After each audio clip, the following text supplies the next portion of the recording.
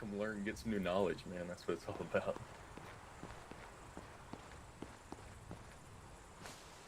Oh, fuck, I thought we were giving those free roadblocks. Oh, well. God damn it! I thought this was Roblox. What the fuck?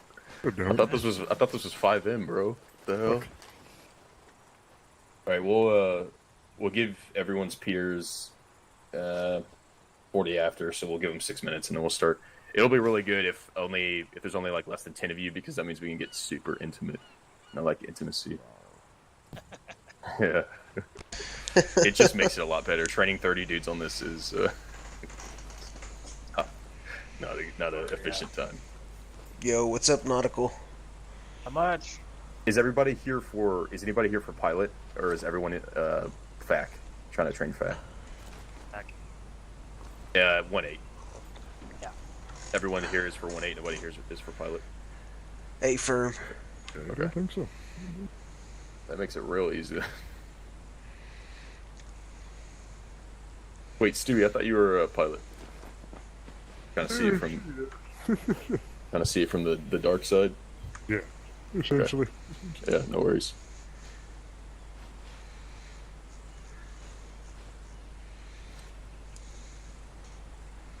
Can't seem to take control of any. Well, the Congress. Oh, there it goes. Oh, wait, neither does. Oh man.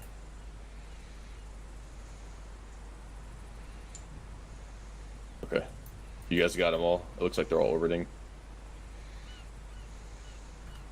You need love? Stand by. Give me a second.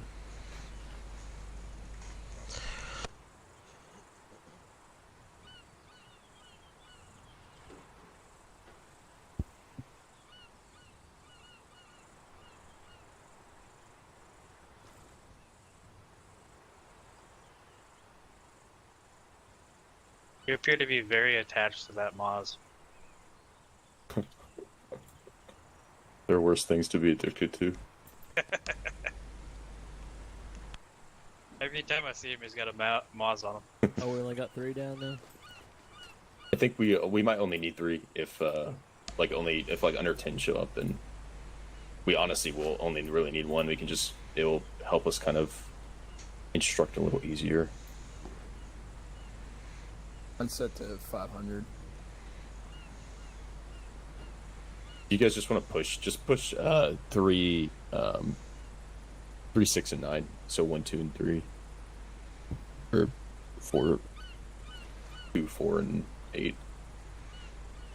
Said a lot of numbers when you were talking. I got you. Just push to 1, 2, 3. Is what I mean, meter wise. Okay. Just to make it easier, and so we don't hear the Prius over our head the entire. I don't have the option to send it to an. Oh, you're not running A3 Ti. Oh, that's probably why. That's Well, that's gonna be a struggle for you. guess I'll be back then. See?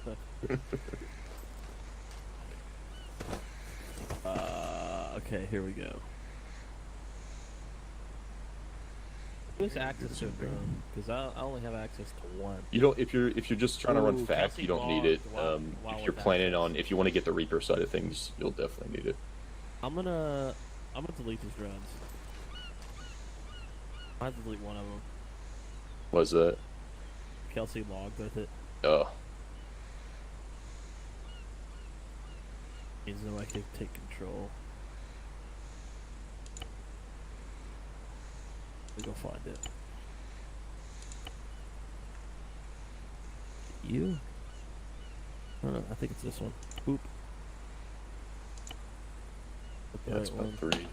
Yep, those are right one. It's How about we just do 2? we honestly right now we only need 1 Okay. for now. Put an anchor around POI 1.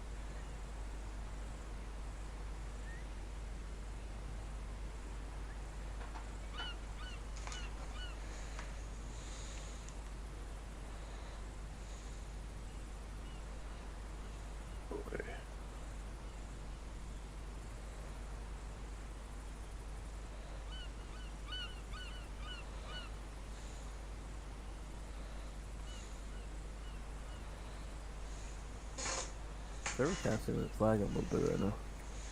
That's the KC mods, dude. There needs to be a purge.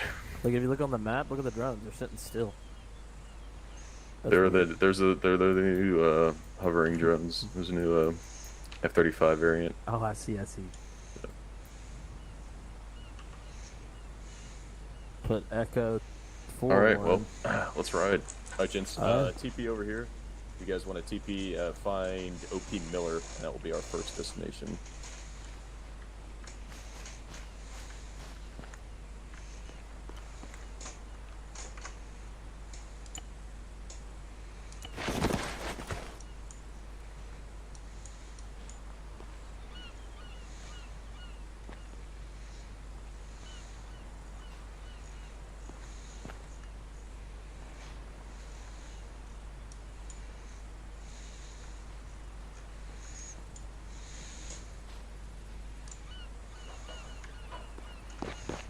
Come on, kids, let's go. I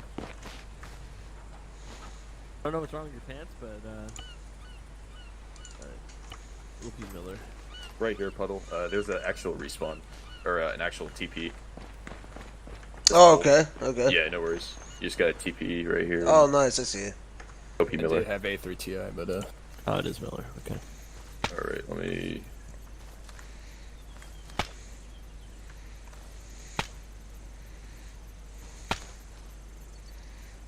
Okay, and I had A3 Ti. I don't know what happened. maybe it's. I don't know. Did you do it It's from the- working now. Did you use it from the targeting pod? I haven't tried yet. Same. All right, gents, welcome. Let's get this thing I started. set 'em up, It's super already. cool that there's not 35 of you guys because training is not as efficient with that many personnel. So essentially, welcome to 9-line practice. I wish I could teach you guys everything about being a FAC or being a forward air controller or a 1-8, but it's just a lot of information to squeeze into one training. So I try to think of what is the most useful thing task-wise and terminal, like the terminal level-wise for the KC, personnel, and it's probably 9-line training and Reaper integration. This is kind of an intermediate level course as far as facts go, because we're literally skipping over 2 full responsibilities. Does anybody, just when I say responsibilities, anybody already know the 4 responsibilities of tactical air control? You can also equate these to the 4 responsibilities of the FAC. And when I say FAC, understand that a FAC is a new term, essentially developed within the last 20 years, and essentially means a JTAC, right? So a FAC or a FAC-A, which is a forward air control airborne, is a person who can authorize weapon engagement or weapons release from an aircraft. So does anybody off the top know the 4 responsibilities of the FAC? Which is, again, when I say FAC, it's synonymous with 1-8 in this situation. Okay, cool. Yeah, so that's awesome. So the 4 responsibilities, when we start off, we have stack, brief, mark, and control. All 4 of those responsibilities can be delegated to any personnel on the battlefield or any asset on the battlefield besides one. So again, we have stack, brief, mark, and control. Can anybody tell me, just based off the experience you have, which one do you think will not be delegated and cannot be delegated? Control. Control, yeah, 100%, right? So I can have, let's just say I'm the FAC, right? Or Nautical is the FAC, and I'm just a JFO, or I'm just a rifleman in the field, right? And Nautical as the FAC, he can't be everywhere at once, right? There's only 2 1-8 slots, and there's, 4 squads in a platoon, right? So you do the math, right? We can't have a FAC everywhere. So if Nautical's the FAC, he's running with 1-6 in the rear. I'm a rifleman, or I'm a JFO in 1-1, right? I see a target. What I can do is I can provide everything besides control to an aircraft, right? That entails giving a brief, giving stack remarks, getting an engagement acquisition.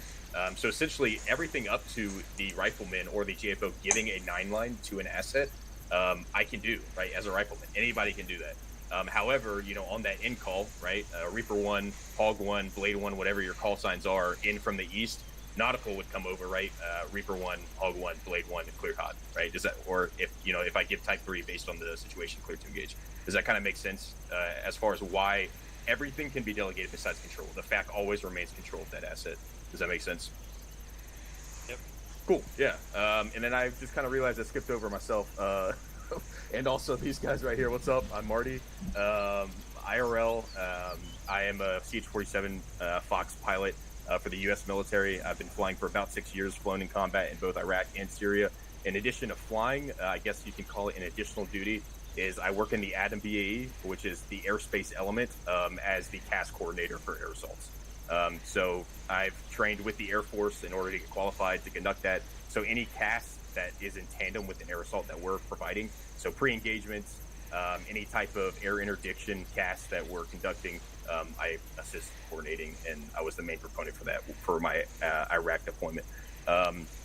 So everything I'm teaching you guys tonight is straight out of the .3 and the JFire, which is the USAF Bible for doctrinal CAS.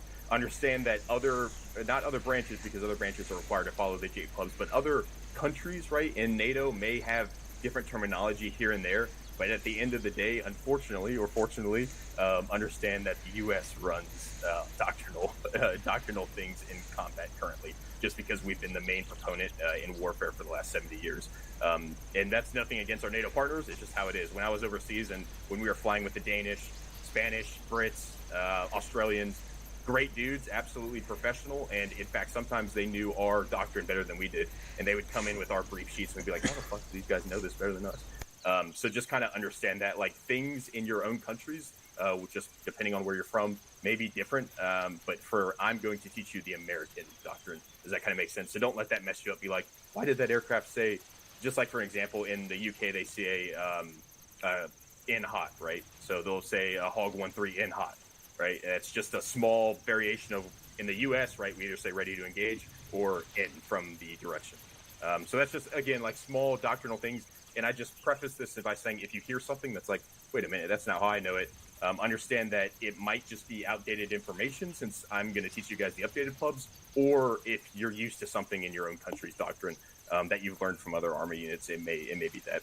Does that make sense? Good to go? Yep. Cool. All right. Yeah. So again, 4 responsibilities. The reason why I wanted to tell you guys what those responsibilities, because understand that the 9-line is like 1% of tactical air control. I mean, these guys can attest, like, literally the 9-line in CAS is just a small piece of the pie when we talk about controlling aircraft. So unfortunately, just because I don't have a lot of time to train, we're jumping a lot of steps and going straight to the 9-line. So both of those responsibilities, as far as your stack, your brief, and really most of your mark, is getting skipped. So if anything seems cloudy or something's not making sense, just let me know, because we are literally jumping straight into the shit.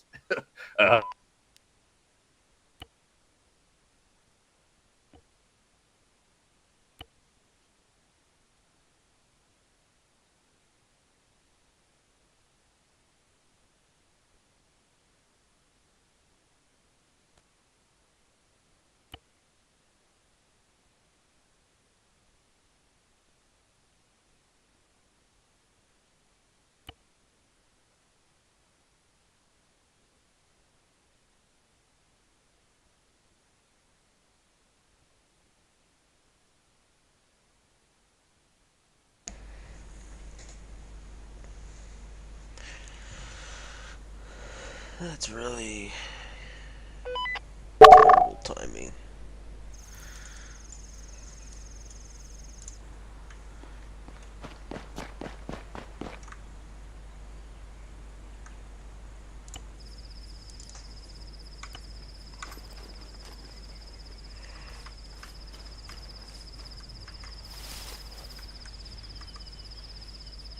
And I'm back. Sorry about that. I don't know why. Oh, you're good, brother. DC'd. No worries. Yeah.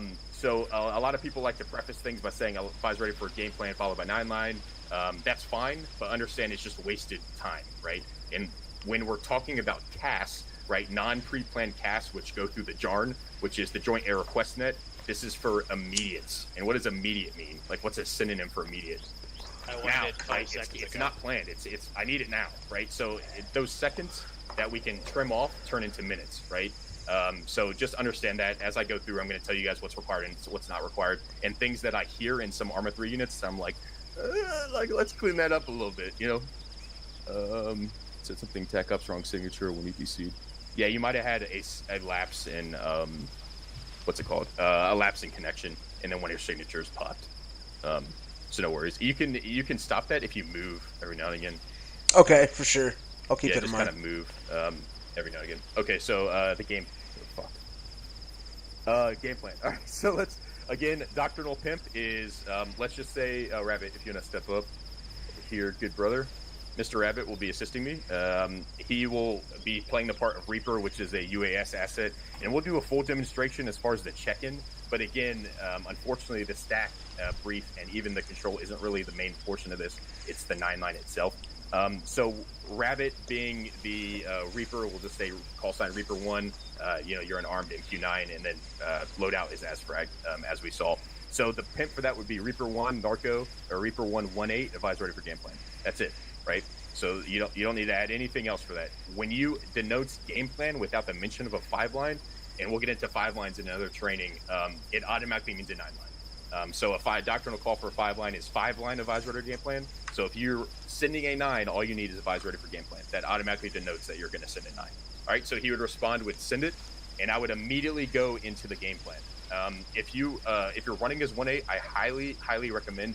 People really rave about that 9-line fucking kneeboard mod or whatever. I just always have a pen and paper with me, right? I always have just a notebook with me. It's just going to make it easier for you, in my opinion.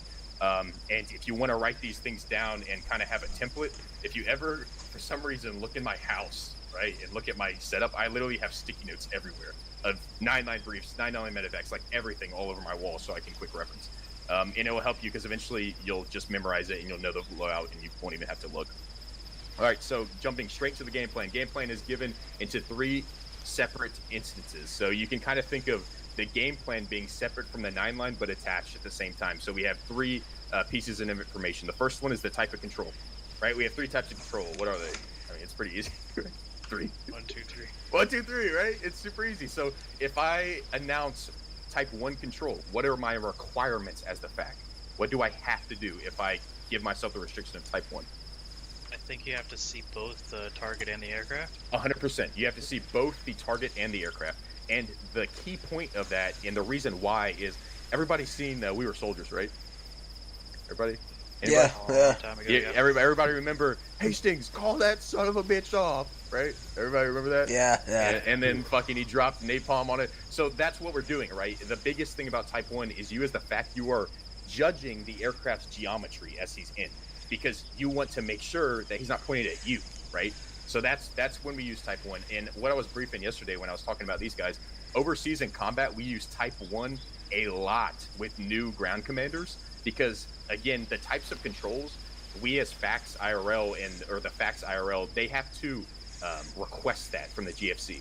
So the ground force commander will give them, be like, I don't, Jesse will come at me, Jesse, I don't know if, I'm comfortable with Type 3 in this AO, right? Based on, and I'll be like, okay, sir, no worries. And then I'll brief it out to the FACS, right? So Type 1 is for really new commanders. We see it a lot. And then anytime we're working with partner forces. And again, in NATO, it's required if you're working in NATO aviation to speak English.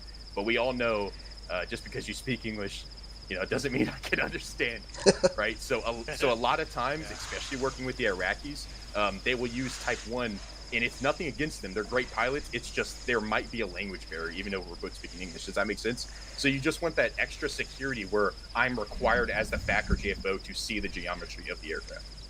Cool, good to go? Type 1? Yep, tracking. Cool. Yeah, and we'll go over after we finish the Reaper. We'll jump in a Little Bird Rabbit if you want, and we can do a couple Type 1s just so they can hear the Stalker or Outlaw Insight continue. You know what I mean? All that stuff. All right, cool. So Type 2 is just like Type 1, but you only require one of those, right? So Type 1 is you either are required to see the aircraft or the target. And again, if you choose the aircraft, what are you judging? What's the biggest thing about the aircraft? You want to look at the geometry of the aircraft at weapons release, right? And then you can negate that by just having eyes on the target. And then Type 3 is you don't have to have either, right? So if I denounce Type 3, that means that I do not have to have the aircraft or the target in sight. Additionally, a third one for Type 3, and we'll get into why this is why that Type 3 is denoted as clear to engage instead of cleared hot, because Type 3 also grants the aircraft multiple passes without communications to the pilot. So if Rabbit's in an AH-6, which is an armed little bird, and I give him Outlaw 2-3 Type 3 control bomb target request, LOS Hydras and rockets, and then when he calls in and he hears clear to engage, that's a ping in his mind that's like, oh, I don't need to call, I don't need to call in for my next engagement. I can just keep hitting this thing until either the fact ceases the engagement, a restriction is met, or Rabbit himself as the pilot believes that the target is destroyed and Rabbit will cease the engagement. So the third one is easy. Rabbit, he can visually see, capture, or tally that he has eliminated the target, and he'll say, 1-8, outlaw, target's neutralized, ceasing engagement, pushing back to VP, right? The middle one is the restriction. So I can tell Rabbit in the restrictions of the 9-line or 5-line, Type 3 is in effect until TOT, 2000 local, right? And that's kind of self-explanatory, right? So that means for the next 5 minutes, he can just lay waste into that area until that 5 minutes hits, and then TOT is revoked. And then it either reverts to Type 1, Type 2, so he has to call in and get clearance for each engagement, or that just ceases the engagement, right? That's pretty self-explanatory, a TOT, time on target. And then the third one is the fact just ceases. So I can visually see, or my JFO sees the target neutralized, and I can say, outlaw 1-8, Type 3 is revoked, push back CP, and then give him a PDA VHA. All right, so those are the type of controls. Pretty easy, right? It sounds complicated, but really you just need to understand the nuances. So understand if you're given Type 1, you need to give that insight call, which will demonstrate. You need to have visual on the aircraft, and you need to tally the target. If you're giving Type 2, you need either of those things. And if you're giving Type 3, you do not need either of those things, and it clears the aircraft from multiple engagements without clearance. All right, and again, a lot of people get wrapped around the tassel on this, where they're like, I can't see the target, or I can see the target, so I can't give him Type 3. And that's not the case, right? The target can literally be right next to me right here, and I can see the aircraft hovering overhead, and I can give him Type 3, right? It's a restriction. The target doesn't restrict the actual type of control. Does that make sense? Everybody? Yep. Okay, cool. All right, so the second item in the game plan is called the MOE, method of engagement. There's two types: bomb on coordinate, bomb on target. That's pretty self-explanatory, right? So I got a really easy way for you guys to remember this, and this is how they taught us at school. Because people argue, well, they're getting a buddy lays, it's GPS guided munition, blah, blah, blah, blah, blah. If the aircraft dropping the munition is not the one providing terminal guidance to that munition, it is a bomb on coordinate, period. Easy enough, right? So if I'm a Reaper, if I'm in a UAS asset, Rabbit is in an A-10, I am buddy lasing for him, and he drops munition on my buddy lays. What is it? Bomb on coordinate. Bomb on coordinate, yeah, right? If I'm up in a Reaper, a UAS asset, and I launch a Hellfire on my own lays, what is it? Bomb on target. Bomb on target, right? That's easy, right? People, dude, you will not believe the amount of grown men I have seen IRL argue. I'm like, dude, and at the end of the day, it really doesn't matter, right? At the end of the day, unless you're doing something super nuanced, it really doesn't matter for Arma. We're just trying to do the right thing, right? That's why we're here. We want to mill something, right? So that's easy, method of engagement. The third one is a two-pronged. It's ordnance, or if you don't have a suggested ordnance, or you don't feel comfortable giving suggested ordnance for the target you want, then you can give commander's intent, which allows the aircraft the freedom to select the ordnance, right? So if for line 3, I can say request, let's say, right, so Rabbit, again, he's going to be up in UAS, so Reaper, we'll just say, Reaper requests 1 by Hellfire Romeo, right? If I don't know what he has, right, I wasn't here for the check-in brief, or maybe I just don't know his capabilities to a target, I can say pilot discretion ordnance, or I can give him a commander's intent. Commander's intent is to neutralize, right? If he's a hog, I can say commander's intent is to neutralize a squad size element in the open, right? And everybody knows what he's going to choose for that, 30 mil, right? So understand that. So line 3 is ordnance or suggested commander's intent, so the pilot can give the ordnance. So that's a lot of information for a really easy thing, and I'll go ahead and give you a demonstration of just the game plan. Reaper, Narco, Advisory game plan. Type 2 control, bomb on target, request 1 by Hellfire Romeo. Advisory for now. All right, that's it. Right, so all that talking for really not a really big complex thing. So we'll jump straight into that. Anybody have any questions on the game plan? Cool. All right, and if you don't, dude, I'm a practical learner. Like, I'm a hands-on dude. Really, like, I can hear people talk all day and I won't learn shit. So if you're like lost in the sauce, once we start dropping shit, you'll pick it up, if that makes sense. All right, so the next call, again, doctrinally, The game plan does not require a readback. It does not require a readback, and it should not get a readback. If the pilot is confused about something, he'll ask you to readback specific lines. So, 1-8 Reaper, say type of control again. 1-8 Reaper, say line 3 again. 1-8 Reaper, say line 2 of game plan, say method. Right? He'll ask you, but it does not require a readback from any part. All right, so I just, we just finished with the game plan. Advisory for 9-line. Reaper ready. So what I'm going to teach you guys right now is called a from the overhead 9-line, right? That's the slang term for it. And it essentially means that we are dealing with a orbital asset, right? Which means it is not in, right? If we look at the assets, what is their path? They're in a cast wheel. Yeah, they're cast wheel, right? Yeah. So are they coming from this CP? No, right? Are they coming from an IP? No, right? So what they call it slang-wise is a from the overhead. The .3 gives us 3 examples of how to conduct from the overhead 9 lines, but we'll go through the actual steps just so you guys aren't confused, because we're going to throw Hog up and we'll do some full 9 lines with him. So line 1 of the 9 line is an IP. So your initial point, or BP if you're dealing with rotoring assets, battle position, or battle point if you're weird and you're in the Air Force, but battle position if you're a good boy. That is essentially where the aircraft is going to start in relevance to the in call or to terminal guidance, right? So if you look at your map, a good IP is IP Jerry, right? So I would have the aircraft holding at checkpoint Frank, and I would tell him IP Jerry for line 1. That means he would push off the CP Frank as the ACM, the air control measure, and he would ingress from IP Jerry. All right, line 2 is heading. So let's say our target area is PY001, rough heading, so I say 270, right? Or 260 if you wanted to be even more frank. So IP Jerry, 260, distance from the IP. So the target distance from the IP or BP in nautical miles, right? This kind of gets people, because what is this? 5 clicks, right? So how many nautical miles is this? You don't have to do math. It's like 2, right? It's like 1.8. Yeah, right? So just, again, we're in Arma, right? So let's we can do the right things, but also make it within the confines of Arma. So for line 1 through 3, I'd say from IP Jerry heading 260 for 1.5. Easy enough, right? And again, this is if I'm dealing with a non-orbital asset. So line 4 is where we get to the meat and potatoes. Line 4 is elevation in feet. Arma, again, gives us elevation in meters, so just give it in meters. Don't sit here and try to do trigonometry while you're getting shot at. It doesn't matter, I promise. Right, so elevation at our current position is 103. That's elevation, super easy. Line 5 is a brief description. Enemy T-72 in the open, enemy squad size element in the open, enemy SA-19, enemy SA-16, enemy SA-11 glad flight, so brief description of the target.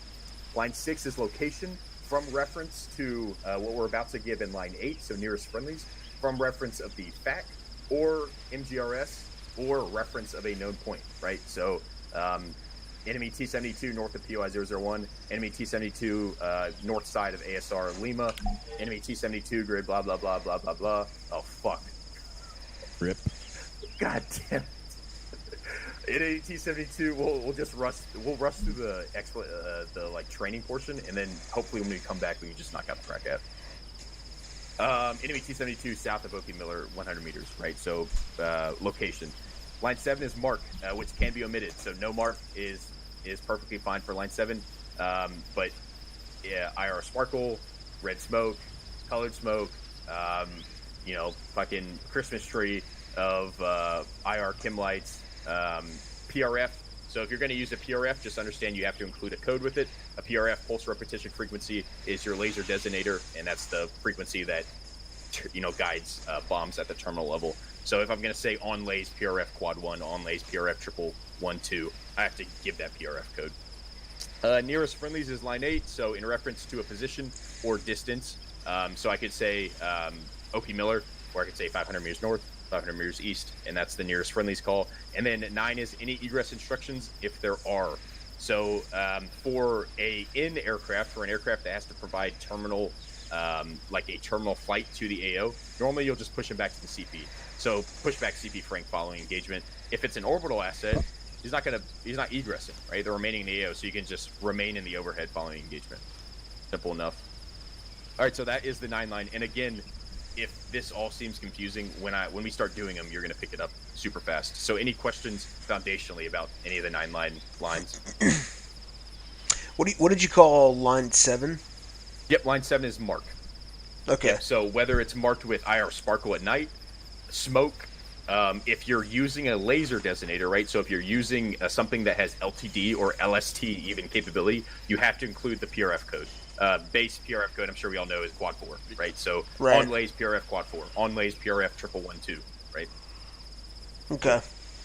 Good question. Any other questions? So was heading and direction of, I think it's line 2, are those different? Yep, yeah. So line 2 is heading, Okay. and line 3 is distance. Okay. And this is from whatever point you want the egress, you want the aircraft to ingress from, right, to engage the target. Again, if we're dealing with a fixed wing asset that's non-orbital, it's going to be from an IP, right? If we're dealing with a rotor wing asset that should not be orbital, it's going to be from a BP, right? So IP Jerry would be a hog, would be an A10, would be an FA18, right? If IP Jerry was BP Jerry, it would be an AH6 Little Bird, AH64 Apache.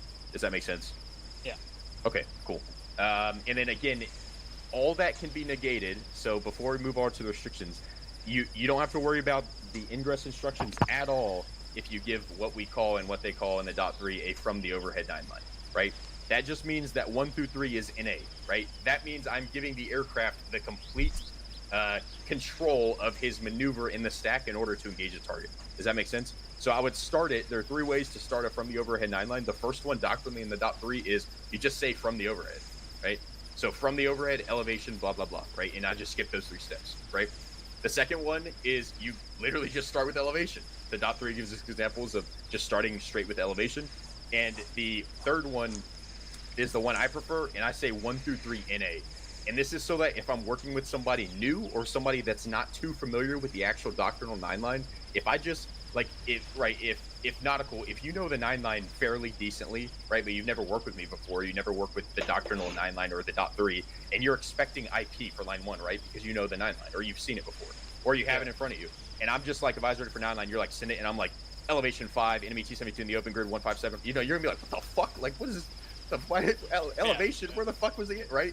So that's why I like to start with 1 through 3 NA, because it's very clear, right? If I tell you 1 through 3 NA in your mind, even if you've never worked with me before, or if you've never seen the J-Fire or the .3, you can be like, okay, 1 through 3 NA, right? Like, that makes sense to me, right? In my little brain, in my pilot brain, that makes sense, right? So you can use any one of those 3. It's all doctrinally correct, but that's just what I do. OP Miller. Yeah, 1 through 3 NA is also what they teach in every single JFO course for the Army. I'll go grab them. If you want, there should be a poll, and you can just TP to OP. Yep. A firm, yeah, there should be a poll right in front of the arsenals. Yeah, so like Church was saying, Church was in my world as well. He was a JFO, Joint Fires Observer in the Army. And like you said, that's what they taught. And that's what, at the schoolhouse, that's what I was taught as well. So I'm guessing based on us both getting taught that's kind of the preferred method in the, in the world of CAS and backing, if that makes sense. But again, all 3 of those are mentioned in the .3. So they are all doctrinally correct. It's just however you think it flows better. So again, from the overhead, just start with elevation or 1 through 3 NA, right? And that's not just for orbital assets, right? That can be for any asset if I don't want to restrict them or I don't have the time to set up an IP to restrict them to a certain ingress point. Does that make sense? Okay, cool. All right, so, and then going through the restrictions, so after 9.9 is complete, I guess we can just do a mock 9.9 real quick, Rabbit. All right, so Reaper 1, advisory for 9.9.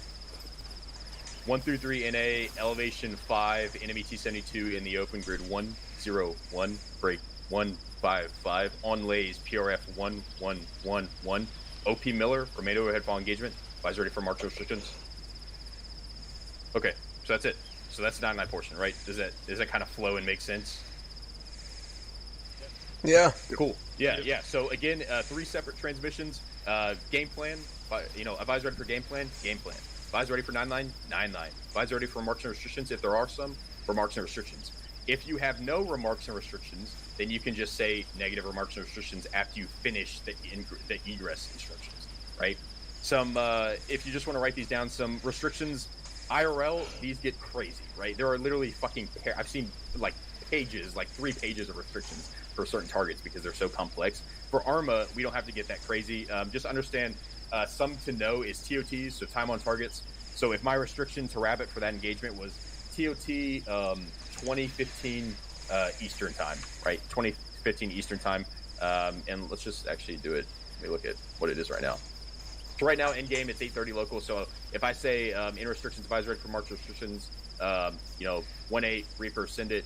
TOT is 8:35 local, right? That's pretty self-explanatory. That means I want this target to be executed at 8:35 local in game, right? Does that make sense? Yep. So TOTs are a good restriction if you have it, if you're conducting pre-designation fires. Another one is final attack headings, so FHAs. So if I want the aircraft to attack Reaper 1, FHA final attack heading is 180 plus or minus 30.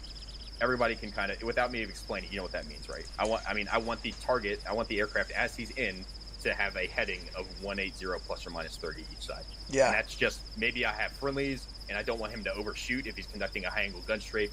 Maybe he's utilizing GBUs in a really hilly environment, which is not good because those things love to overshoot and the lasers love to bounce. And if you're on the other side of that engagement, then you might be eating a fucking GBU 12. So final attack headings are a good one. Those are really, like, Arma wise, can you guys think of any, like, really TOTs and final attack headings are the only restrictions I can think of. Like Arma, you know what I mean? Like, again, IRL, there are fucking pages. Like, some of these strikes get super complex. But in Arma, really, TOTs and final attack headings are the only really ones you're worried about. Most of the time, we're just giving a negative remarks restrictions. All right, any questions on the 9-line or remarks restrictions? And Rabbit will go through one, and then you guys are all going to do them. Cool. All right, we're going to be up 8-0 FM. Rabbit, we can talk through this one. Just so if you guys all just want to gather around so you can hear us. We're not going to actually be transmitting on FM, but we'll just use, let's see. We're going to do an actual target if you want to pop up. I've just hit that BMP right there by the trees in the middle. Where she's at? Did you put one out there? Okay, I got you. There's a bunch the out there already. 138? Yeah, 135-ish? Let me know when you're ready, Rabbit. Here. I can throw more out there if you want me to. I got a couple. I think I put a couple out there. Yeah, there's a few. I'll throw a couple more, though. We'll probably need them. Check.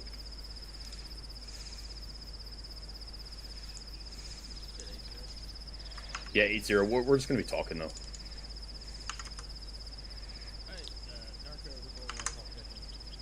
So, we'll do the check-in when we do the actual one with Hog, but for now, we'll just negate the check-in. And again, I wish I could teach you guys everything about the stack, but I just want to jump straight into the 9-lines because I feel like that's important for KC. All right, so Reaper's already checked in. He's in the overhead. Let's just say he checked in with an AS frag of, what do you have, 14 by APKS, 4 by Hellfire Romeos? Okay, 4 by Romeo kilos. Okay, no worries. All right, so he's in AS frag loadout, pretty standard loadout. I pushed him Reaper 1, push overhead POI 001, remain at or above Angels 5, report established, and when ready for tasking. All right, so he's established, ready for tasking. Reaper 1-1 and Narco, or Reaper 1-1-1-8. God damn, I gotta use it. Reaper 1-1-1-8, advisor ready for gameplay. Types of control, bomb on target, request 1 by Hellfire Kilo, advisor ready for 9-line. 1 through 3 NA, elevation 1-3, enemy BMP, grid 1-0, tree, break 1-5-7, on lays PRF quad 1, 500 meters northwest, remain overhead following engagement, negative marks restrictions.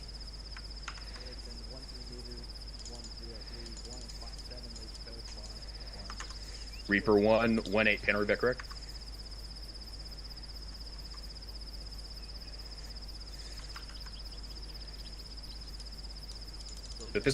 So at this point, what we're doing is we're conducting the acquisition portion now, right? So if I stated that I would be lasing, he's going to announce for laser, right? Because that's assisting in the acquisition.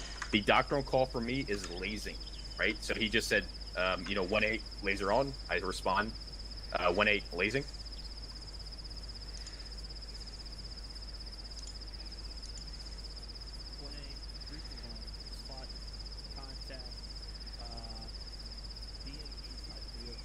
Just one sec, Robert. So if everybody can hear him now that he spot, right? Which means he sees my what? Yeah, he sees my lays, right? So doctrinal call for an LST that captures the lays and then captured, right? Which is the doctrinal call for what? Track. Captured. I'm sorry, Sam, you said it? For track. He sees the target, right? Okay, So yeah. he sees it. So a lot of people get this wrong. So tally is actually only for if you see it with your Mark 1 eyeball, right? Does that make sense? So if I visually see it with my eyes, it is tally. If I see it through a sensor, it is captured. A lot of people don't know that, and that's actually a pretty common mistake. Yeah, so spot means he sees my lays through an LTD, and then captured means he sees the target that I announced in the 9 line. So now, as you can see, the second he says spot captured, he immediately begins what we call target acquisition. So I think he said, I have a BMP brown in color facing north, right? That means he starts to describe the target. Has anybody, I love this example, so I'm sorry for the guys that know me, that have heard this 1,000 times. Anybody do any long-range shooting? Like any sniper, marksman shooting? Okay, well, so in a military-style 2-pair sniper element, the spotter is responsible for talking on the shooter to the target, right? And when the shooter thinks he has the target in his sights, he starts describing the environment around the target and the target itself. So the shooter will say something like, the spotter will be like, all right, describe the target. The shooter will be like, I got one middle-aged male. He's wearing a blue baseball cap. There's a little dog next to him shitting on the ground, right? And when the spotter is comfortable that they are both looking at the same target, the spotter is going to cut him off mid-sentence, right? Mid-sentence. So I got one by a guy, he's holding a dog, it's shitting it. You know, shooter, that is your target. Get ready for firing sequence, right? Cuts him off in the middle. And it's cool because that's the exact same thing we do in CAS, right? So Rabbit, go ahead and begin the acquisition again at spot captured. Hey, for 1-8, this is Reaper 1-1 spot. Make sure you're on yellow. I didn't hear you, Rabbit. Are you on yellow? You're still not on yellow. Hello? If you just want There to you back it up, and let's just do it over FM. Fuck it. Okay, so 1-8, Reaper 1-1 spot contact BMP type building, brown in color, oriented to the north. Reaper 1-1-8, primary target is confirmed, right? So he will keep explaining that, and he will keep Captured. If you let him, dude, he'll just keep freaking talking, right? He'll just keep describing what he's seeing. You know, I got one by BMP. It's next to a bush. It's facing north. It's got a right. Like he'll just keep talking, right, until you confirm the target. All right, so you can cut him off, like literally cut him off. You know, Reaper 1-8 target is confirmed, right? The next call doctrinally, because we're dealing with an orbital asset, is either Rabbit. Sorry again. Say again. So the next call, after we've confirmed.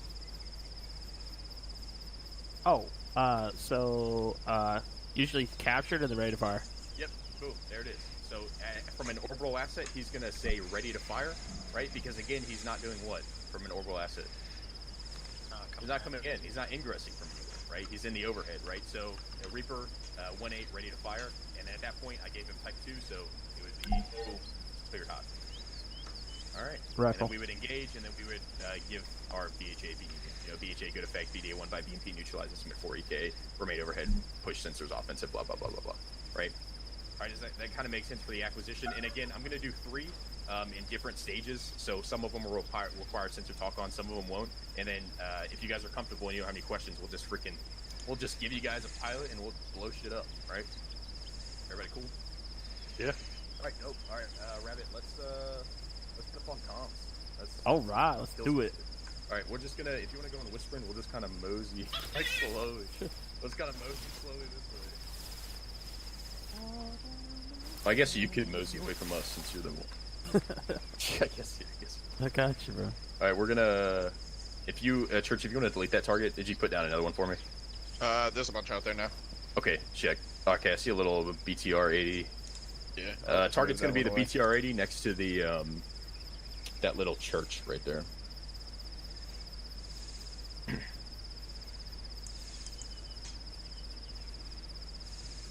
Let's see if I can find Colin.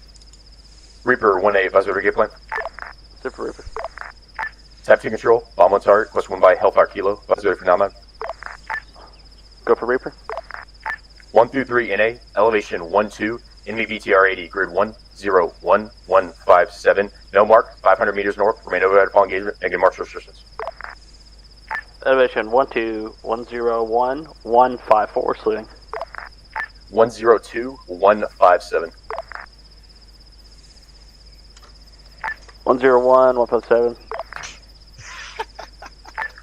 Reaper 18102-157. 102-157. Reaper 18, power back correct. So when we're talking about Reaper 9 11, contact BDRM oriented to the northwest. Got 2 sheds on the north side. Rolled over car. Looks like empty, destroyed church building. Reaper 118, negative. You should have a BTR facing southeast on the north side of that church building.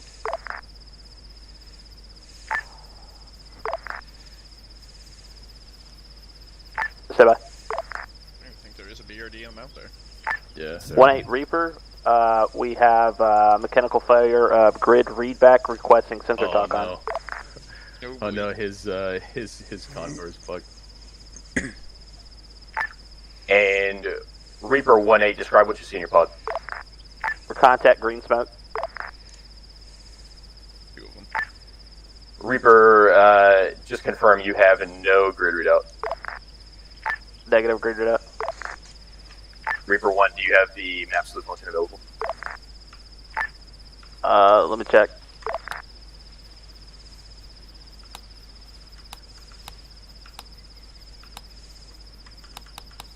It was a little weird. I was like, what happened to something? Let me check something real quick. If that's working for us. April Reaper, stand by. I'm checking something on my end.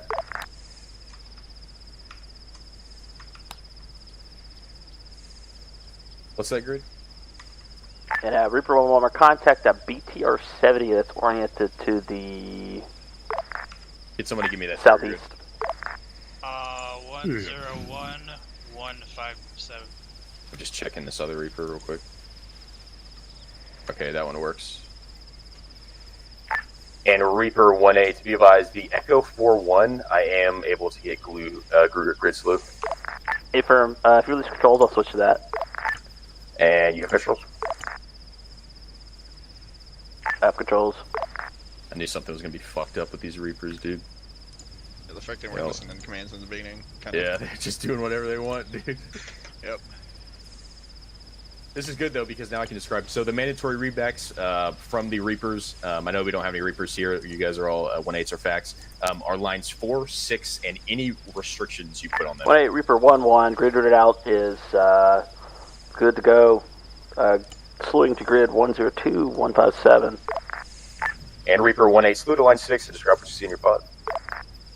Our contact BTR 70. I got 3 buildings, 3 different colors: white, green, blue. Reaper 18, that BTR 70 primary target is confirmed. Reaper 11 ready to fire. Reaper 11, narco click out. Rifle. You used to drink coke. Dude, I know. I'm used to call, dude. Say my call sign. Reaper 18, BJ, good effect. BDA 1 by BTR 70 neutralizes from 4EK. Remain overhead. Alright, cool. Yeah, so what I was saying is the mandatory readbacks from Reaper are lines 4, which is elevation, line 6, which is location, depending on whether you give them a grid or direction distance from a known point, and then any restrictions. So understand that you should not expect to hear a readback from anything else unless you request it as the fact. You as the fact, if you're working with a new guy, in remarks, so advisory for remarks restrictions, you give them your FHA and your TOT, you can say request full 9-line readback. You can request that, right? And that's normally if you're working with new guys, or again, if we're dealing with IRL, if we're dealing with nationals, right? Local nationals, that maybe the language barrier is a little bit greater than it is with the other pairs. Cool. Any questions on that one? We'll try to bang out a faster one. Hopefully Reaper is hopefully the targeting plot is a little better this time. Any questions? I got here a little late. You guys are using the Micro Dagger and Vector 21, right? I am not. I'm just, so what I normally do is I use a combination of C-Tab and the Lays Des. So I'll pop a Lays. Let's just say, all right, everybody see that red? There's a 5-vehicle convoy 800 meters out. You see that? Yeah. If you slew your sensors from our OP, so I would say right 100 and down, right, from our polar position, 200, you have a red Vodnik, a little red, like sedan. You see that? Oh, I see it. But let's say that's my target, right? I'm gonna pop a quick range, so 677. Everybody got that? Yeah. And then I look up top at azimuth, right? So I go 677. I pop out my C tab. I go 677 out, and I look up at my azimuth, and 650. That's fine. So that approximate grid is 101154. See how that's so much faster in my opinion than, you know what I mean? Okay. So just using terrain and using a combination of your C tab and your laser des, you really will never need a SoFlam or a whatever that is, a Vector 21 again. But that's kind of what I do personally. Everybody, you can do things however you want to get grids. All right, we'll do. Speaking of that, I guess we'll just pop that thing. Reaper 1A, Visor game plan. Super Reaper. Tap control, bomb on start, Quest 1 by AP Code Visor for downline. Reaper ready. 1 through 3 NA, elevation 1-2. I have a red sedan style vehicle, grid 101, break 154. On lays, 500 meters north, remain overhead fall engagement, negative march restrictions. PRF quad 4. Elevation 1-2 meters, grid 101, 154. Laser on. Read that correct? Blazing. Right, so again, doctrinal call, lasing. You requested laser on. Spot. All right, so spot. Reaper contact. Vehicle red in color, northwest, opposite end of the road. Reaper 1-8, primary target is confirmed. Request laser handoff. Handoff approved. Captured. Ready to fire. Reaper 1-8, lays off. Reaper 1-8, cleared hot. Okay. Rifle. Yeah, so that's a cool demonstration about a laser handoff. So again, based on this tactical situation, especially... Reaper 1-8, VJ good effect, BDA 1 by 7, neutralizes mid 2 EK. So based on the tactical situation, Reaper especially in Liberation, do I really ever have times when there are enemy in the open for me to be standing here as 1-8 and lacing something? Never, right? Literally never happens. You'll get waxed. Like, it literally never happens. So the cool thing about the laser handoff is, or even, again, if you omit line 7 with no mark and you just use the grid talk on and a sensor talk on, which I'll show you in a second, you don't have to provide terminal guidance because they have LST and LTD capability on the aircraft, right? So I can give him acquisition, right, just like I did, and then once he's spot captured, I request a laser handoff. That means he's going to say 1-8 cease lays, so, 1-8 lays off. So I turn my lays off, and now he's utilizing his laser, and I can get back down and cover. Does that make sense? Alright, yeah. Okay. Yeah. Go back and get the fucking laser. I don't have it in my kit. No worries. I'll give you I'll spawn church. an arsenal here. Yeah, you might spawn an arsenal down. Thank you. Hell yeah. All right, cool. Let's do one more with a little bit saucier of a like a sensor talk on, and then if you guys want and you guys feel comfortable, we'll just start blowing shit up around here. Fuck. Is it actually going to restart in 5 minutes? That's not very good planning from our point of view. 1-8 Reaper 1-1. And Reaper, go for 1-8. Elevation 15 T90, grid 095, 152, oriented to the east. Huh? It's Box to the rear has a... 159, Oh, I mean, like what? 509. Yeah, same place at the I mean, I junction. see the target, but is he trying to call out a target?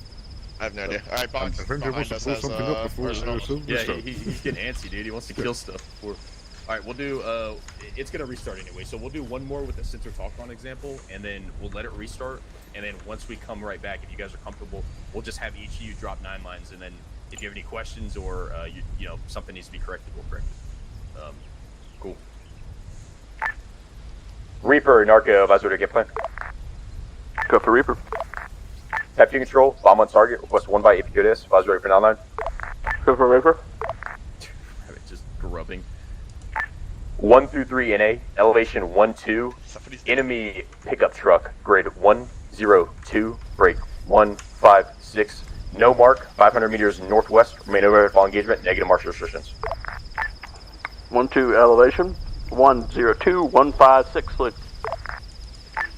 And Reaper 1, panel read back correct, Visor ready for sensor talk on. Right, so now I'm beginning sensor talk on.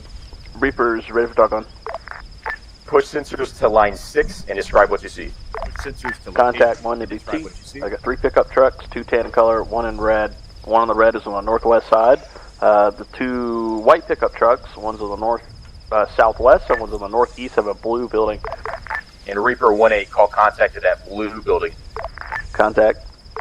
Push sensors 15 meters to the south. Call contact of a white pickup truck facing south. Contact. Just confirm, just to the northwest of that pickup truck is that previously called out red pickup truck facing northwest. A-firm on the left-hand side, you got an MBT. And Reaper 1-8, primary target is confirmed at that white pickup truck. Captured, and recommend change to AKVDS. And Reaper 1-8, original call was straight. It is. Okay, Raj. Reaper 1-1 ready to fire. Reaper 1-8, quit HUD. Rifle. Right, so I try to find some things that require an actual sensor talk on. We probably should go, when we start practice the talk on, we should go internal, someplace more urban. Reaper 1-8, VHA good effect, VDA 1 by technical neutralize, SP 2 So sensor talk on is really Reaper important because when we're in this environment, right?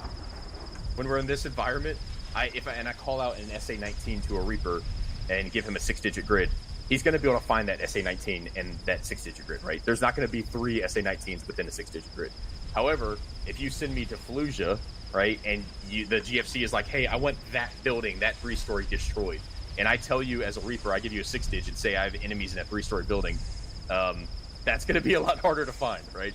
So that's when the sensor talk on comes into play, and when you as the fact can decide that initially. So when you get the read back, so he read back, lines 4, elevation 1-5, location 457, break 325, whatever he said, and I say Reaper 1, panel readback correct, advise ready for sensor talk on. That's where it's initiated, and then I can slew him. Like I said, my whole cadence there was push sensors to line 6 and describe what you see. So that's him pushing sensors to line 6, which is location, and he immediately begins describing what you see. So again, he said he has 1 by church, 1 by blah blah blah. He's doing target acquisition to let me know that I'm looking at the same thing that he is. At that point, I give him contact references. So call contact of the blue church, contact, push sensors 10 meters, 15 meters to the northwest, call contact of the pickup truck facing north, contact, that pickup truck is your primary target. And then at that point, he's going to give you a captured and ready to fire. I'm trying to Wait, Reaper 1. We only got like, Sit. Hey, I'm looking to get a Type 3 real quick here to the south. Grid 102, 155 has spotted multiple vehicles and armor of opportunity. And Reaper 1-8, type 3 control bomb on target, pilot discretion, clear to engage, remain within POI 001. Hellfires and APKWS, commit to the engagement. Does everybody kind of understand the foundation of a talk on? Again, I'll do another one when we come back in the urban area, and I'll just let you guys off the hook, and you guys can just start doing them. Everybody kind of got it. You see the missile smoke that thing just did? Yep. It's like fucking width left hard. Lasers. Lasers. My laser.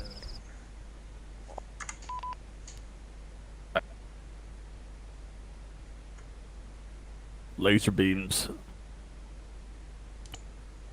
I accidentally just blocked you, a security. Oh. On Thanks. accident. I went appreciate it. to accept your message and I accidentally pressed block, so Oh. I'm sorry. I'm really sorry about that. You're fine, you're fine. Is anything like super muddy? I know this seems like we're jumping into the deep end because we are. Because normally I would start facts or 1/8s if I was training for another unit, like beginning with stack, right? So I would teach them how to receive a check-in, how to give a situation update, and how to send the aircraft to ACMs. But just because I have very limited time, and I think the most important thing for Lib, at least, for KC, is to know 9 lines, right? To drop ordnance on things. So that's why I'm kind of starting in the middle. But hopefully, if you ever run with me as 1A, or if I can get some more trainings in, you guys can pick up everything else. And also, if you're interested in learning more, just go online and Google the .3 or Google the JFire. Those are both unclassified documents. We do have classified JTAC material, but it's really not a lot more, to be honest, because JTACing is pretty standard across the world, minus a few brevity things here and there. So if you look up the .3 and the JFire, you can literally pull those up, and I think they're great reads, especially the .3. I know Rabbit likes reading them along with me. Like, it's awesome. Like, looking at it's really cool to see the examples in the back and be like, dude, we do this in Arma. You know what I mean? Super helpful. Y'all should go through it one time. Yeah, 100%. Just skim through it. You'll learn some stuff each time you skim through it. Yeah, dude, every time, dude. That's And like the I said, even J-Fire though you I've been said? just- Yep, the J-Fire 2019 J-Fire, 2007 J-Fire will also work for 9 lines. Just be cautious that for the rotor wing side, that between the 2007 and the 2019, there were like drastic changes as far as the rotor wing CCA to the triple ATR to the 5 line. So, but for the 9 line side of things and the stack side of things, even if you can't find the 19 and you only find the 7, that'll work for you. Okay, nice. And then the .3 is like the Bible, is an awesome document, and that's the JP, the Joint Pub 3-09-3 CAS. And we should have all of them, Rabbit. If you guys want them, just message me or Rabbit, and we'll just send them to you. If you want to, they're really good 100%, reads. I'll take that. Yeah. Yeah, once you unblock me, I'll take that. I think I got a copy of the J-Fire. That one was actually really hard to find online. Yeah, the J-Fire, just because the new one, the 2019 one, you have to like go through a couple websites to find it. Can you just Sorry. could you really quickly like glaze over what talk on target is exactly, what you're just talking about? Yeah, Like, what absolutely. exactly- Yeah. So again, I hate that I had to like rush because it was like 60 seconds left, and I was like, Yeah, "Fuck." yeah. All right. So a talk on. So again, it's either initiated by the FAC after the readback, or it's initiated by the pilot if they're having trouble. Like so, if like for instance during that, notice how Rabbit was having targeting pod issues. So immediately he was like, "Can I get a talk on?" Right. So that's another situation where it would be initiated by the pilot. Is if you're having severe targeting pod issues, if you're in a cloud base, if there's a cloud base and it's blocking your vision, if it's a really urbanized area and the pilot just cannot find the target, then he can request a talk on. And what the talk on essentially is, and it's kind of hard to explain because it's exactly what it sounds like. I am talking the aircraft onto the target. It's easier to show, if that makes sense. Okay, So if okay. I do another one, like you're going to be like, oh yeah, if I do one that's not rushed because we've got 60 seconds left, you're going to be like, oh dude, yeah, that fucking makes total sense. Gotcha. You're literally, Okay. advise ready for sensor talk on, Reaper ready, push sensors to line 6. So I'm telling him to push sensors to line 6. I push see sensors to now. location. Okay. Does that make sense? Contact. Yeah, So I'm push tracking. sensors to the grid. So that means he slews to grid proper. Right. And I describe what you see. So he slews to grid proper, and he says, I got 2 buildings, one of them with a man with an AK on the left side. And again, I cut him off. So I say, Reaper, call contact of the 3-story building. Contact. Push sensors 50 meters south of building. Contact. Call contact of the Hilux facing northeast with headlights on. Contact. Reaper 1-8, that Hilux is your primary target. Okay. Okay. Does that make sense? And this again, here it doesn't make sense, right? Because we're in such an open area. If I send you to a 6-digit grid and tell you there's a T-72 in it, you're gonna find the T-72. Your spotting analogy totally makes sense. I get it now. I'm tracking. Exactly. And but in urban areas, the talk on becomes crucial because again, like we may be getting engaged from a 3-story building, right? The aircraft doesn't know like there's no signatures for that, and also we're urbanized. So if I give him a 6-digit grid and in the game plan in the 9 line I say enemy 3-story building, he slews to a grid and he sees 10 3-story buildings. Yeah. Right? Okay. So that's where the talk on, right? Call contact of line 6 and describe what you see. I tell him, call contact of the red truck on the south side of the ASR contact. All right, if you point the nose of the truck towards the 3-story building at the 12 o'clock of the truck, call contact of that building. Contact, just confirm that building has a blue balcony facing east. A-firm, a blue balcony facing east. Reaper, that is your primary target, that building. Does that make sense? Yeah. Okay. Yeah. And the little technique is usually biggest to smallest, and then unique to common. Yep. Yeah. So if for some reason I didn't have a line 6 or I didn't have accurate grid in line 6, I could literally say call contact at POI 001 or call contact of the town of Piros. Right. Like that's how big we're talking. Right. Call contact the town of Piros. Contact. Call contact of the soccer field on the east side of Piros. Contact. On the soccer field, call contact of the 1-story shack northeast of the soccer field. Contact. You know what I mean? See how I started huge and I get progressively smaller. Okay. That's how we're talking. And notice how he picked a unique, like the soccer field's a really unique structure too. Yep. Oh fuck, Rabbit! Just realized. What? Oh no, Karma gave me Zeus. Oh wait, I thought you could wait. I have admin, but it doesn't it doesn't give you Zeus on this. Can you just take the Odin slot? I don't know if maybe if I have admin, it'll override like the term thing. I think so. Give me a sec. Damn it, dude, that would suck. That would suck, wouldn't it? That Is would he on right now? He is. Let's see if we can figure it out. I don't think we can. Yeah. Let's see, dude. It's making me wait. And then like another technique for talk on is FIDO. It's FIDO. It's from what direction? No, sorry. It's from a object. In what direction? Distance to that object, and then the object to be seen. Okay. And that's directly based. That's attached to talk on. That's just a technique. You don't have to do it that way, but okay. That's just that's a way that's listed in the joint publication.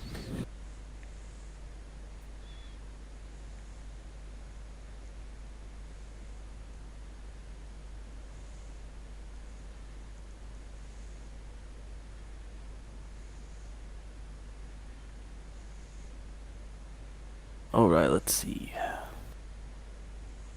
Chevy 1.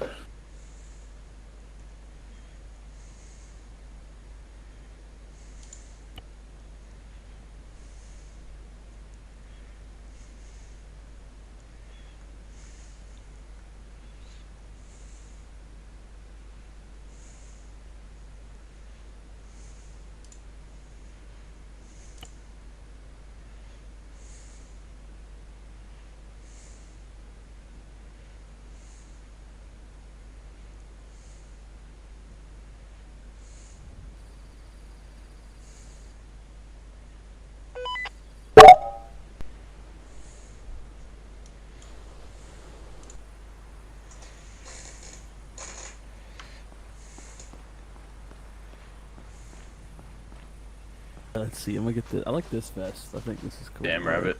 Isn't there? If I'm logging in as admin, isn't there a Zeus console command? Probably, but I don't know what it is.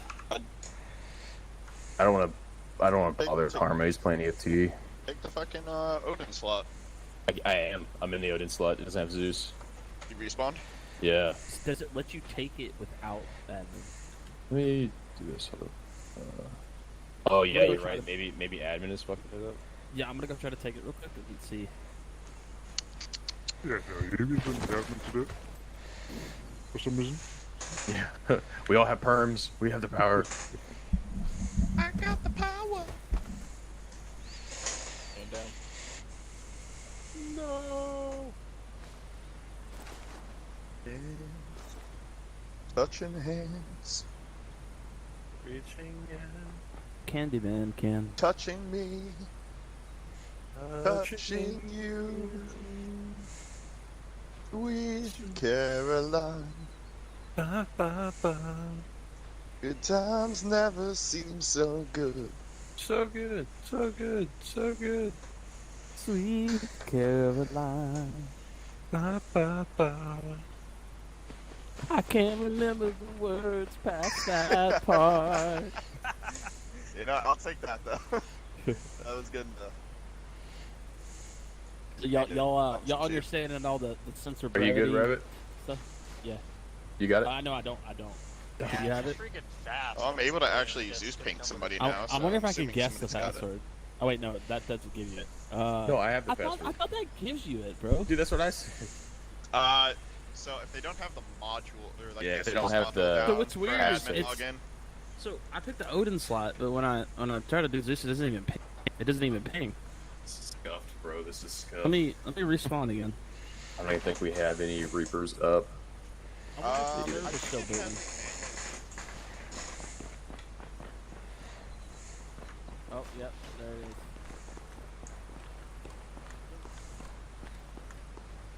No, Not too bad. Yourself?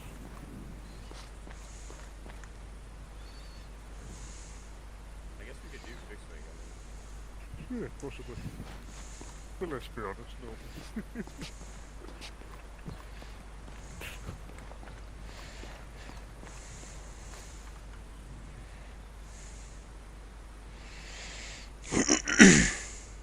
Did they get rid of the silencer mod training? They got added to the lib server. I don't think they got added here. Yeah, that's why my shit's grayed out. Okay. Yeah, I was hoping they'd add them in, but they haven't yet.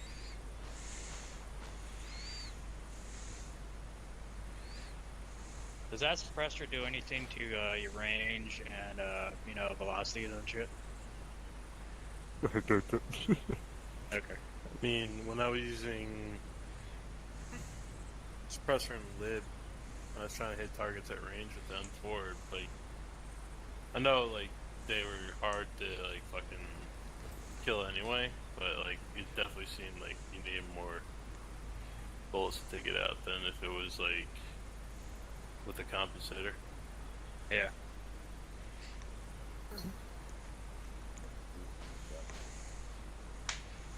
Well, that's a big gun, so probably nothing.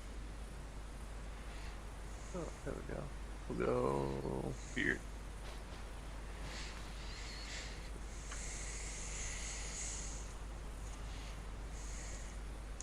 Look, Stu and I are twins. All right, well this is unfortunate. We're gonna try to make it work.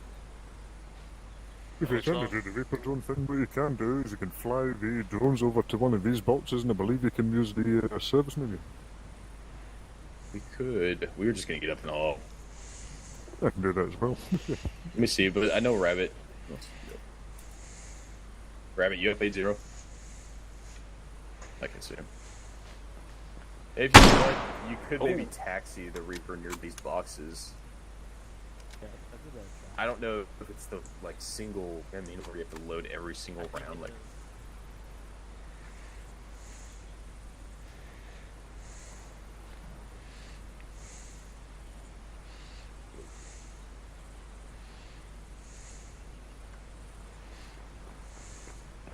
all right. Is there a TP around here?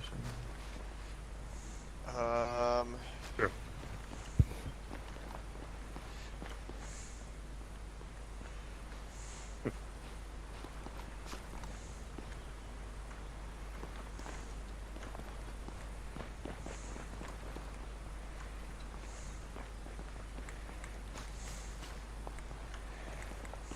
Where's the TP, sir? So there's a TP around here. No, we don't. Oh.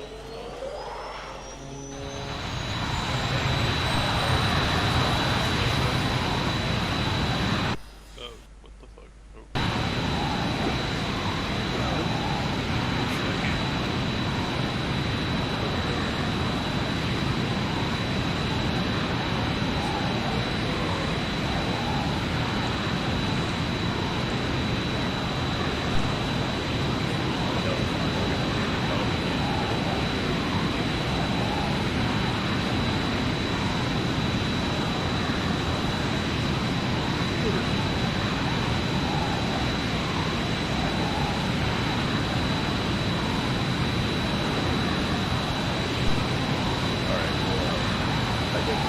Here to check in and everything, so that won't be too bad, I guess. Negative. Church is going to handle it. Of course, once we get on the ground, I mean, you can go ahead and just let's give these guys the full layout.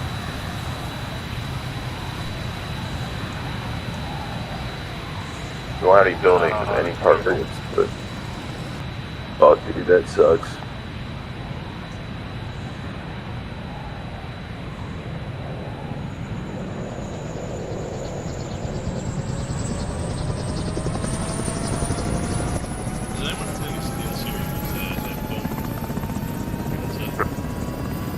I do not.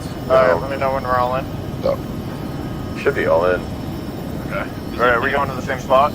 No, we're going to HLZ 10. HLZ 10. It's like 4 clicks to your east. Nice one. This is like not, Alright, we are good to lift.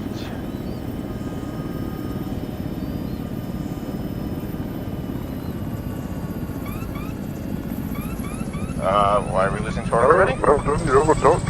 How are we overtorquing at this level? Are you My dude just pulled everything. you torque too hard. Yeah, you don't put the burn on, Phil. I'm a heavy Get guy. ready. You gotta ease. Don't think it's spelled properly. I don't think so. I could try flying it, but I can't land it.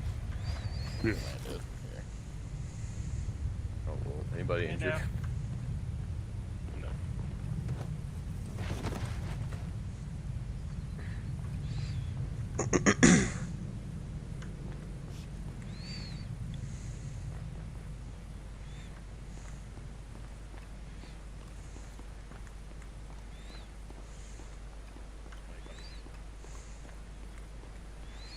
Oh.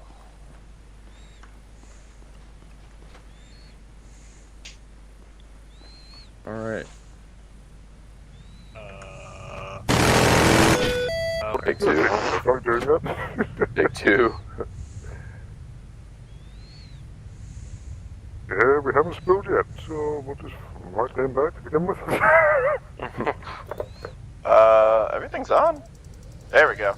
Oh, sorry. Yeah, we'll just pull a tad. Once those X's get the fuck, and then we're good. Is it Okay, Paylock? we're good. Yes, it is. Ah, okay. Okay, now we're for this building, we're good to go.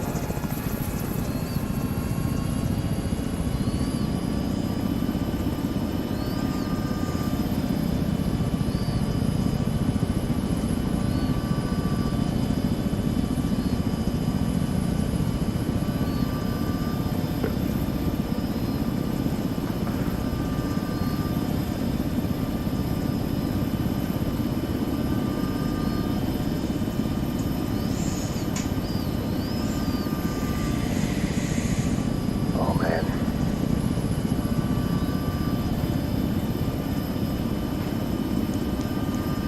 This sucks, Chance. I'm sorry. You're fine. It's a waste of It's all time. good. No sweat, man. Yeah, it's good. I'm scared of the fact that we can still remove the vehicle while we're flying it. Yeah. Don't worry about it. Don't worry. Just the pedals of the 207. Impromptu parachute Yeah. exercise. Everybody got their parachutes? There's not even any in here. Sorry, it's only reserved for the pilots. There's not even parachutes in here. I was about to say, I don't even have All one. you gotta do is take us over the water, and then we can jump out. Yep. This just turned into a fucking SEER plus fucking JTAC training. Just covering all the bases.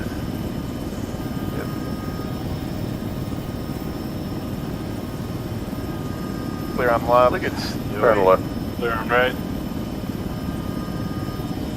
Stewie's a goddamn pro. Look at that. Yeah, we're good.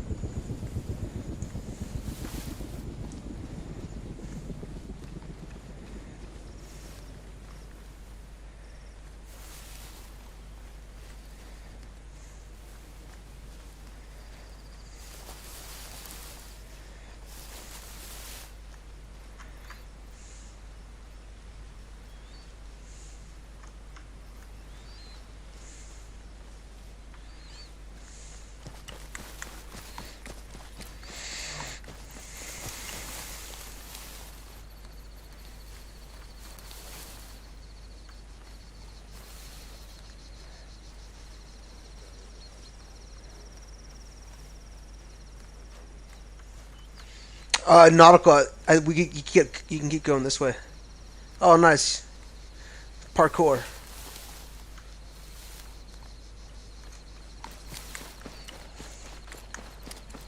The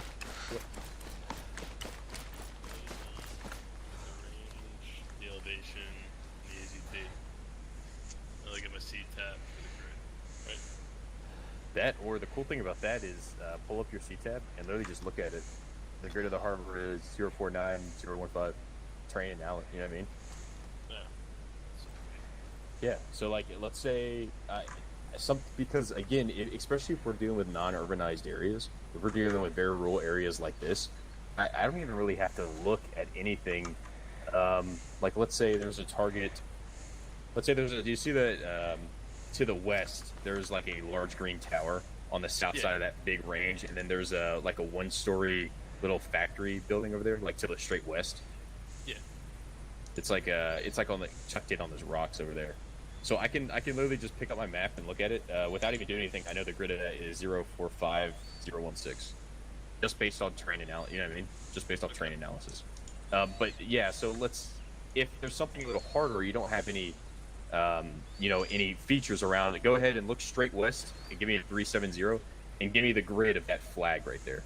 Just by use. So you ping a range. I'm getting like 340 right at a 272. So I literally just grab my C-tab, grab my arrow, grab my my map tools on my C-tab. I go around 340-ish, 360, doesn't matter, at 270, and I know the grid of that is 047019. You know what I mean? And I can do that fast, right? Eventually, it's gonna take you a second to get a grid, Yeah. Just based off terrain analysis and then utilizing your rangefinder. You'll never even have to carry a vector around. Yeah. All right, cool. So we'll do a talk on. And then we'll let you guys hit the buildings, and I'll try to point out like targets that you guys can call out, and we'll try to get the most out of this. Hog 18, go ahead and let's go ahead and take it from you're checking in now, and I haven't given you anything. This is your first transmission.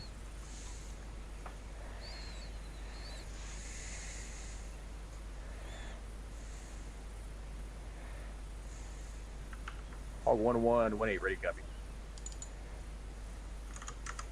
6-9, a single A10 Charlie established. CP John Angels 8. Ordnance on board, 4-loaded gun. 7 by ICVDOS HE. 7 by LOS rocket. 2 by Mark 82. 1 by Mark 84.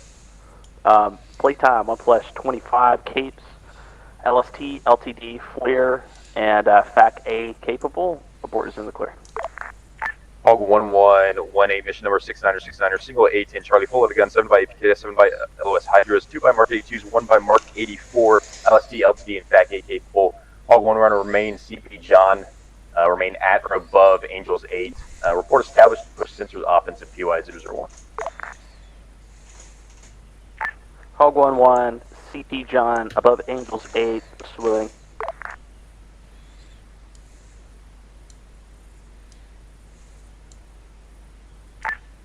Hog 1-1, advisory game plan. Hog 1, contact 001, ready for game plan. Type 2 control, bomb load start, request 1 by APKS, advisory for now 9. Hog 1.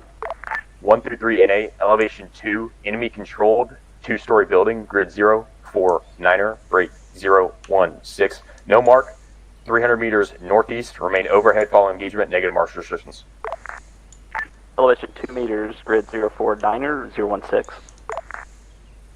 And Hog 18, Henry Beck is correct, advisory for sensor telephone. Hog 1-1, contact grid, ready for sensor TAC. Hog 1-1, if your contact line 6, describe what you see in your pod. Hog 1-1, contact white water tower. I got docks. On the east side, I got a little, looks like a grain silo. Hey, from Hog 1, if your contact that collection of buildings, push your sensors to the far eastern building, 1-story building on the south side of the ASR. Contact building single story just to the southeast. I got this the cylinder type building on the opposite end of the road.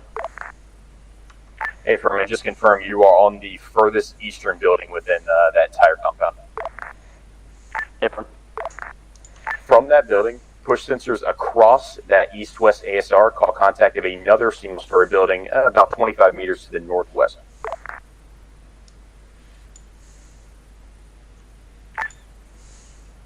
contact. It looks like there's a fence running east to west, and it's immediately on the north side of the fence. Affirm. Push sensors from that single-story building, approximately 25 meters further west. There are 3 rectangular two-story buildings oriented to the north. Call contact if there's 3 buildings. Contact. Just confirm the buildings are in line east to west. I got 3 two-story buildings in line, square in shape. And Reaper, call contact of the middle building and just confirm it is a balcony-style building, balcony oriented to the north. Contact. That middle building is your primary target. Captured.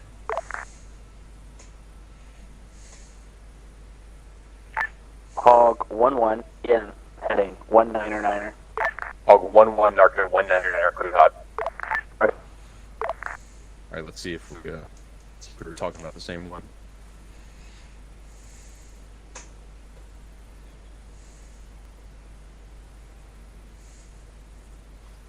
If you could just take forever to... 1-8 Hog, unknown at splash. Did you get a check?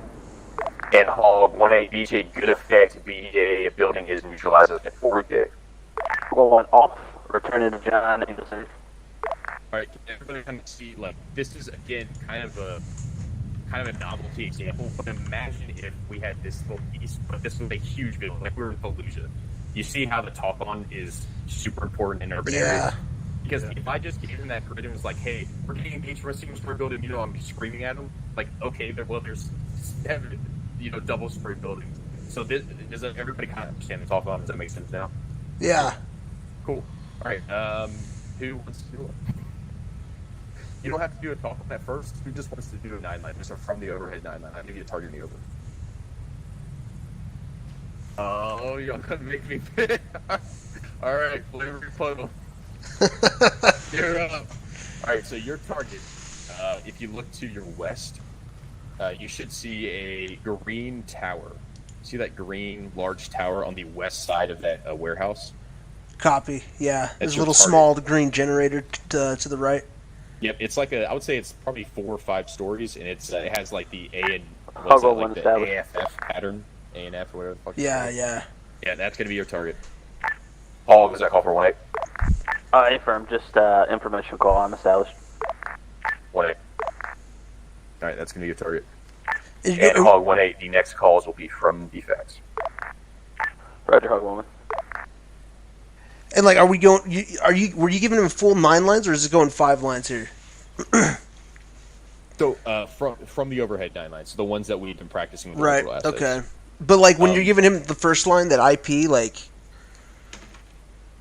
Yep. So yeah. So you can do it. So if you want, you know, let me see what I put. IP James. So that would be pure. I'd say from IP James heading 090 for 1.5 LOA. You know what I mean? You could do that, but again, remember I gave you a shortcut doctrine. You know, the Air Force likes this, right? They give us an easy way out. And that's a from the overhead, right? Remember, there are 3 ways to initiate it. One of them is just say from the overhead.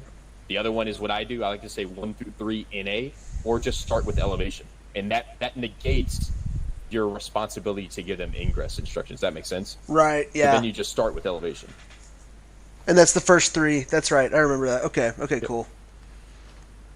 It just like I said, dude. Just take it. Like, you don't have to be fast. Just take it slow, and like if you can pause, and we'll talk about things if anything comes up.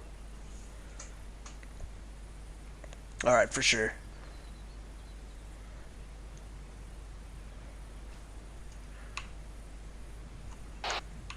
Reaper, advise when ready for game plan. I'll be pushed out 80 FM.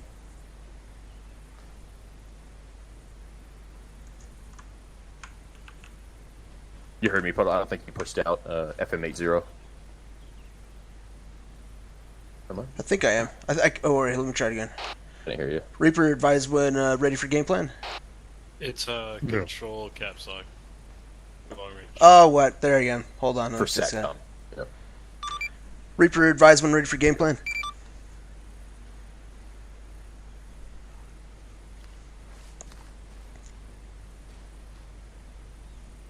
You I heard you. Yeah. Reaper, what?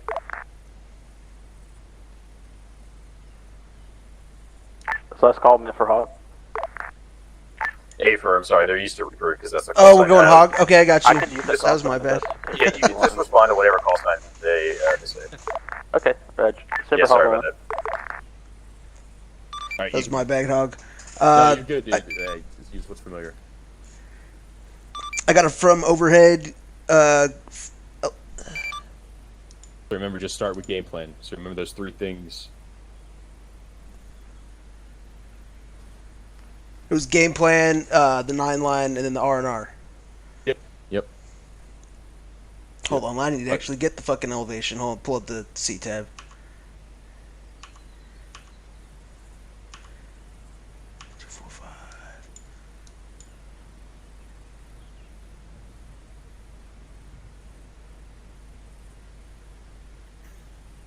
Sorry, bear with me while I get this fucker on C tab.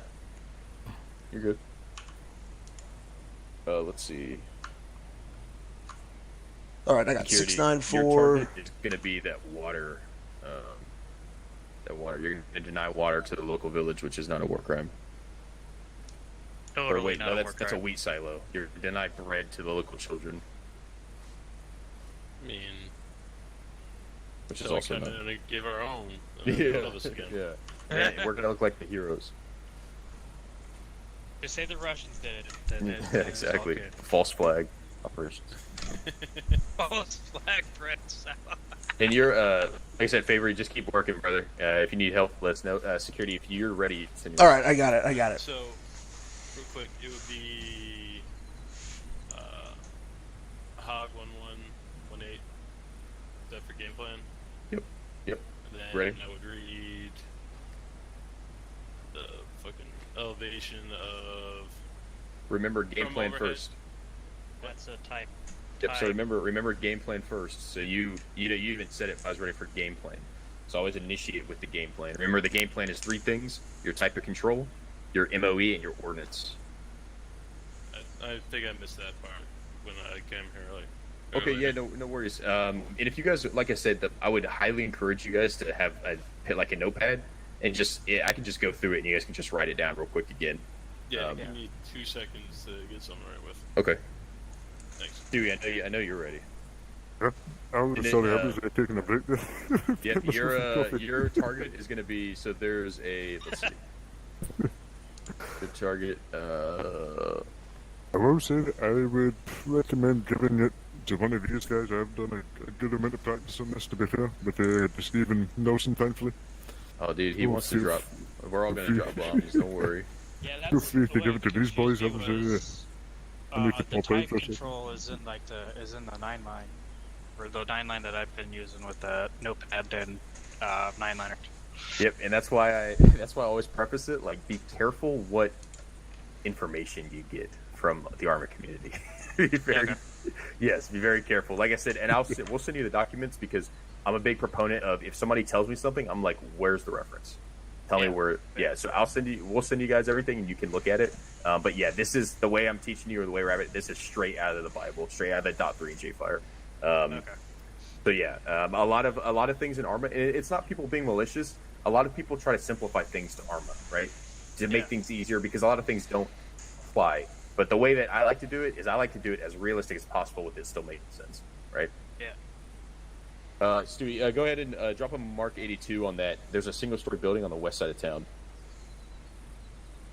Or I'm gonna be jumping in right here. I won't have my no worries. headset My on. bad. I didn't hear that. Wolf, if you want to drop Mark 82 on the single-story building, you see it. It's the far western one. It's kind of through the cut there. Yeah. Yep, that's going to be your target. And again, if you guys want to talk through it, I will play the aircraft. And if you're ready to actually send it to the aircraft, then you can send it to the aircraft. Like, take it slow. Like it. What were the three parts of the game plan? I got Absolutely. control. Yeah. Yep. So if I was ready for game plan, you have type of control. So I just put type, and then 1, 3, and 2. Type 2. And then you have MOE, method of engagement, is line 2 of the game plan. So MOE, and then you have BOC, BOT, bomb on coordinate, bomb on target. And then for line 3 is suggested ordnance, or if you don't have a suggested ordnance, you can either say pilot discretion, which means he's going to kill it with whatever he wants, or you can give him a commander's intent, right? So if I'm dealing with Hog, and I'm, type 1 control, bomb on target, commander's intent is destroy an enemy squad size element in the open, advisory for 9 line, right? Then he's going to be like, okay, I'm going to hit it with guns, right? It puts the ball in his court. But yeah, for us, just suggest an ordnance for line 3. Does that make sense? Okay.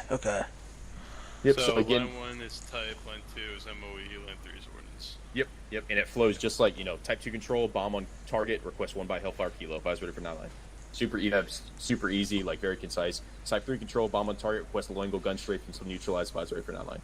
Type 3 control, bomb on target, request 1 by LJDM 54, advisory for 9 line, So it just flows, very concise. So, type 2, bomb on target, Mark 82. Yep, that's it. Okay. Advisory for 9 line. Okay. You got it.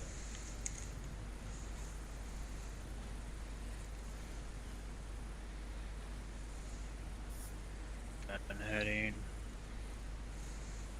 And then again, you can give him based on 1 through 3 the IP, you can either give him 1 through 3 NA from the overhead, or just start with elevation. Or if you're feeling froggy, you can give him a little IP from IP James heading 090 for 1.5 elevated, blah blah. But you don't have to. Again, this is that's just fancy stuff just to talk on the radio. Yeah. Sound cool. Yeah, doctrinally, like I said, the J5, the Air Force, and the joint pubs and the Army IRL, they don't give me a lot. They don't give us a lot, right? So when they do give us a break, we take it, right? So when you can do it from the overhead 9 line, fucking do it.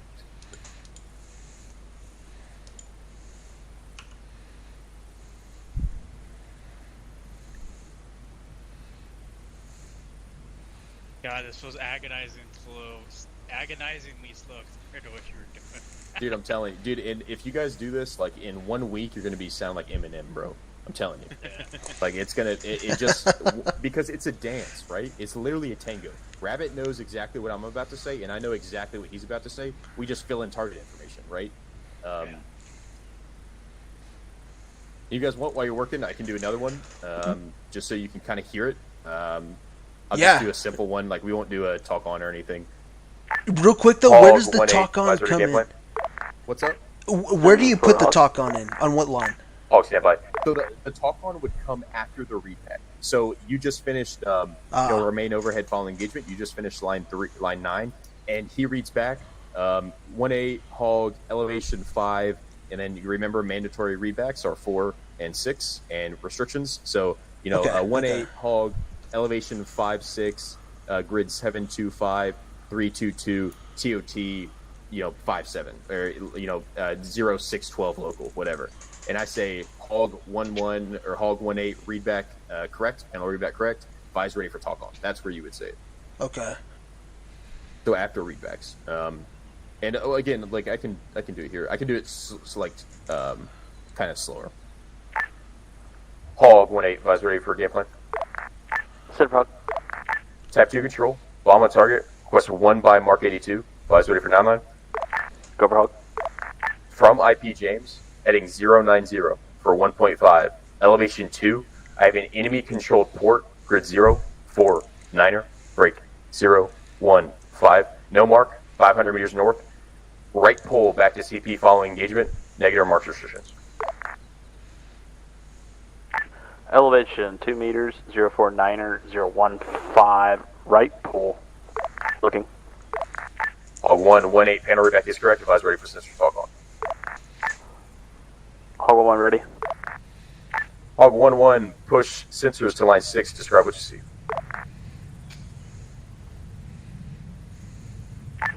Hog 1 contact white tall cylinder on the southeast side of the town. And Hog from that cylinder push sensors 100 meters southeast. Call contact of the large 1-story port currently oriented on the coast. Contact. Hog 1-8, that port is your primary target. Hog 1-1, tally, pushing IP. Hog 1-1, continue. Yep, so remember tally, so now he sees it. He's using an LOS munition, so he's looking outside of his cockpit. So just a quick note, see that how he used tally instead of capture there. So I know in my mind, okay, he sees it with his eye. He's not looking at it through a sensor. Right. And captures sensors involved. Yep. Okay. So anytime, and people get that mistaken in Arma. It's just an Arma-ism. But yeah, technically, not technically. If you are looking through a sensor and you see an enemy target, it is captured. Tally is you see it with your eyes. You can physically see the target. Okay. And this is, again, we're trying to deal with orbital assets, so this isn't really this wheelhouse, but you can see that since I pushed him to an IP, you can hear him say, push an IP, and the doctrinal call for that is continue, just letting him know that he can push from his ACM to the IP for ingress. But don't worry about that. Don't worry. Hog 1-1 IP inbound. Hog 1-1, continue. So there's 3, continue dry, continue and abort, right? So continue dry means he follows the same path that he's about to engage, but he doesn't drop Hog ordnance. 1 in 90. Hog 1-1-1-8, 90, clear out.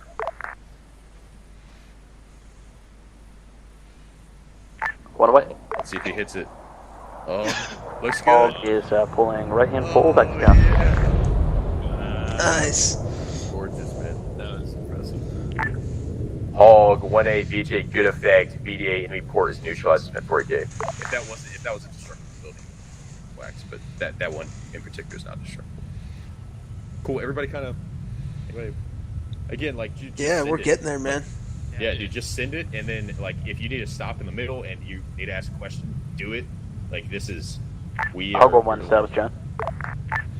Wait. So, the white tower that you gave me for my target, it's elevation minus 0359.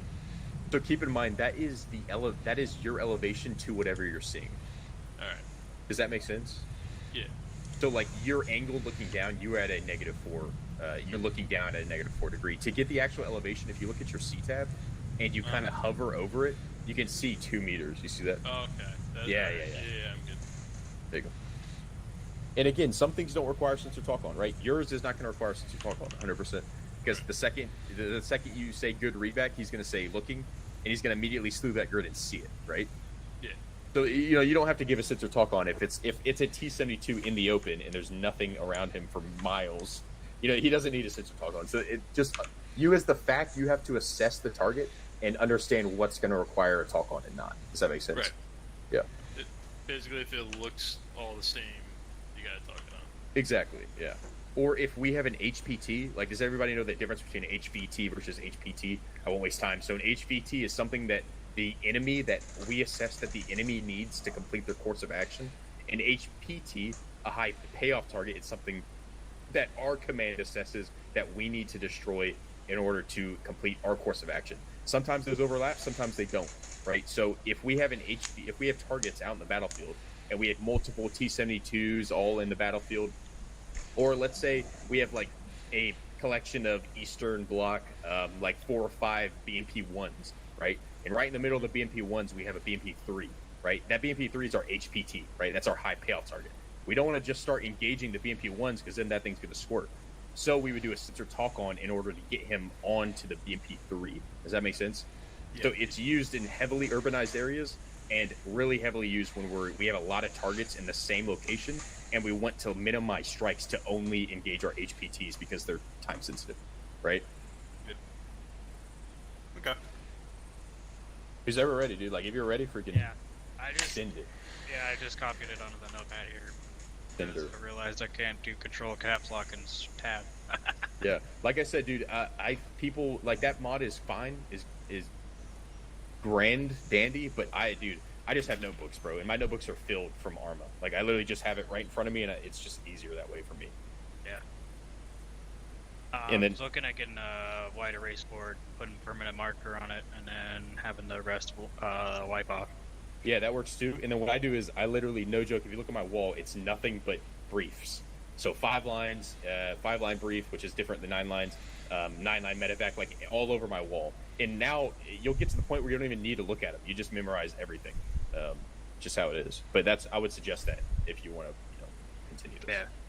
If this doesn't scare you away. No, it's good to know. It's just more advanced than what I had been taught with the other 9-liners. Yeah, no worries, no worries. Now you guys can go back and be those, those, I guess, subject matter experts. When people are like, that's not how I've done it in Arma, then you throw the .3 at them and be like, get good, start doing it. Yeah. So did I hear you right? Like when I pull up the C tab, the elevation that I see in the Bluefort tracker, that's the difference between the target elevation and my elevation? So as you're moving around your map tools, you see the elevation changing? You see what I'm not even using map tools, honestly. I need to... No, I mean, so your map tool is like your arrow. So you see that arrow? Oh, I got you. Okay. Yeah, so yeah. whatever that arrow is on, that elevation is the elevation of wherever that arrow is pointed. Oh, okay. I got you. Does that that's make what sense? I was... Yeah, so that's what I was looking counting at on. your target, you just hover... Your target's 2 meters. I can look at it. You know what I mean? Yeah, that's what I get too. Okay, cool. Yep. I need to give him an IP for a Mark 82. You do not. Nope. So there are no ordinances that require you to do an egress instructions. Does that make sense? Okay. Yep. Okay. The only time you're restricted to an egress instruction is the opposite, because if you're dealing with an orbital asset, right? We have really only 2 of them in the U.S. arsenal, right? We have the AC-130, it's an orbital asset, and we have a UAS, is an orbital asset. Those cannot receive in calls, obviously, because an AC-130 to engage isn't going to push to IP James and then, you know what I mean? Like, in from IP, like, no, dude, that's not how it works. It's Here gonna I be an am. Yeah. Use that man pad. Yeah, exactly. So that's the only time you're restricted is when you're using orbital assets. You have to give them what we call it from the overhead 9. Okay. Yeah.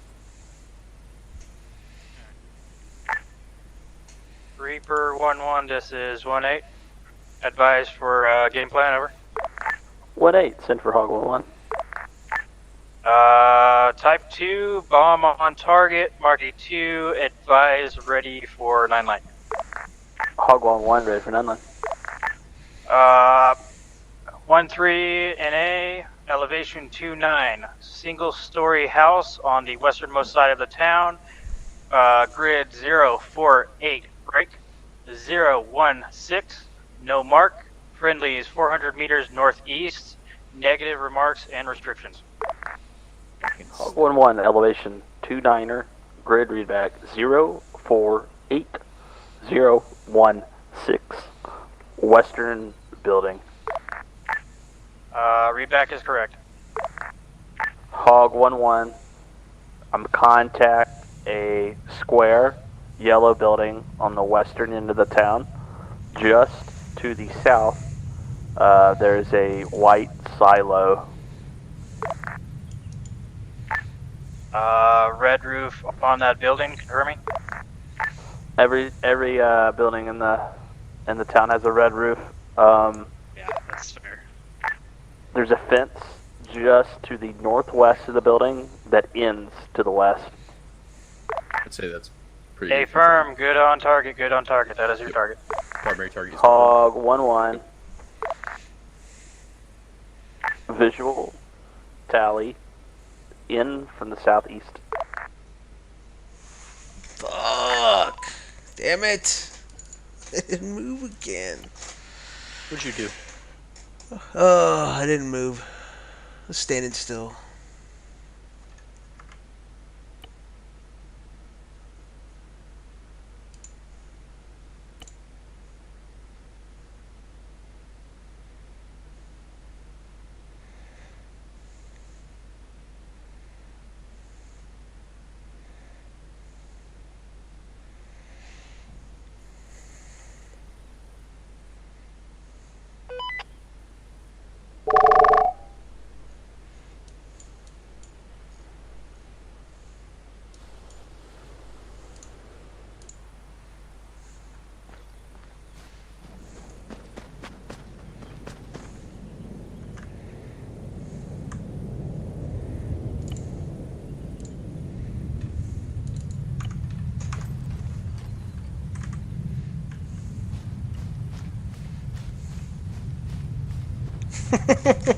Oh man. Oh, what am I gonna do? Cause I gotta get over there.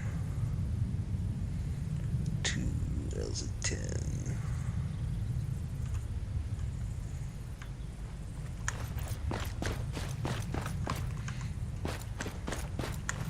Gotta spawn a Vic.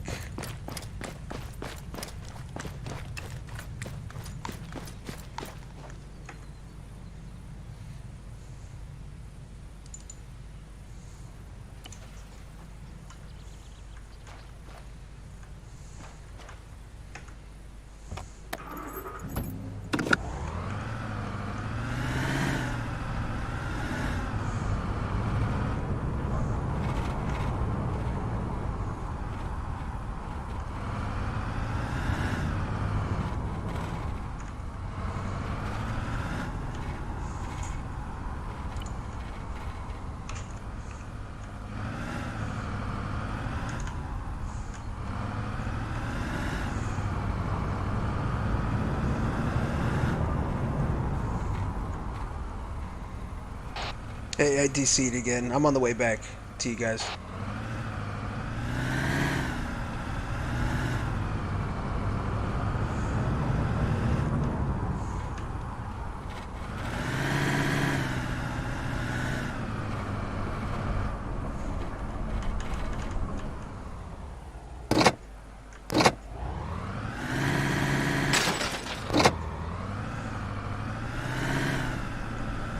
God, I'm having a hell of a time tonight. Fuck.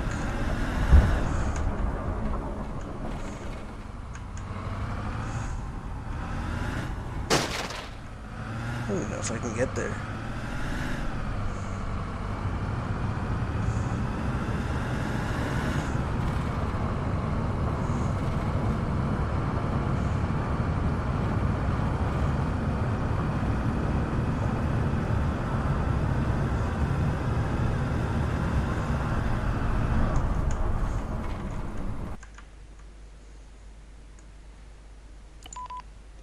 What the fuck? Dude! Why am I getting kicked?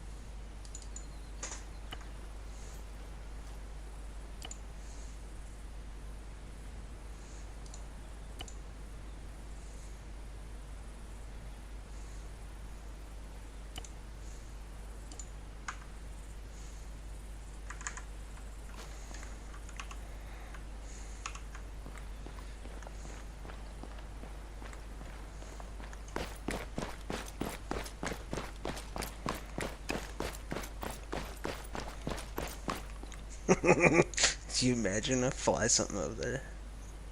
Yeah, right. Never.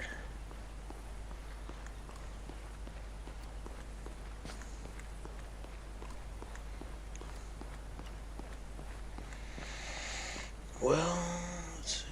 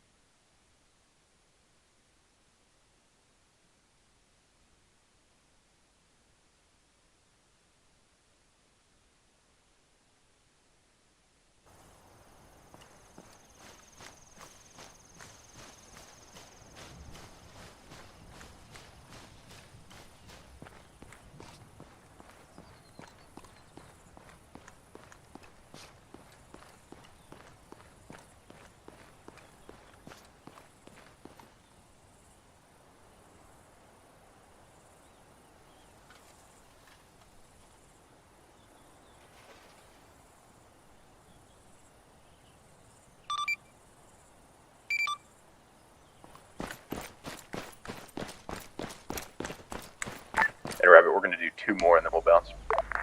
Gotcha. Hey, can you guys read me? Gotcha, Bob. Gotcha. Forgot you guys were on 8-0. I'm back. I'm back now. I don't know if you guys can teleport me over there or something, or I don't know. We do not have a teleporter, but what I'll do, I'll give these guys each of their 9 lines game plans real quick, and then we'll just respawn and we'll drop one at the airfield for you. Nice. Appreciate it.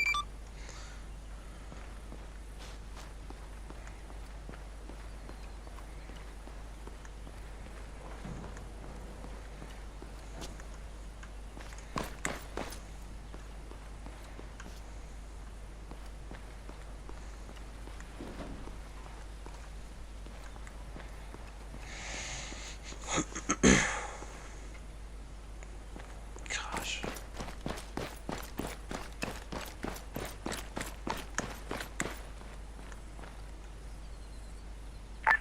Hog 1-1, this is 1-8. Advise your game plan, over. 1-8, Hog 1-1, go game plan. Hog 1-8, this is Type 2 LOS Hydras. Advise ready for game for 9 line. Hog 1-1, Type 2, bomb on target. LOS Hydras ready for 9 line. 1 through Hog 1-8.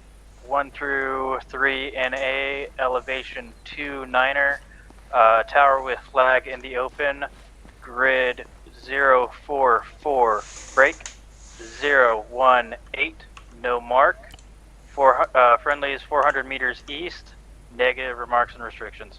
Over. Hog 1-1, elevation 2 9er meters, grid 044, 018 sling. Correct, read back.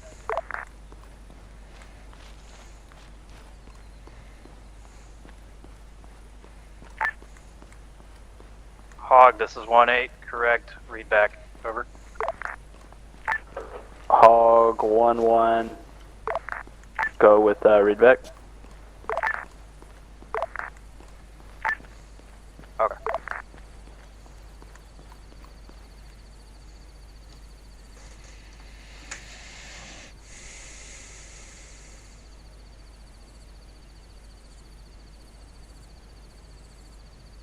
And Hog 1-8, you can disregard. You can just push to the line 6 and start acquisition phase with them.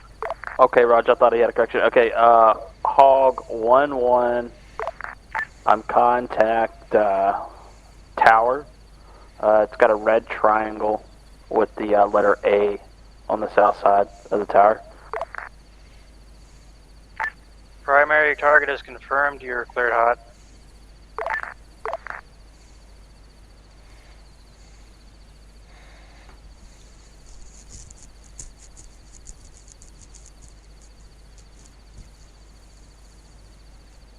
Hog 1-1, tally, in heading 286.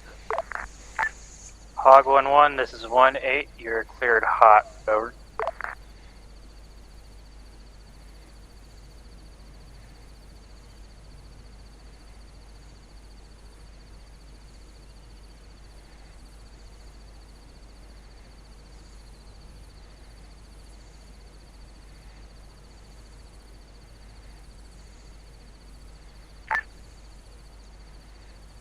Hog 1-1, this is 1-8, good hit, good hit. Return to point and stand by for orders.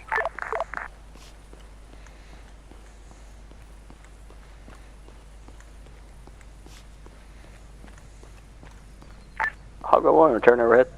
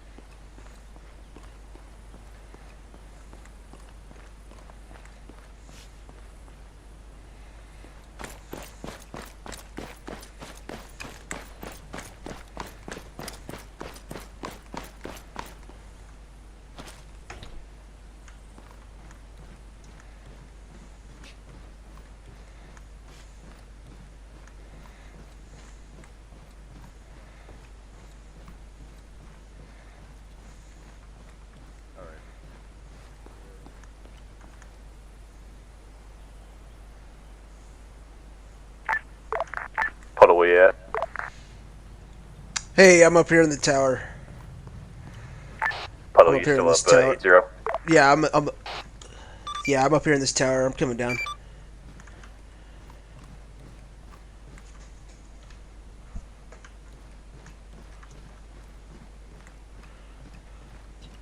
And NauticalWolf, you guys still in the same target area? You guys moved to the airfield? Negative. We're going to use the airfield for this last one. Okay, Raj, I'm pushing overhead.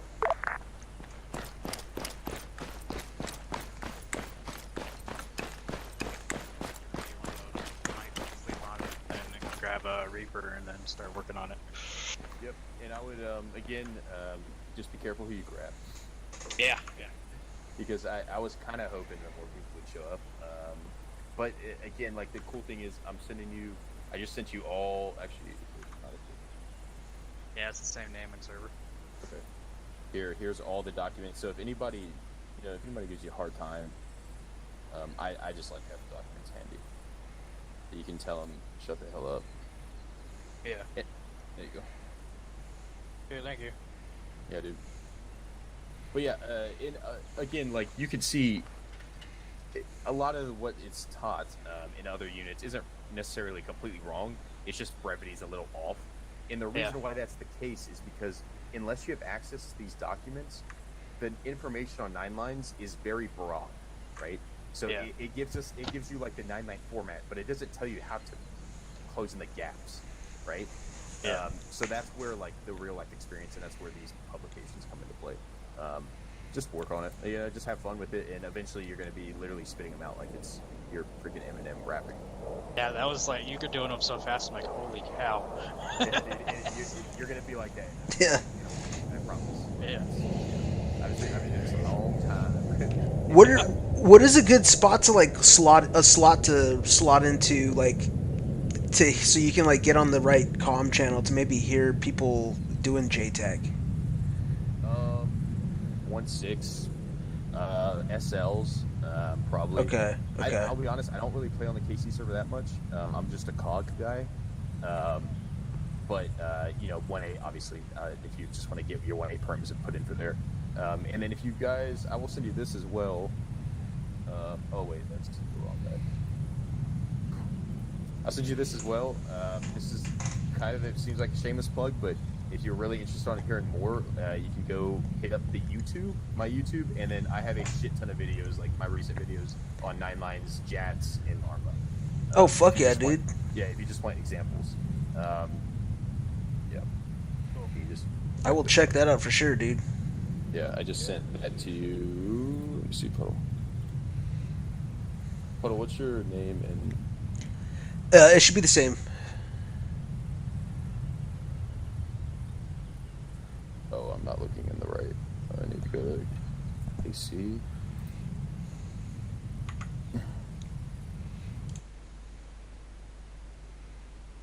Puddle. Oh, Flavorly Puddle. Okay, there it is. Boom. That's not what I wanted. What the fuck?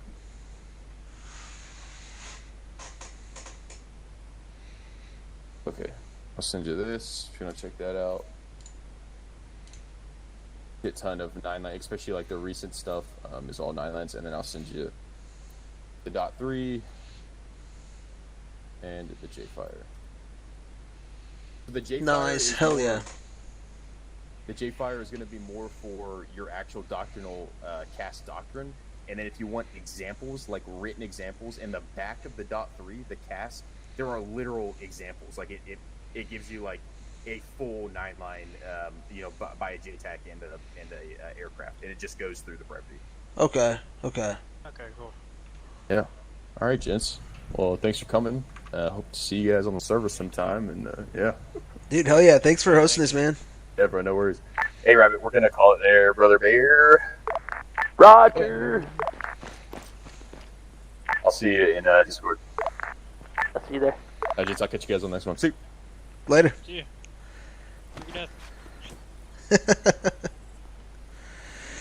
Nice.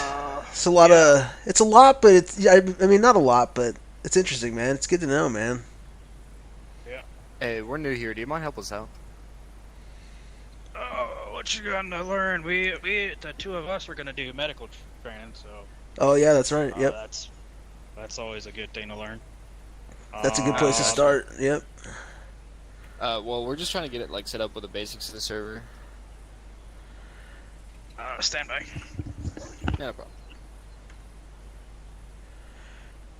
Do you guys know how to use the arsenal? Like the crates over there? Yeah. Well, I thought I did, but we can't get anything from them. So, okay, I'll show you. Like, well, what did you guys slot in as? Just rifleman. Rifleman? Okay, so there's going to be like a default base rifleman loadout that's in the arsenal. When we go to default loadout, you just come over here and check it out. Alright. And I think it should be Windows key. You just ace interact with it, right? Oh, Windows key, that's what it is. Yeah. And so you hold that down, that and then so you... much more sense. Yeah. And then you should go over. You can go over to a default loadout, and there should be a base one that has all the stuff. There's certain things you're only allowed as a rifleman, and other slots get certain things. And you can play around with that, and then save your own loadout.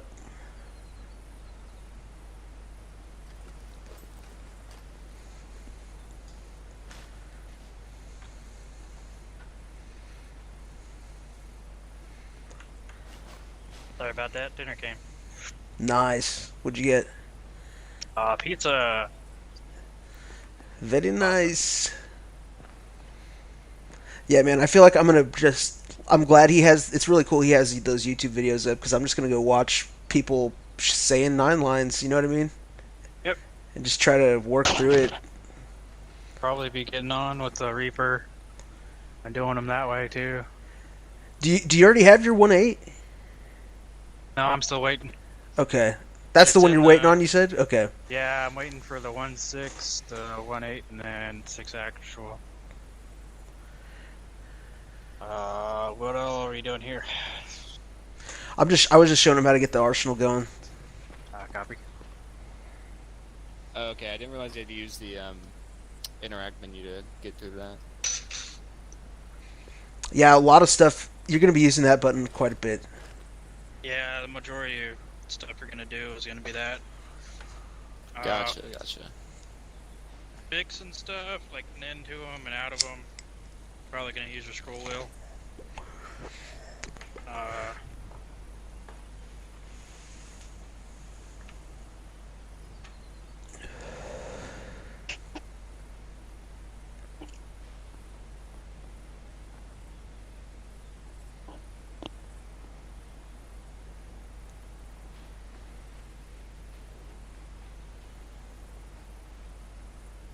Should we respawn over to that medical place? Yeah. Well, you know what? The things don't even work. Does it even matter? Or we could do practice certain things, I guess. Yeah, you can practice bandaging. I can show you how the IPs and shit work.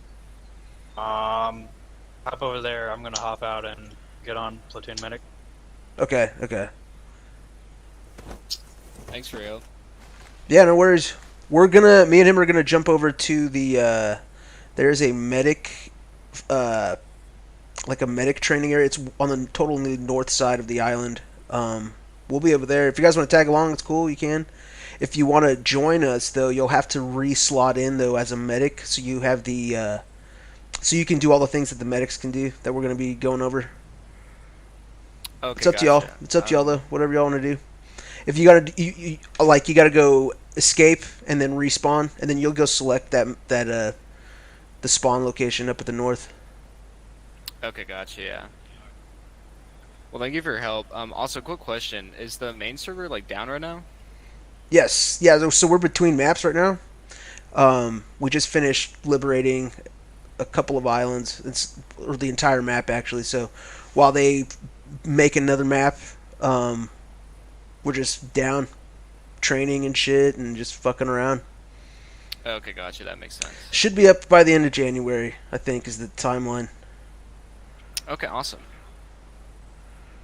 Yeah. Also, the trainings, I don't know if you guys are on the Discord.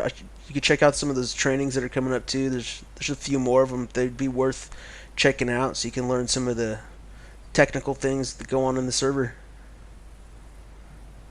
Yeah, I think we might check out a couple of those after we kind of like dive into all the rest of the stuff and kind of get used to the mods in the server and stuff. Yeah, for sure.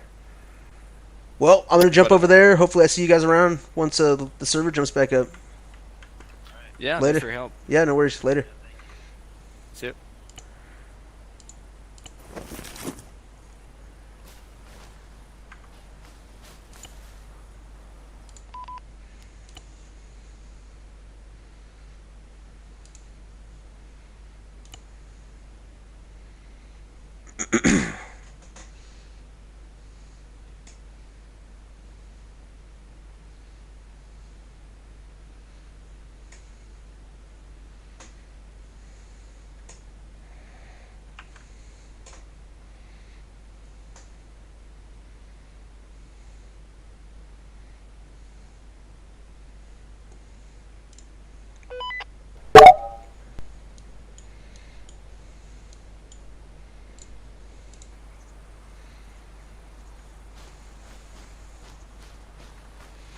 Yo, yo, yo, yo. Hello. They know how to respawn. Yeah, I invited them. I told them to come over. Okay. But they said that they're trying to figure all the mechanics out. I guess they're brand spanking new, but Yeah. Well, in but I that told them case, they're you over here wanna- and how to get over here, so they might show up. Yeah, in that case, if you want to slot in as T9, then you can actually work on stuff. Oh, as Banshee, or is that Banshee or? T9. Okay, I got you. I don't even know if Banshee works like that. I'm curious, actually.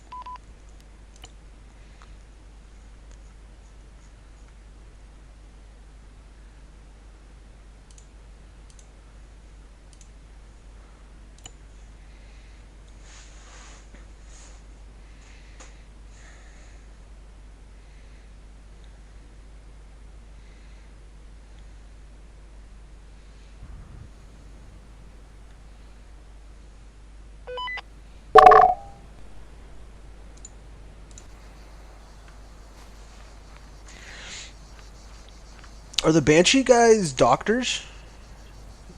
Is that how that I works? think so, yeah. I think so.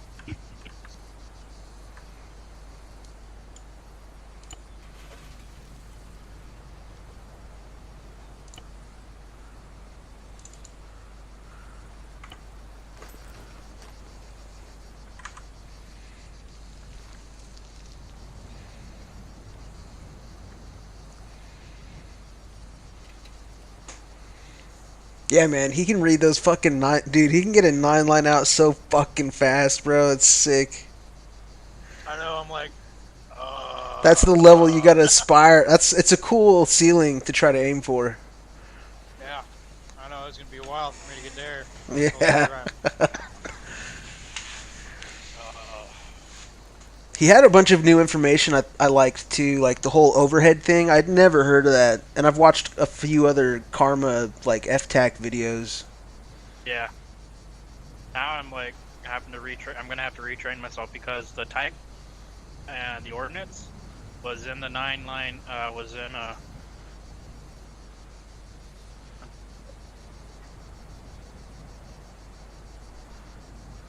Working, buddy. What line is that? The ordnance? I forget. Or that's part of the first three, right? That's part of the overhead. Which one? Oh no, that's the game plan. The ordnance? Okay. That's interesting. That one don't work.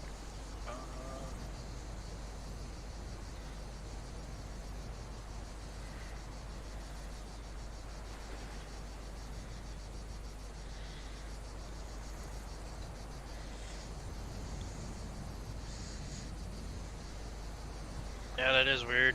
For some reason, it doesn't want to switch. What are you trying to switch? There we go. Okay. The height mark was oh, okay. Never mind. I got the wrong thing. It was the type mark, not the type of control. On the 9-liner and Thane mod. Okay.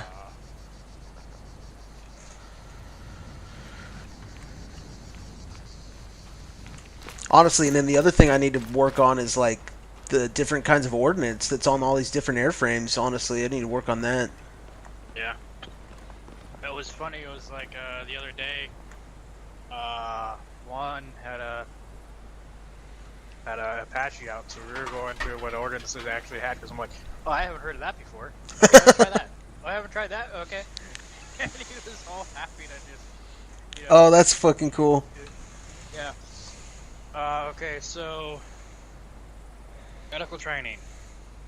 Stop the bleed, start the heart, admin actions. Admin being, you know, stitching, giving pain meds, all that sort of shit.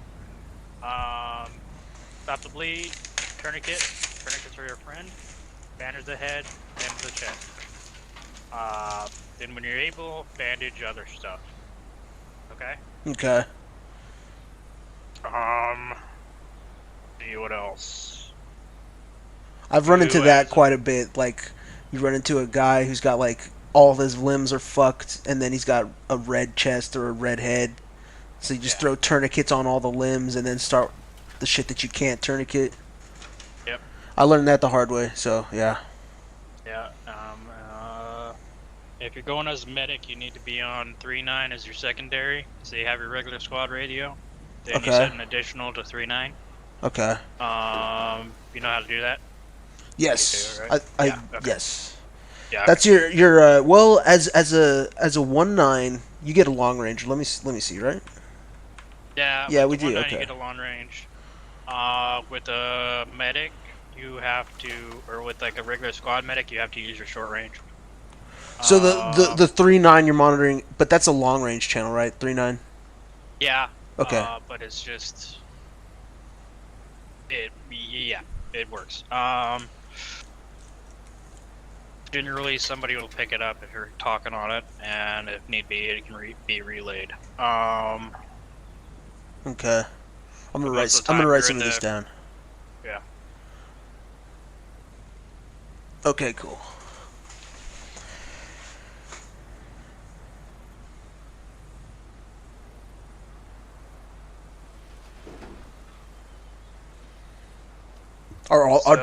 Do most of the medics listen to 3, or is this just for like any medic would listen to 1.9?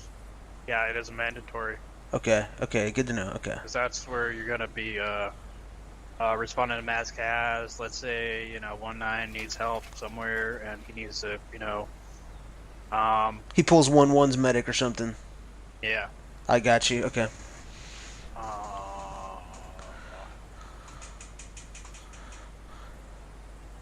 So, as a doctor, you get access to the AED, but if you're a regular medic, you don't. So you have to use CPR. Okay. You give them an epi first, or epinephrine first. Then you do 2 rounds, check pulse. 2 rounds, check pulse.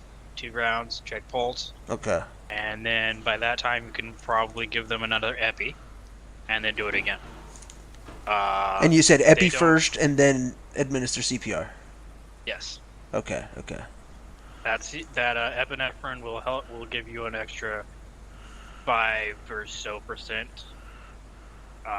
at least, for every CPR chance. And trust me, that adds up. So it's funny, we don't really use the blood pressure medicines, because naturally that's going to come out as you're pumping fluid into them. So I generally say less BP meds, more epinephrine. Okay. Get rid of those, get you more epinephrine. Adenosine is going to lower the heart rate. Sometimes you'll have that happen. You need to lower it. The epinephrine is going to raise it. They both do, I think it's 2 minutes. 2 minutes active. For a slap to wake somebody up, you need to have 70 to 100 heartbeat. technically you can do an ammonium carbonate when they have 110 to 130 systolic on their blood pressure, but again, I don't even bother with that. So any questions for so far? Can you? Oh, so can you? Oh, that was when. What is that shit called? The slap? Well, what is it? The sodium nitrate, or what did you call it? Ammonium nitrate. Ammonium nitrate is going to. It's just going to say use ammonium nitrate. But you slap them instead. Is that what you're saying? Yeah, I slapped them instead. It's going to be on the head, and you go to reorient patient, and then they'll give them a good slap. Okay. Sometimes it's really. I'll let you on a secret. Sometimes it's really nice when they're being dicks. Just being able to slap them, you know. You can't slap them in real life. You can slap them then at least. I've heard it. I've been slapped, and it makes the sound and everything. It's kind of funny. It's cool. Yeah, it is. Yeah. One guy kept on going down, and I was like, "I am slapping some sense into you. It's not working. What do I need to do?" But Okay, and so adenosine, like, this is what I know about it, or I don't know, and I don't know much, but I've never used it, but, like, is adenosine, because you said it lowers the heart rate, so is that for, like, okay, I gave this guy a bunch of blood, or he needs blood, maybe he lost a lot of blood, rather, and I'm trying to get a heart rate. Or he has a heart rate. I don't know. What's going to happen is the more blood he's losing, the greater his heart rate is going to get. Right. So, if he's knocked unconscious, you want to get that down so that you can reorient him. Okay. That's going to both happen with the fluids being pumped in, and also, if need be, giving him an adeno. Generally, you're not really going to use that. I do notice that when I'm using like an AED, and this is more for like when you're 1.9 or you're Banshee or Ogre Medic or whatever, oftentimes their heart rate will go up past the 70 to 100, and that's why I need an adenosine when I'm doing it. Okay. Right, so, and I got to remember too, so between 70 and 100 is the wake up chance. Okay. Yep. For fluids, you do it into an untourniqueted limb. If it's lost a lot of blood, it is 1,000. It's lost a large amount of blood, it is 1,500. If it is fatal, it is 2,000. Okay. Okay. What was the 1,500? What is that one? That is lost a large amount of blood. So it goes a lot, a large amount, and fatal. Okay.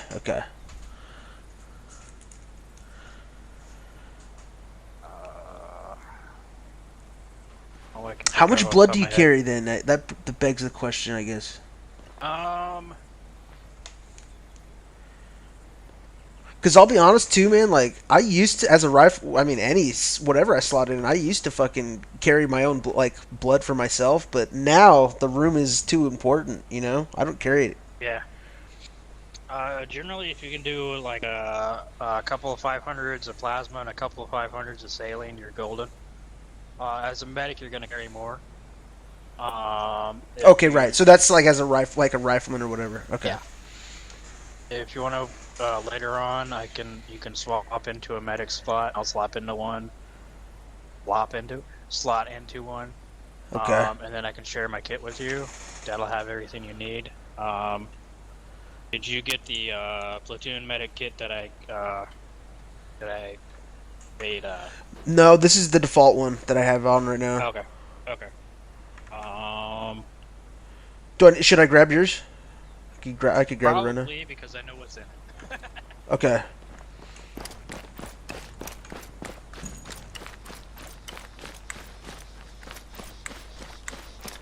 think I started with that one, but then I added and took a lot of shit out.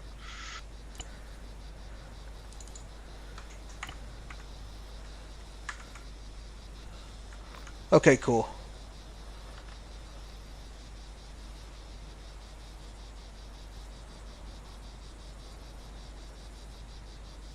Okay, so that I run to the guilds. full because I have been 1.9 and we aren't getting a refill anytime soon, and I had to work with whatever I had on me. So that's why I did that.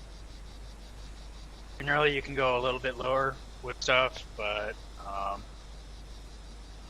especially if you emphasize to your squad, they need to bring tourniquets, they need to bring a couple of splints, they need to bring their own blood and stuff. Oftentimes when I'm doing medic, I'll be like, everybody got blood, everybody got plasma, all that shit. Yeah. See, and that's how I was minded like that early on, but it's gotten to the point, well, not recently, I guess recently on the last map, it got to the point where it was like, when I take contact, I pretty much fucking die, so I'm not even going to waste time carrying my own blood, but... Yeah. Okay, I got you. I see. Yeah. Is that a conversation you have back at the FOB at any point with the rest of the platoon, or? For what your squad's carrying. Yeah. That's generally when you get on and you'd be like, okay, make sure you got all your medical gear. Okay. Like, does the platoon medic pull all the medics aside at some point and like get them all? No, I will check. Well, yes and no. We check in. I make sure they're on 3.9. I make sure they're all good. Like, I'll be like, are you new? Do you know what you're doing? Do you got, how's your kit looking? All that stuff. Okay. And then I'll remind them they need to let me know when they need a resupply. Okay. Okay. And then I'll put that up the chain. Generally, I'm getting a resupply as soon as I can already, so that I can get more stuff out there.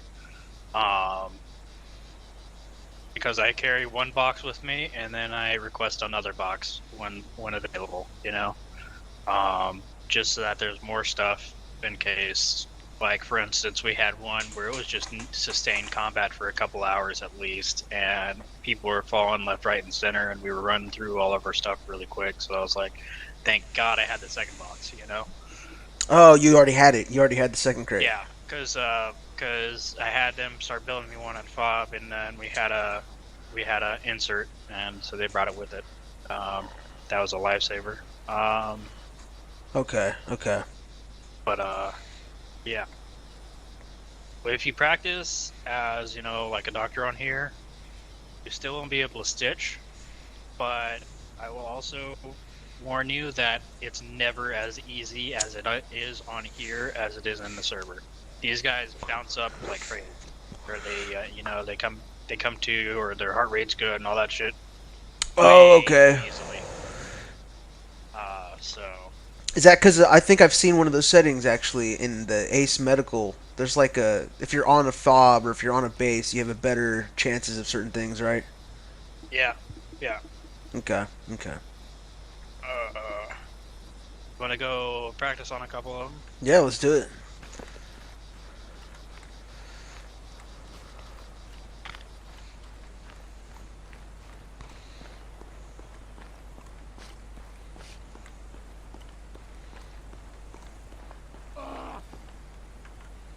I don't even bother with these unless you want to shoot them. Yeah, I was gonna say they're pretty tanked up. Well, we gotta knock them unconscious too, right? That kind of helps. Yeah. I'll shoot him if you want. Oh, there we go. Nice. Okay, cool. Okay, so start looking at this guy.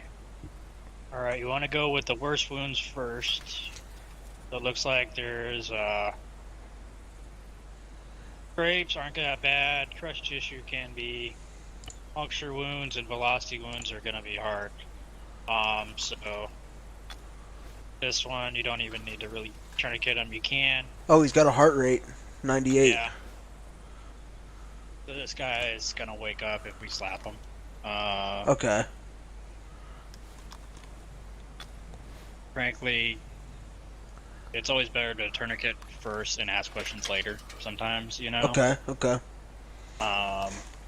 You need to take them off though, and what I do is I take them off, revive them, and then just drop them on the ground or put them in their inventory or whatever. So packing bandages are going to last longer. There's a less reopening chance. Elastic bandages are amazing because they will cover Yeah. most wounds pretty Yeah. quickly. Okay. But you need to stitch them, or you need to back it up with a regular packing bandage. Because they reopen. Yeah, they're going to reopen quite Okay. quickly. Okay. This one doesn't need any blood. He's fine. I can go over. What are you as? Are you you're 1-9, right? Yep. Or 2-9? 2-9. Okay. So, just for reference, especially if you're an ogre medic, what was on that one? For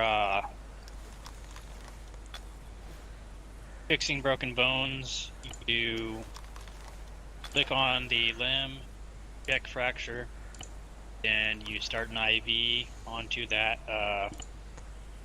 limb. So for this one, it's his right arm and his right leg.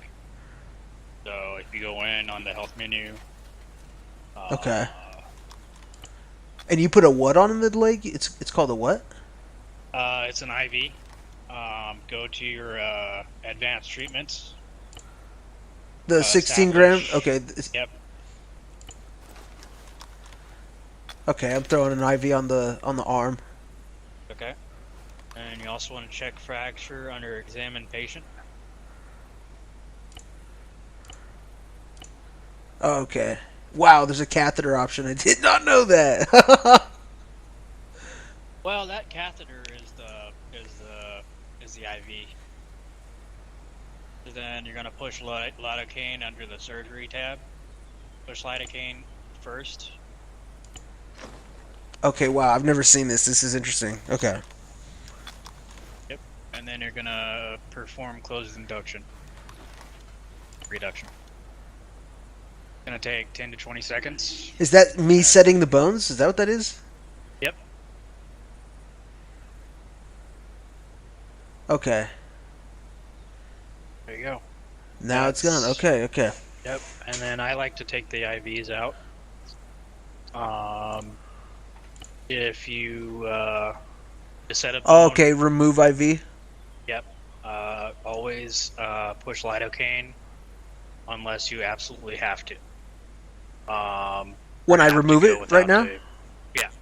Unless you absolutely have to go without lidocaine, push lidocaine, because it's going to put them in severe pain, and it's going to be very hard for them to get down and be fightable.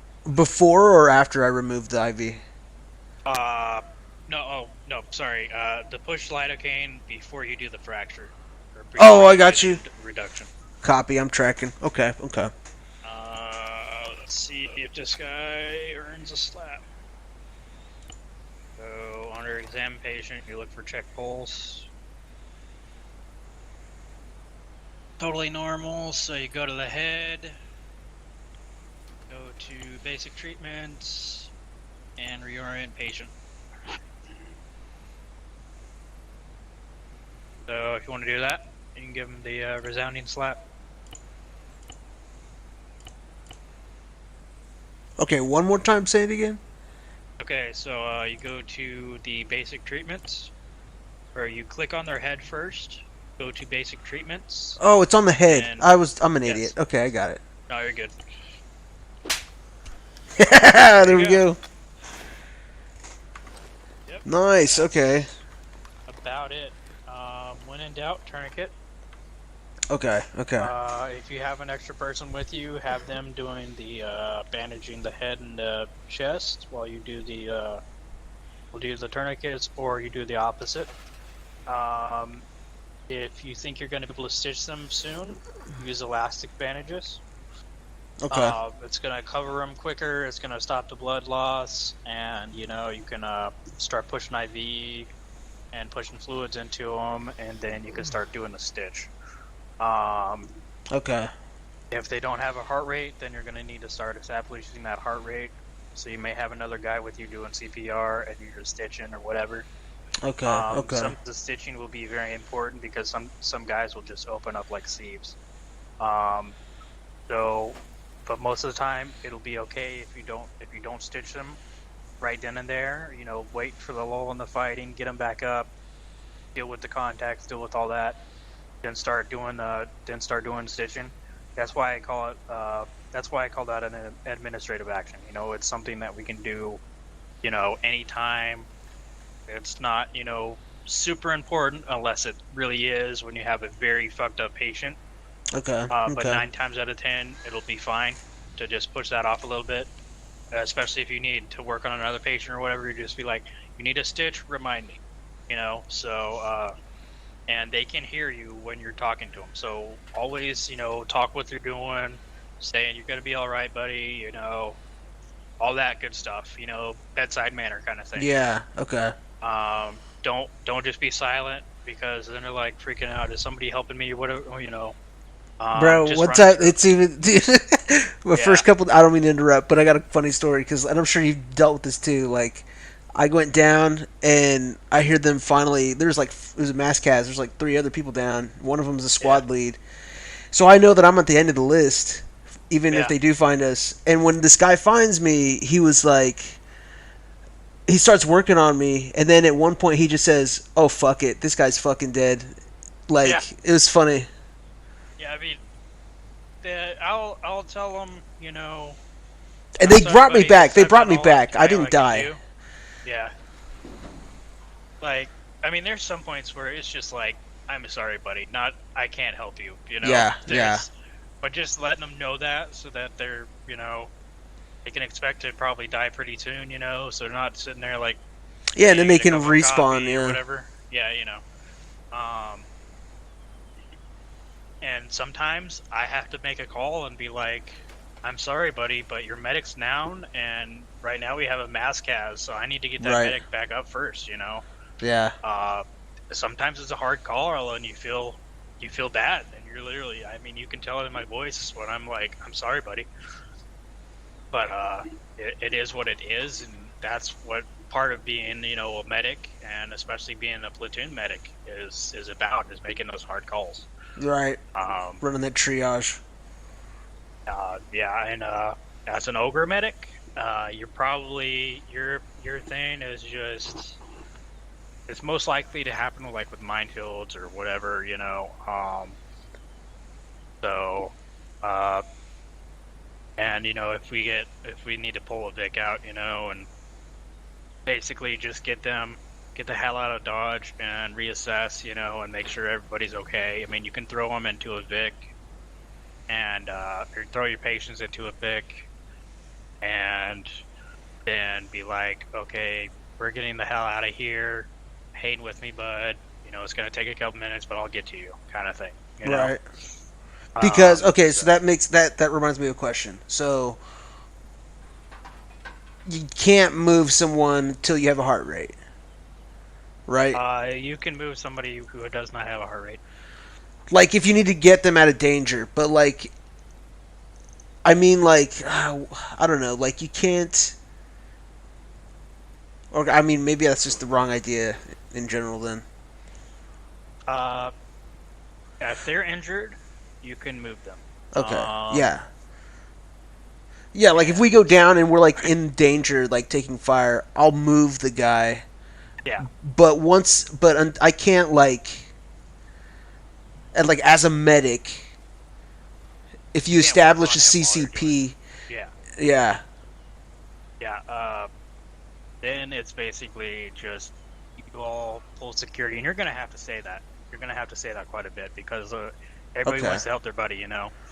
And I literally will say the best way you guys can help me is keep us safe, you know. Okay.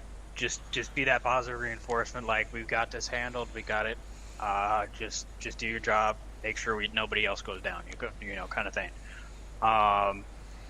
And if you need to move, you pop smoke. You get somebody to carry them. You just, you know, all those standard things. And then, if you have to move again, patch them up. Make sure they're patched up so they're not going to bleed out.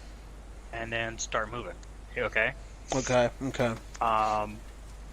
It really comes down to how bad the fighting is. Are you getting pushed? Are you not? You know, are you safe there? That it just, I can't tell you exactly what to do because it's always going to be different. You know. Mm-hmm. Yeah. Hopefully that kind of answers your question. No, yeah, I was just wondering because, like, I don't know. I've heard that people say like if the guy doesn't have a heart rate, obviously it's a pretty major thing to work on, like getting the CPR, getting the heart rate going. Because I think that's like everything else starts from there, right? Like the fluids and everything. So you have a 5-minute timer from the point they go down and they lose their heart rate. You will when you're pushing fluids, it's going to be a lot more effective when you're doing CPR on them to get those blood flowing. And that will enter the system and start bringing that blood pressure up, and that blood pressure is going to also help with the heart rate, getting that up with CPR. You know, it all works together basically.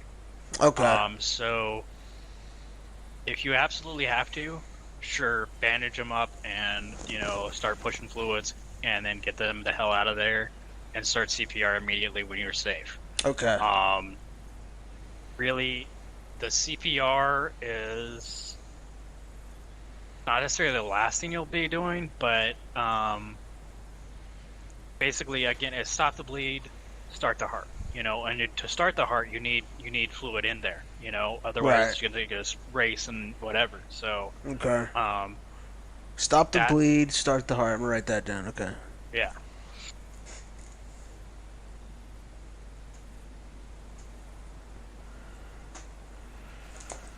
Okay. All right. Okay. 9 times out of 10, that's gonna get you through. Sometimes I've had cases kind of like what I was describing, where we get pushed and I have to move, and he literally dies on my back. You know, but okay. You just don't let it hit you too hard. I mean, you know, it can be hard, especially when you're you know, it's gonna be a long time till they get back, and you know, it can be tough because I don't like losing patience. No one likes losing patience, but you got to remember at the end of the game, or at the end of the day, it's a game, you know? Right, right. So, yeah, I mean, basically all you can do is do the best you can, and then you're good, you know? You're like, I'm sorry, buddy, I tried, you know? Those damn Russians were getting too close, you know, or some shit, you know? Because, like I tell people, you are the most important person in the squad. The most important. You're more important than the squad lead, because you know why? He goes down, you're 2 IC, right? Usually, and you sometimes. Can get him back up. Right, that's a good point. Yep. So it's a great point, actually. Yeah, and so when it comes down to your patience, there may be times where you're going to have to say, I can't get to you. I gotta leave, yeah, because I got this situation. I have all these other guys I gotta take care of. I can't get to you specifically. Let's say one guy goes down and he's ahead of everybody. Mm-hmm. And it's just too far. You're getting pushed. You know, you can't. That's been not me. Gonna do enough. I'm that guy. Yeah, I mean, you're gonna have those times where you're gonna be like, "Fuck it, I'm sorry, I can't get to you." Yep. Because you have to factor in, you need to stay safe too. Because the next guy goes down, maybe you can save him, but you won't be able to if you're down. You know, so that's what I always drill into people is you are the most important person on the squad. You are the most need to be protected. So you always put yourself in a safe spot, but where you can actually respond to things. Usually that's in the back, because frankly, I find this idiotic, but a lot of squad leaders like to go right in the front. Right, exactly. Yep, I mean, I've seen that. That's stupid. Use your guys. You put a point man there. You follow behind. You know. Yep. That's how they do it in real life for people. Exactly. Yep. You know. So, I mean, literally with my formations, you know, I will have myself. If I'm the squad leader, I'll be the third man behind, and that medic will be fifth behind, because or actually I'll be fourth guy behind sometimes. It depends on what we're walking into, because if that point man goes down, I want to have two guys banging away, you know, Yes, while I'm getting right. the rest of the squad ready. And I Exactly. want that medic at the back because he's the least likely to get hit, but I want to have guys behind him so that they can protect his ass. Yeah. You know, so I will say the better squads that I've been a part of, the SLs have always kept the medic in the rear with them. Yep. Because you can actually react. You're not in the front being like, oh shit, I'm getting shot at. You know, you can be like, okay, red team, you start pushing up to you got flank right. Blue team, you start you support them. All right, medic, we stay here. You know, and that's frankly how it's supposed to work. Yes. Yeah. So, you know, I mean, I understand it's a game and everything, but you know. Well, it gets really hectic otherwise. You know. It gets really hectic otherwise, man, and it's not Yeah. it takes away from the game actually more so. Yeah. You know what I mean? Yeah. I appreciate having the unit cohesion, so I appreciate having an SL and who's really tied into that. What you're talking about? Yeah, I mean, it's just it's almost common sense for me, you know. But I mean, I grew up learning to go into the military, so you know, I mean, unfortunately, my vision stopped that from happening. But you know, I mean, since I was a little kid, I was reading and learning. Hell, I was 4 years old and I was reading my mom's medical textbooks, for God's sake. So, you know, and actually understanding them. God, it was so funny when Mom was like, "Oh, what is this again?" And I'm like, "It's da da da da da," you know, and I start da da da da da da, you know, going off the definition, all this, and she literally look at me like, "What the fuck?"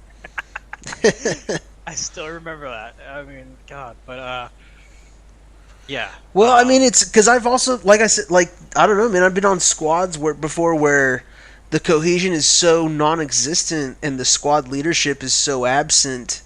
Like he's there, and I'm not trying to dock anybody for, you know. I think, believe me, I've been in situations too where I slotted in as a FTL, and then the squad lead leaves, and then 1-6 calls on the line, and he's like, "Hey, you're the new squad lead," pretty much. You know what I mean? Yeah, yeah. And I've been a shitty. I know for, you know, small moments in time, I have been a shitty squad lead because I was learning these things on the fly the hard way. And I think people have to realize that's going to be that. Don't put too hard on people, you know. Yeah. Because they got to learn. Exactly. And, yeah, and people have been really cool, like you and like you and everybody else. People have been really cool about like spending time to teach stuff. So that's been super helpful. Yeah, no problem. My philosophy is give as much as you take. As you learn something, give it back. There you go. So, okay, I got a question for you then. And yep. Like, I correct me if I'm wrong, but as a medic, you have a better CPR chance? Yes. It goes regular soldier, then medic, and I think doctors have an even better chance. Okay. But frankly, when I'm doing a doctor, I have my AED anyways, so it's not. Oh, okay, you know, so it kind of cancels that out, but yeah. But at least you're good to go. So my question is this then: I'm guessing then the smart thing to do is if you have help, and you have a casualty, you would probably be better spent doing the CPR yourself as the medic, and then telling him to do something else, right? Yeah, if you have that choice. Okay. Sometimes you may. Like, oftentimes, a couple of people will be down, and you're going to have to go back and forth in between them, supervising people. But if you have that chance that you could do the CPR. Generally, I mean, I'll even tell the guy, you just watch for openings, bandage him up, and keep telling me what's going on with the rest of the squad. You're my eyes right now. So, okay. You know, because you're not going to be able to see anything. You're not going to be able to check your C-tab. You're not going to be able to do all that shit while you're doing CPR. So, just having those sets of eyes is so helpful, you know. Okay. And, you know, I mean, I'll even be like, if shit comes to, you know, shove, you just let loose, and I'll grab this guy and we'll run, you know. Okay. So, yeah, it's really a lot of it is just using what you have, not just the tools on your body, but the tools moving around, your squad mates. That's where once you get a good squad running and you talk to those people and you really get to know them, God, it's amazing. Okay. It really is. And I mean, you can even over a couple hours be able to tune in and teach and get taught too. Every time I go out, I'm learning something. So Yeah. It's all a learning experience and a hell of a lot of fun. Yeah. My only complaint is the damn white foss. That's the fuckers. Okay, do you actually use the burn bandages because of the Whiskey Pete? No. The Willy No. Pete? Okay. No, basically it's suck it up, do pain meds, and keep fighting. Okay. If they get really bad, like you might be able to pack in the field, which is where let me. Where's the Vic spawner? There it is.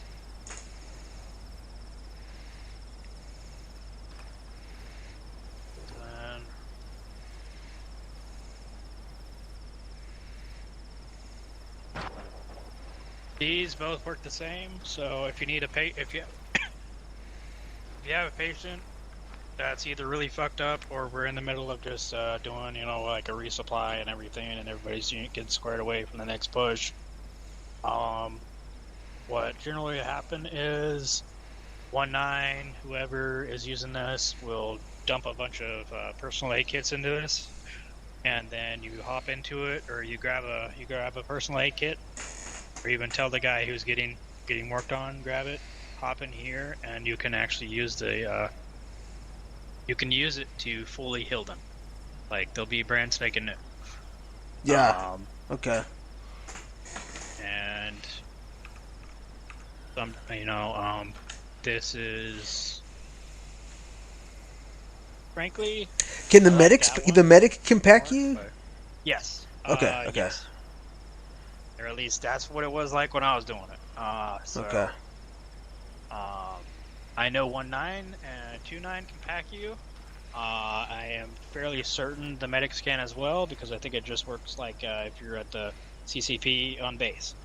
Okay. That's really about it, I think. What do you call those two Vics you just spawned? That one on the right the one that we were facing away from, that's the ambulance, right? Yep, that's the ambulance, and this one is just the MEV. The MEV. Okay. Yeah. Medivac. Yep. Yeah. Okay. Okay. They both work the same. You can get a couple patients into that one, and I actually haven't used this one yet. Does the ambulance have a turret on top?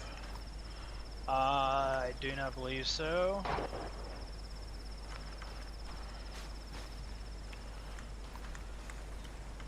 Yeah, no. No, it does not. This one doesn't either. Nope.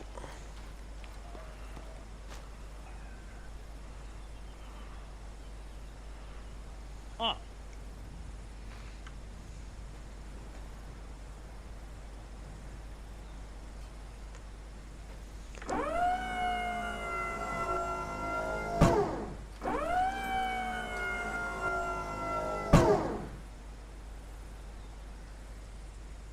That's interesting. Okay. Basically, you just hop in here, pack them up, and then you hop out. Okay. How do you select the pack option? Like once you're in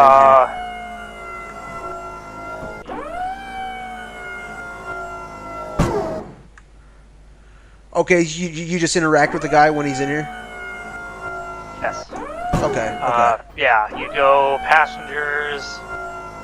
You can even do it yourself right now. Passengers. I'd go flavor puddle, then medical menu. and then it pops it up right here. So hopefully you know who you're packing. Just wink, wink, nudge, nudge. Okay. Is it under advanced treatments? I believe so. Yes. Okay. I mean, I'm guessing I don't see it right now because you don't need to be packed, right? Yeah. That's frankly about it, I think. Okay.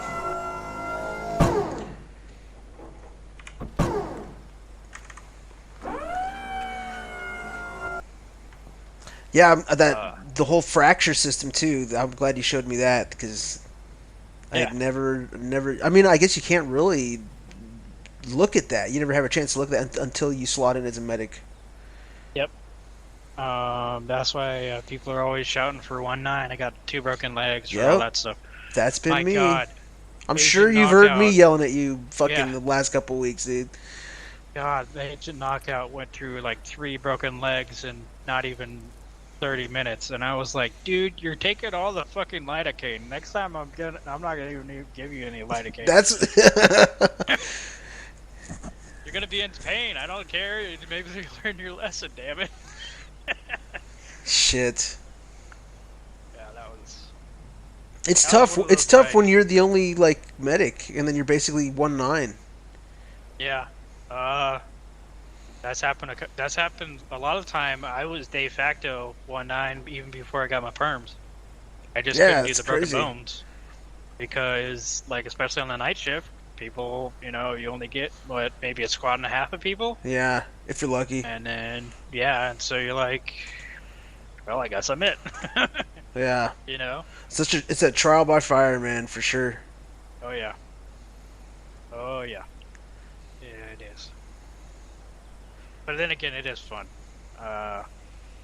Will that ever happen with the 1.6? Like if 1.6 is like, hey, I'm out. You SL, you're the new 1.6. Really? Okay, that's a lot of fucking responsibility. Yep. I did that. Oh no shit. Okay. Killed everybody. I didn't use enough cover because I was worried about a procking. Turns out the proc happened anyways. What is a proc? I keep hearing people say that. What is that? Basically the units start spawning. Okay. The battle groups? 12 or 1,300 meters, from a point is the proc line. So if you get within that point, within that line, then the AA will start spawning in at that point. 1,200 meters? Are you serious? Yep. How the fuck do we get to see anything before it kills us then? Yeah, it's 1,500 meters for cities. What the fuck? How do we do that? How do we... Basically, you don't. You get in there fast, set up a defensive posture, like what I do is I send 1-4 in first, because then they have some time to dig and shit. And then I start pushing everybody else in. They get into a good SBF, they're like, okay, we're good. We're seeing X, Y, and Z. I'll be like, okay, the rest of us are going to start pushing. And you take them out at your discretion. Kind of thing. Okay. Because there really isn't a good way to get there, and not proc them. I mean, it's not going to happen, basically. But that information is coming, in terms of where the proc lines are. Is that being generated by Phantom or ISR or both, I guess? What generally happens is during the platoon meeting, like the headquarters meeting, they'll start making those proc lines as they're trying to formulate a battle plan. Okay. So oftentimes when you hear them at a command meeting, you look at your map and you'll start seeing proc lines show up, and you're like, and then you can kind of get a gauge of what they're thinking in their mind because where are the proc marks happening, Right. Okay. But I mean, then again, good SL is going to tell you what the plan is. So yeah, you don't need to worry about that so much. Just make sure when they see a do not cross line, for God's sakes, don't cross it. Yeah. But yeah, that's about it for that. Any other questions? Anything? I can't think of anything else really. Okay. One thing I do recommend is get some AT4 training. Okay. Just all you gotta do is show up, grab an AT4, put it in, like, you can even drive a soft top or a small Vic over there, load it up, and then drive it over to the little thing so you don't gotta cross, you gotta walk, run back and forth. There is the PEEP site. Do you know about that? No. Okay, so if you go to your controls, or configure controls, weapons, optics mode, make sure you have the left control plus secondary button or mouse button, and then also put in a numpad backslash on it, and then you'll be able to open up a PEEP site, which is going to open it up a lot more, where you can see, frankly, orders of magnitude. Wow, better. I did not fucking know that, dude. Yeah. Fuck. Dude, I'm sitting here fucking wondering how people are expected. Like, 1-4's yelling at us like, dude, you guys have fucking AT4, do something about it. And it's like, dude, you know how fucking hard it is to use this piece of shit, dude? Like... Yep. Okay, I'm glad I know that now, dude. Holy shit. Alright, cool. Yeah. I didn't know about it for quite some time, and then, and I was like, you're just telling me now? You're just, what? You know? Like, yeah, okay, cool. Of course, it was in the middle of a firefight that I learned that. I'm like, oh my god, this is all little magic, you know? Yeah. God forbid so my whole doctrine had to become at that point before I knew this was like, okay, if the fucking armor is beyond even 150 meters, I can't hit it. Like, I have to be next to it. So that's good to know. Okay, cool. And you adjust the range with the up and down page up, page down. Yeah, because it used to be. Go past. Yeah. What? I used to. Well, when I would range it, I would be ranging it, but it wouldn't fucking matter because I couldn't really tell anyway. So. Yeah. Okay.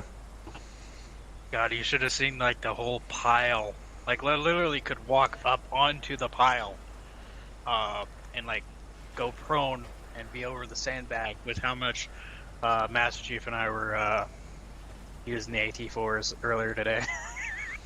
Damn. I think I got a picture of it on the Ogre Discord. Okay, I'll check that out. Oh, that reminds me. I'm in the unit, and I selected the unit on the launcher, but I didn't see the patch in just in that when I loaded in for the training. I didn't see the patch in the thing. Does it take? I don't know. Maybe I missed a step or something. I don't know. What's up? Okay, that's interesting. Yeah, I don't know.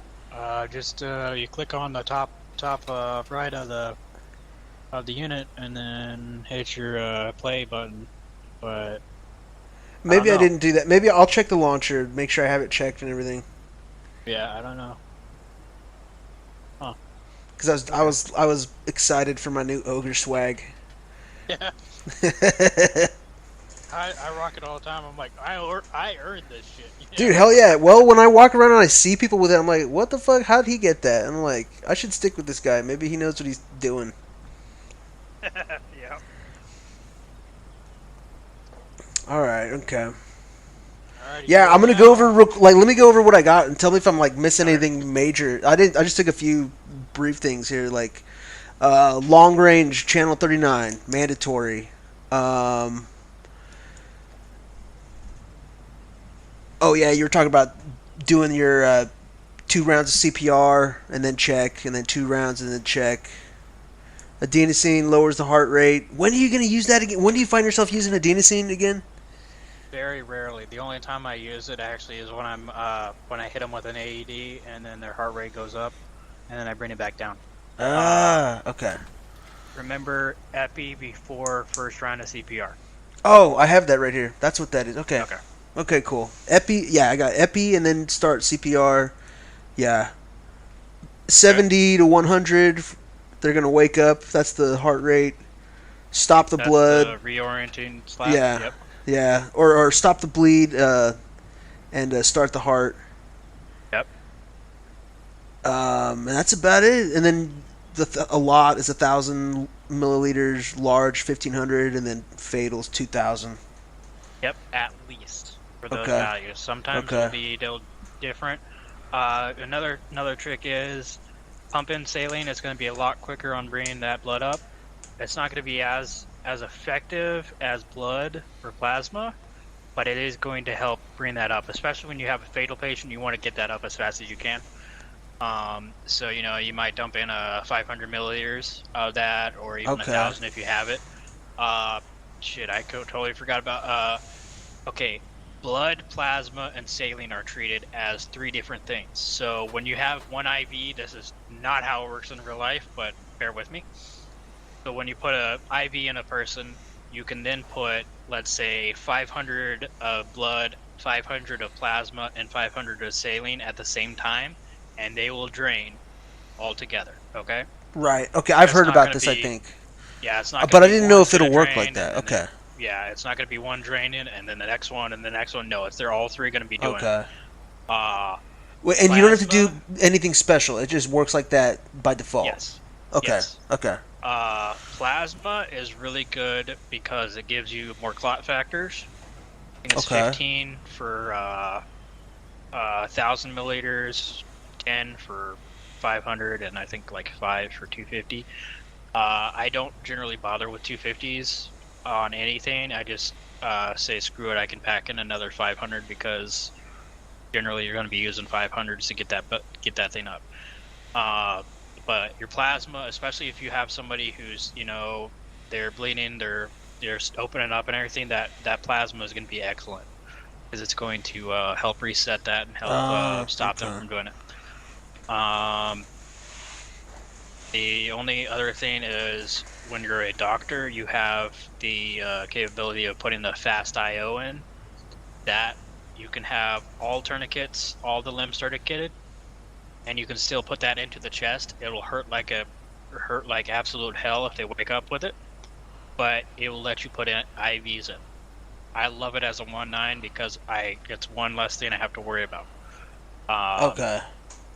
But and that's really something only the for a medics doctor. can't use. Medics can't do fast IO. No, that's only doctors. Okay. That and then TXA too, right? Yes, that's only doctors. I honestly haven't really used the TXA. I think I've been using it wrong.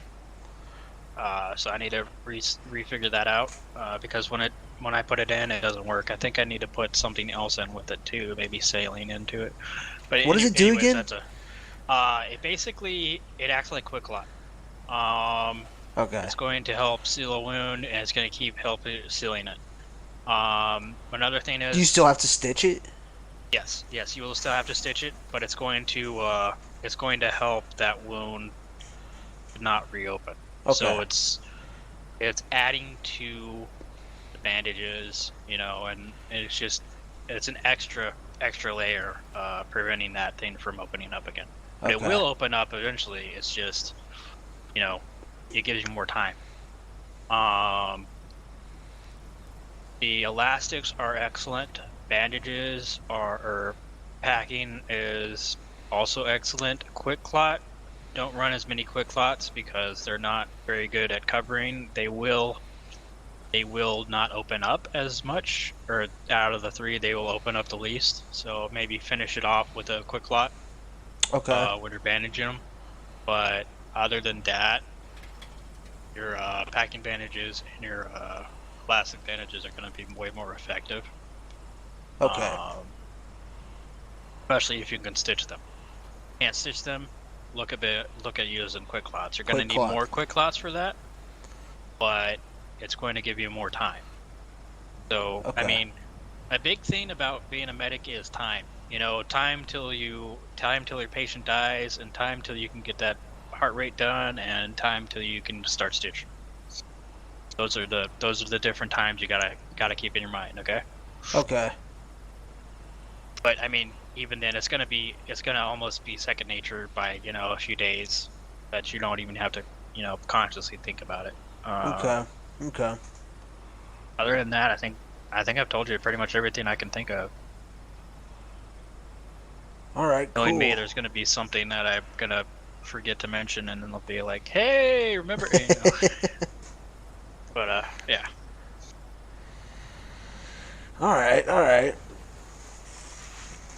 You're now, are you? Do you? What? Here's a question for you.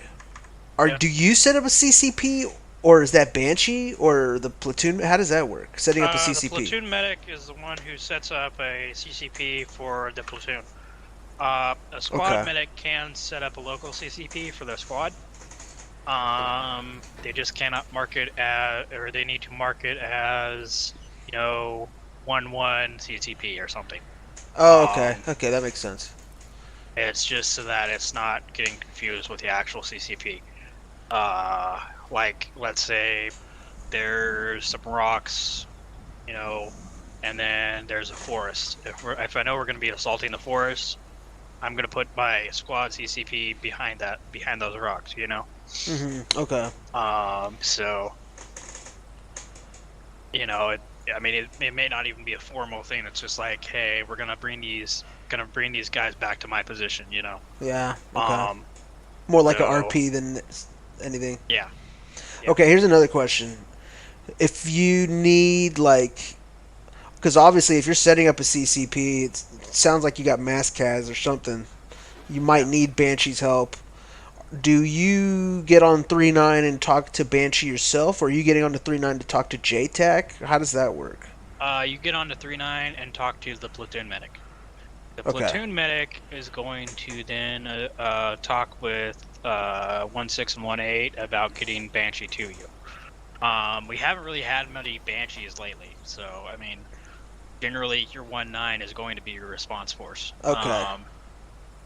So, another thing, when you have mass CAS and let's say your squad medic or your squad lead is down, you are in command. Doesn't matter who the 2IC is, doesn't matter. You are in command. Okay. You can order them to retreat if need be, grab your wounded, get the hell out of there. To stop the forward movement, get everybody to stop. Okay. Just provide security. You are in command at that point. Okay. If the 2IC gives you shit for that, then they need to learn themselves. Okay. They may, advise, let's try moving to this place, or let's try moving to that place, and then you'd be like, okay, yeah, that's fine. But at that point, your main priority is the integrity of the squad. So maybe it's a good idea just to make your 2IC to make the medic your 2IC. Oftentimes they'll do that. Okay. I generally don't do that because I want my medic focused on. Well, how it works is I'll assign one of my FTLs as 2IC. Okay. That way he's looking at what I'm doing, how I'm running the squad, what's the information going through. He has a long range radio as well, so he's listening in. Oh, that's true. Okay. And so he knows what's going on, and I leave my medic, and I will literally tell them, you are going to be in charge of maintaining the squad. You're going to let me know if somebody goes down. I'll ask you status report. You'll let me know how the squad is doing. Don't worry about the ace. Just you take care of the C part. I'll talk about the ammunition and equipment. And then their whole job is watching the squad, which is what they're going to be doing anyways. So, then that's kind of out of my mind, and I can buddy up with the medic so that if he goes down, I know he's down. So okay. Then that's really how I run it. You may run it differently. Other people may run it differently. That's totally fine. It's whatever works with you. My advice is just look and see how many different ways people do it, and decide what works for you. Okay.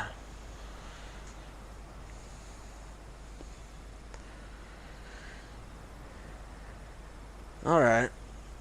Well. So since you said we're not getting a lot of Banshees on recently. Yeah. what you're coordinating for, I guess, is a medevac with Stalker. Then I guess usually, or Generally, it's going to be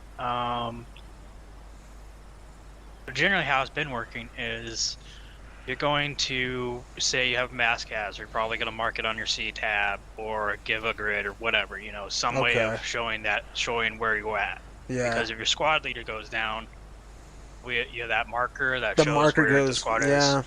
It may go down too. Okay. So at that point, then you need to relay that to the platoon medic, and you probably want to say, "Hey, platoon lead, 1-1 is mask as at this point." So you may not even go to 39. You may just go 3-1 or something, or tell the platoon medic, "Please relay this to 1-6." And then what a platoon medic will be doing is looking at, okay, what's the other context? What's the other squads going through? Could they possibly spare somebody? And we're going to move to your location. And generally, what I'll even remind them as 1-9 is try and get the area safe. If not, get them back. And then we'll start moving to them. Okay. If we had a Banshee, that's when I would be talking to 1-6 and 1-8, being like, "Hey, we have a mass cas here. We need help."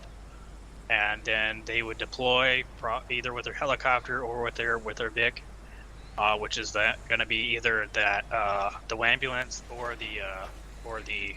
M113. Okay. And they're going to move to that point.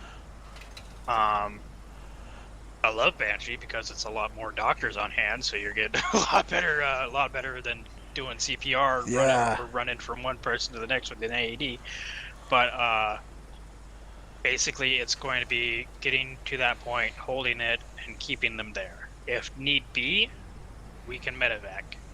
Okay. But that's going to be quite hard, unless we're running 2 Vics out there or something, because generally the Vics are either being used by Ogre, or maybe 1-4 has them, and oftentimes if you're mass cast, Stalker getting close to you is kind of ill-advised. Yep.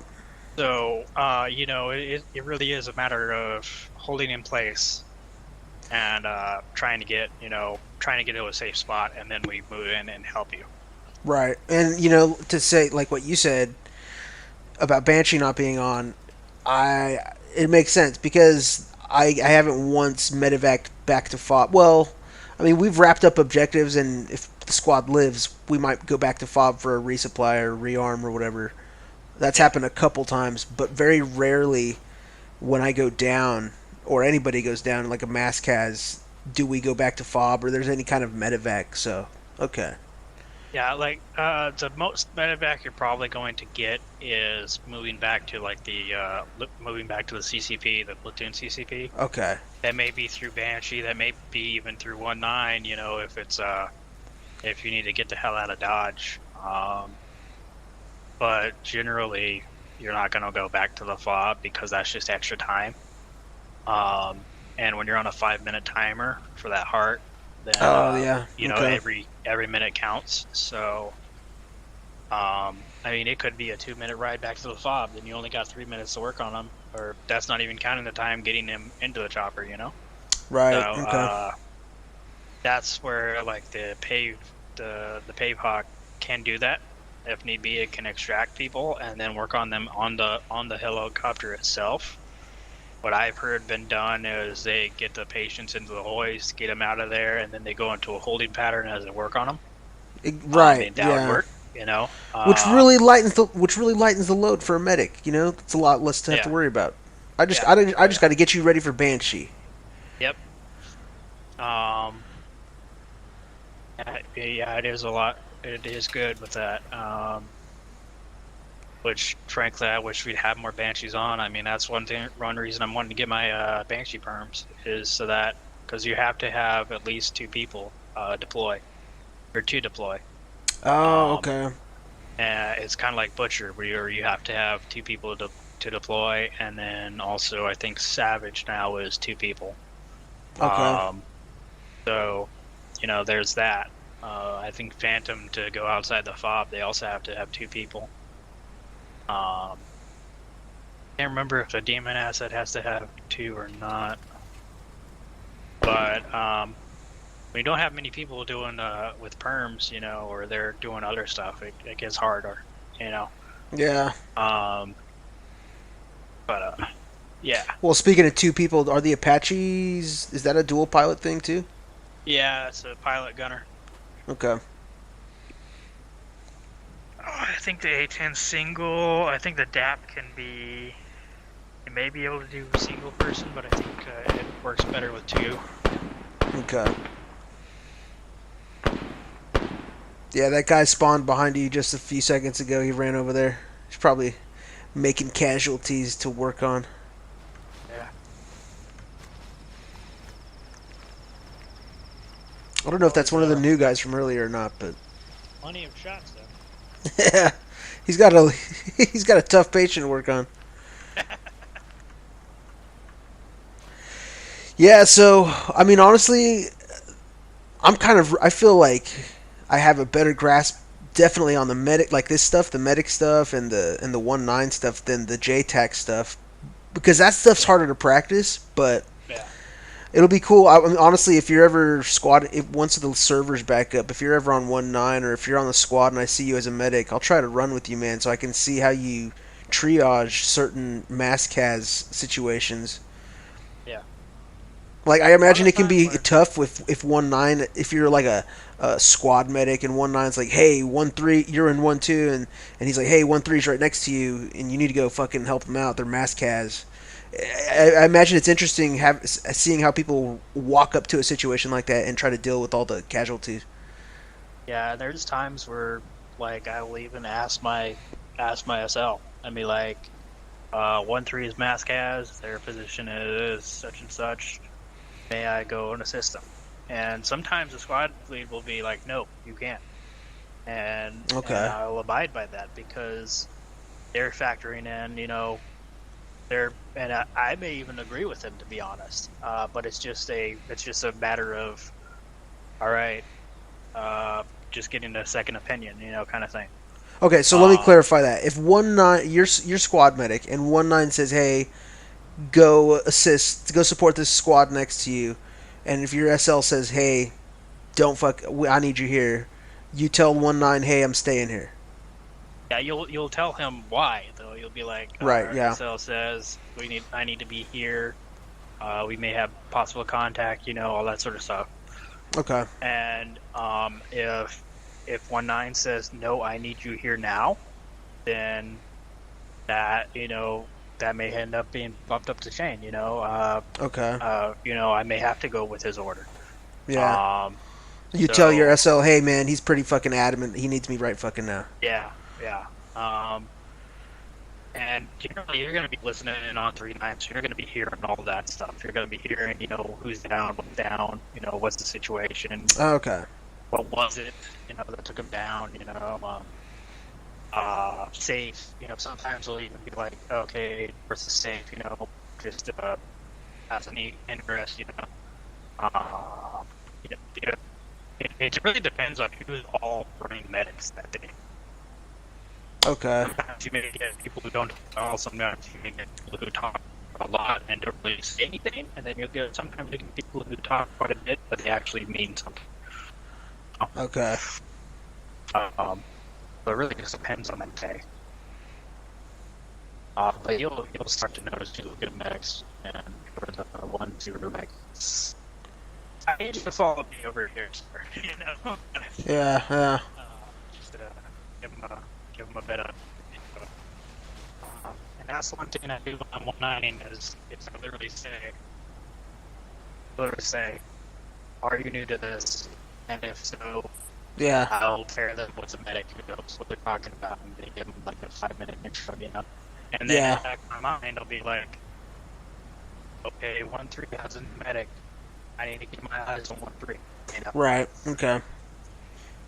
So, yeah, it's a lot more goes into it than people think it does, but then a lot of it, like with the actual medical stuff, a lot of it becomes second nature that you're not even really thinking about, you're just doing. Okay. And you're more thinking about the second level, you know, like where my action's gonna be, you know, how's the squad, you know, gonna, how is it gonna benefit the squad, what do I need to do to, you know, be a better asset, all this shit, you know. It's just, that's where more of it's gonna be thought through than the actual medical stuff. Once you get, like, it took me a week to get all the medical stuff down to a T. And then, furthermore, it was the other stuff that was really more thought provoking. Yeah, how are you? Good, yeah. You sound kind of funky. I don't know. I think it's on my end, probably. There's been some desync right now. Yeah, I think I'm getting it too. I think. Yeah, it's desync. Yeah.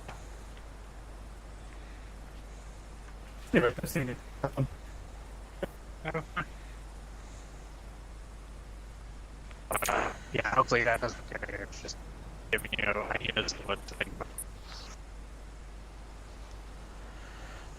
Yeah, interesting, man. This is interesting. A lot of ground being covered. I like it, man.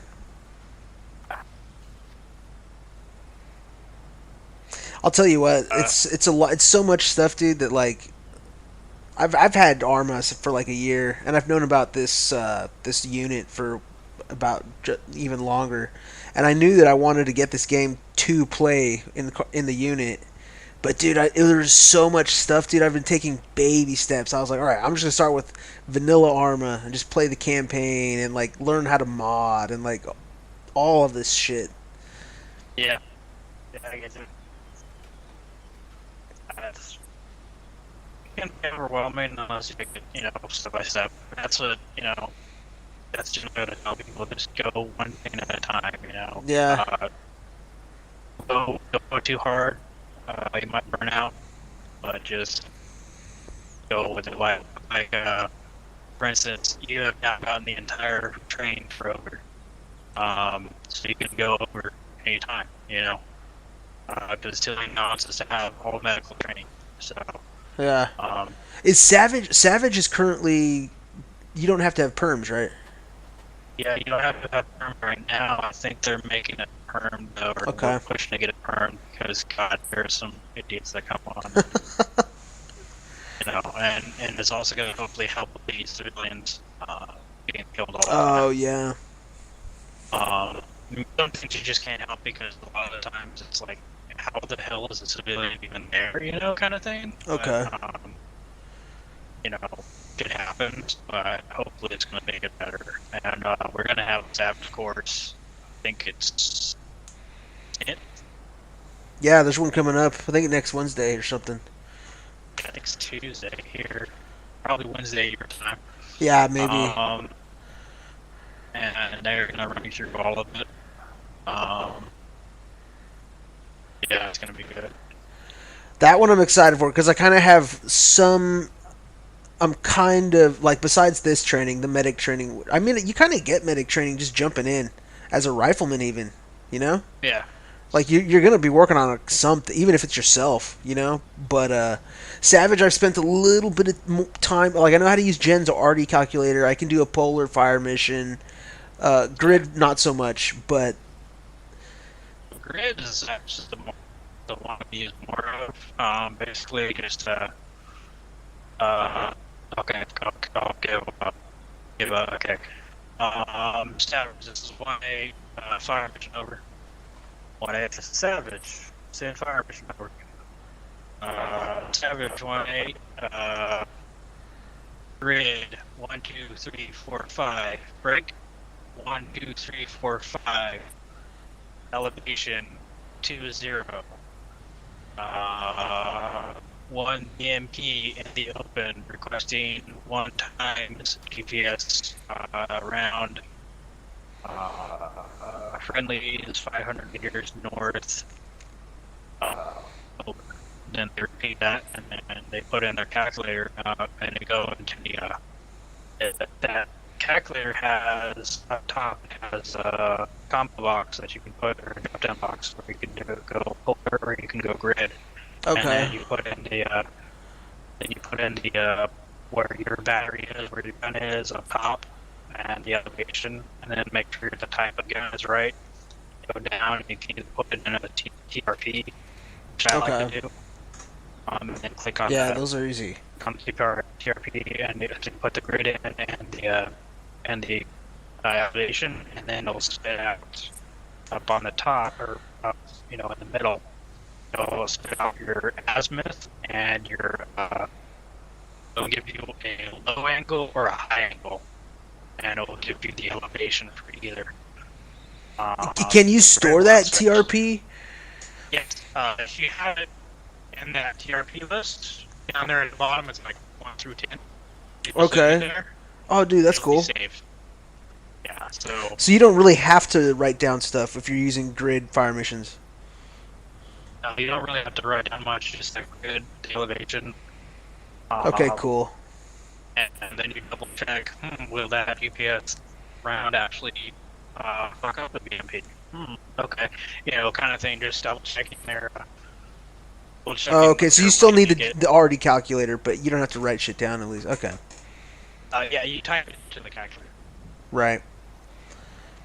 I know what you're talking about. That thing at the bottom, and it's like "Send it, bud," or what the other one. I can't remember. It's gonna hit that Princess Diana joke. Yeah, there's the TRPs on the left side. I think they're red. Okay. And then you have the one where it has multiple guns, and then you have a spread calculator, and then you also have that the nib bud thing. I don't really use those because I generally use high angle, and pretty much high angle is going to get over darn near anything. So unless there's a freaking mountain, like. Okay. But even then, it still is fine. Yeah, that calculator is, my god, that thing was amazing. Well, you just gotta make sure you put in stuff with your azimuth, your elevation, and your gun. Make for damn sure you put the right charge. Okay. You will go short or you will go long, and for every round that goes out of the gun, you're accountable. Right. Okay. So that's my only thing that I'm like when I'm running the Savage thing, I'm like, I go charge, azimuth, elevation, and if they give me the azimuth and the elevation, they don't give me the charge, I'm gonna say read back charge, and then they're gonna tell me what charge they have, because that's something you need to be aware of. It's not. Yeah. It's just like it's just like when today they were doing the readbacks on that critical information. It's critical. That's one of those critical pieces. Okay. Because that's what, if you're running the guns and you're the one doing the calculations and everything, and you're telling, let's say you have 2 guns for gun 1, elevation, blah blah blah, azimuth, blah blah blah, charge, gun, and they read that back to you, charge, or gun 2, charge, flank, elevation, that's how that goes. Often if it's a two-man thing, one person will be doing that, and then the other person will be doing the gun, or if it's a mortar, then the person who's doing the mortar will do it. And then I can do that. I can rearm the fucking thing for sure. Yeah. That's easy. Yeah. That's about it. That's a job for me. Okay. Yeah. Nice. Well, another one through the books. Another one in the books. I can't wait till they get this damn server up again, dude, so I can start practicing all this shit for real. Alright. If you ever need somebody to practice Savage, if you need somebody to be a forward observer, just let me know and I can get on there and just start. So, if you're gonna do that, just out of curiosity, which I might take you up on too at a later point, maybe after the Savage training or something like that. But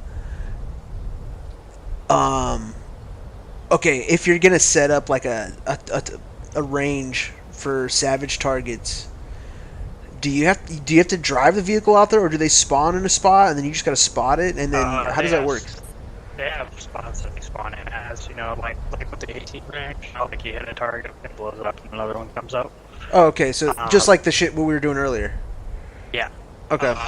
They spawn out there, and then when they get blown up, they'll respawn. What I generally do is I go to Sector Bravo on the map.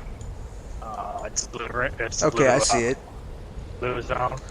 Yeah. There's a observation bunker that I sit on top of, and then there's like BMP over here. There's a BMD over here. There's towers over here, and then somewhere over this way there's another tower. You know, and I'll just call targets. Okay. Yeah. That'd be cool. Yeah, that's fun. I'm now gonna have to relearn the entire, or relearn the 9 lines. Cause I did them differently when I was talking with Chris. Well, yeah, no, I didn't exactly do them differently. It was just I misunderstood a step that's now fixed. Well, that's good. So, yeah, so it's nice. I'm glad I know. I'm glad I know about the overhead thing too, because that's a pretty cool. I mean, it turns that what does that become? Is that basically a 5 line at that point, right? It's like a 6 line or 5, 6 or 5 Okay. or 6. So hopefully your pilot knows what the overhead means. Yeah. And even then, you can just say 1 through 3 NA or 1 through 3 skip, and just go start with elevation. Because that's how it is. Yeah. Well, oh, dude, I'm fucking tired too. So I went to bed because like we had a couple of nights ago. We had the other what did we do? My fucking brain doesn't even work, dude. I don't know if you can tell. Fucking what was the training we did the other night? Oh, it was a squad. Oh yeah, squad leadership. It was good. It was good. I took some good notes there too. But this one was fucking packed with info, man. Marty's got he's got a lot. He's got a big brain, dude, and it's cool to pick his brain about some of the shit. Yeah. But I'm glad that since it was so fast paced, he gave us those resources, that JFire and the .3. I'm gonna take a look at that shit for sure. Yeah, I suspect there's a bit of chocolate milk and maybe even hot cocoa if I can get it, and a book. Yeah, and I mean, like, even just listening, I'm gonna try to just listen to, like, even getting on Karma's server, like, when we did the Kill Cog thing, right? And he would post the video about it, like, the following days. When I would jump on Cog, or no, dude, I'll even give you a better example. Bro, I think it was the second or third Cog night, I was with Miller, and it was just timing, dude. I don't know if you heard about this. I was posting all about it in the Discord. I put the stream up. It was just timing, dude. I happened to respawn at the right time. That Miller had found he found Cog's Phantom, and they killed him, but he knew where they were, and so it's just pretty much me and him back at the respawn. He's like, "Bro, drive me to this. I'm gonna direct you. I'm gonna pull up on the map. You drive." So he's literally just driving me like, "Hey, go right, go left." We get there. We fucking take them out. We take their gear, bro. We hop on Cog's net. It was just a 2-man Phantom element, right? And we're sitting there, and I'm just saying, like, as soon as I turned on to their comms, dude, it was just a flood of and I couldn't understand shit, dude. Yeah. I'm trying to talk to Miller. I'm like, yo, what is this? He's like, yeah, this Narcos Karma, blah, blah, blah, blah, or whatever the fuck. You know, like, he's trying to figure out some of the shit, too, while he's telling me the important shit. I'm trying to let him listen so we can get some information. You know what I mean? So I'm just saying, now that I know some of this lingo and some of the stuff that we went over today, I can hop back onto some of those nets and try to listen and understand a little bit more. You know what I mean? Yeah. Huh. So now you could be a better spy now. It was so much fun, dude. It was crazy. That was the coolest fucking moment I've had on the server yet. Yeah, I know. I didn't go to those because I was just holding the line. It's like, what happened? Oh, was you were on the people actual server. You were doing the real Yeah. shit. Yeah, because they're like, oh fuck, because every time they people would hop off the server, but the thing is that once the battle groups are spawned, they're spawned. They're not going away. So we're like, So they push fucking what? So they were pushing objectives of ours that we already had, or yeah, what? yeah, we were. Fuck. Basically, like the skeleton crew just Oh trying to my survival God. run. It made for some valiant shows of bravery, but God, we were so mad. I didn't think about that. Now that I know that, that's interesting. Shit. Yeah, that was a nightmare and a half. Like I went to bed and I was just replaying it in my mind. I'm like, oh God, I have PTSD now.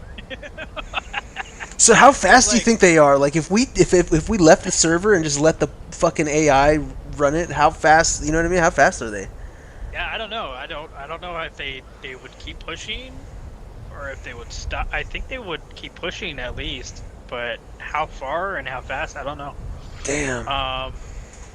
And they assaulted the fob like twice in like, you know, a couple hours, and we're just like, here we go again. Damn. Get the like on the second one, we didn't even bother moving the AAVPs back or whatever, you know, because we put them up on fob defense, so we had them out there, you know, and had them you know, undercover, but where we could get the 40 mic out there, and so we're just blasting away. Dude, oh my shit, God. and, yeah, it was. That's a firefight you were talking about earlier, the 2-hour firefight, right? No, that was a different one. That was. Oh, okay. When the admin were like pushing us back with like different battle groups and shit on the server, like the last few days of the server. Oh, okay. I don't know if you remember, but there was like a compound with like a big bunker on it, and there was trees to the west, and then there was, you know, that CCP was the bunker, and yeah, that was a hell of a lot of fun, but it was stressful at the same time. Yeah, I bet. That's also a cool scenario to have, though. Like, we're always usually being the offensive. It'd be cool to hold an objective from an enemy push. Yeah, and I think that was my 1-9 baptism by fire. That was the first time I ever 1-9'd. Damn, dude, that's stressful as fuck, man. Yeah, it was, and I didn't bring enough lidocaine. I brought enough of everything else, but I didn't bring enough lidocaine, and that was a time where Agent Knockout was like breaking legs left and right. So it's really like, Can you still fix the legs without it? Yeah, you can break it. You can fix it, but they're in severe pain. Will they go so they'll go unconscious eventually? No, they'll stay up, but they can't aim worth shit. Oh, okay. So they need a bipod, or they need something, or you know, there was one point when I was like, "Do you have a morphine? Use a morphine. This is a one time I'll let you get away with that." Because I don't like morphine because it fucks up with like you know, CPR. With the treatment, and, yeah, all the treatments and shit.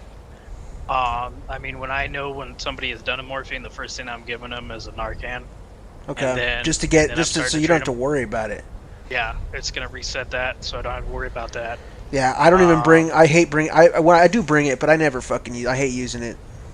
Yeah, on myself. Only I mean, one time where I used it, and that was where I thought everybody else was dead, but one of the other machine gunners, I was in 1-4 at the time, one of the other machine gunners popped up and like, I'm alive. I'm like, oh, thank God, cover the right, you know. Okay. That was the only time I ever used it, because I mean, there was no point in, you know, popping painkillers if I'm pretty sure I'm going to be dead in the next, you know, couple minutes. There's right, you know, right. And the medic's back at FOB anyway, so you know, it was like no point. I was just determined to take as many of the bastards down as I could, you know.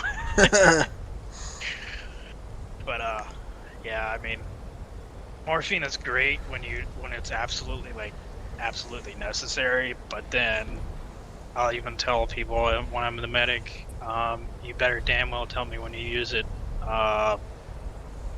Because sometimes, like, especially when people start bandaging the shit out of them, you know, there's only so much info that'll show up on the screen that somebody's done X, somebody's done Y, somebody's done Can you Z, scroll through that?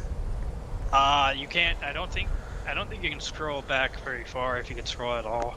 Okay, that's worth knowing. Fuck, I didn't even think about that. Yeah, so like they'll take a morphine, and then they won't tell anybody, and it'll disappear behind 20 bandages. Yeah, it'll disappear behind it, and I'm like trying to get their heart rate up and everything, and I'm like, what the fuck is going on? And then so I'm finally like, fuck it, I'm gonna do a Narcan just in case, and then sometimes that'll work, sometimes they'll take multiple morphine, and you know, I'm like, oh well shit, I don't have time for that, you know, and because by that point it's getting desperate. I'm trying to get this guy back up for, you know, a couple of minutes at least, and I'm on a time crunch because you only have 5 you're minutes. babysitting a guy now. Yeah. See, that's not what I thought. I'm pretty sure that's a Banshee thing. Like, Banshee's supposed to be your babysitter, if I'm not mistaken. Yeah, they're the ones who get you out, and then they watch you while you're coming back up. Yeah. You know, I mean, the squad medic, that's not really our job. Our medic is to get you, or our job is to get you back up as soon as we can. If we can't, and we have the ability to, then we'll try and babysit you. Right. But if there's another casualty, I'll be like, I patched you up.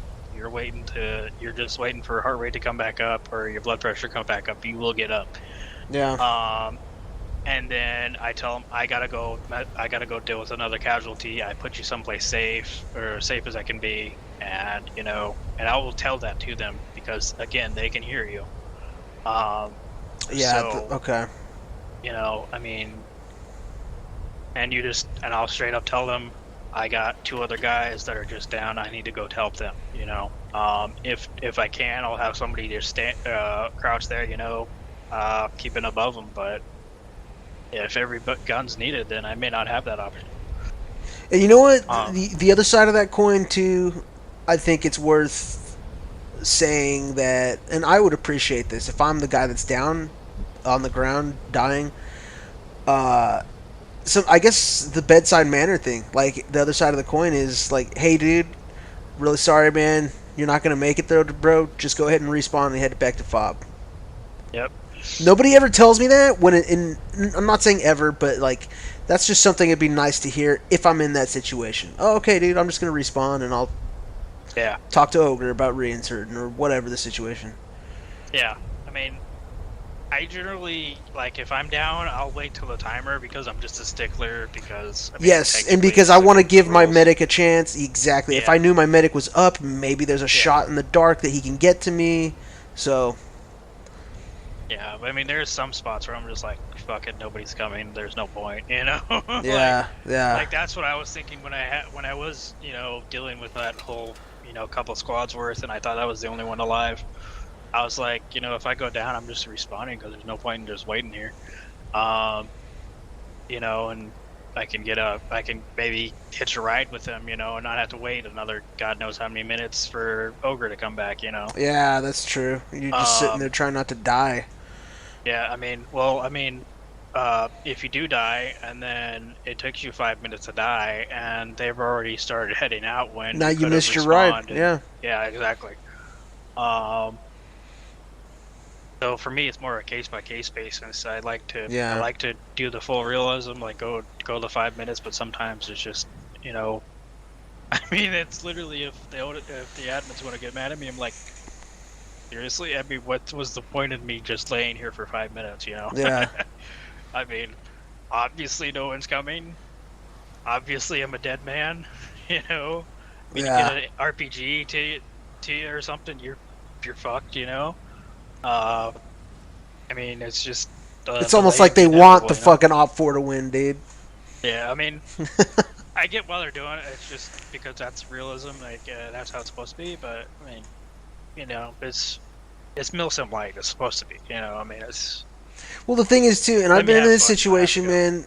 Like, I get on the wrong side of the fucking ridge, on the T80 side of of a ridge that we're all behind Yeah. with my fucking Maws or my AT4, cause and trying to hit the fucking thing because someone called it out.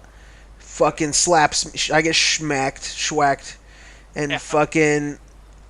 I've been that guy where it's like I'm laying there and I'm gonna wait for that whole timer because it's like, come on, medic, just fucking climb your ass over the fucking ridge. You can get me. You probably won't die.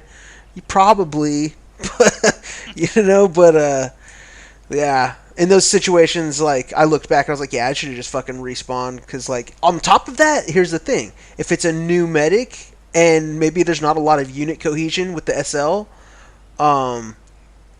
I might get the medic killed because he does go get me. You know what I mean? Yep. And that's why every time I go through this medical training, I'm like, you are the most important asset in this entire squad. Yeah. Your life is more important. I mean, I hate to say it, but that's the truth. You know? Oh yeah, totally. You're the only one who can get everybody back up, including the SL. Yeah.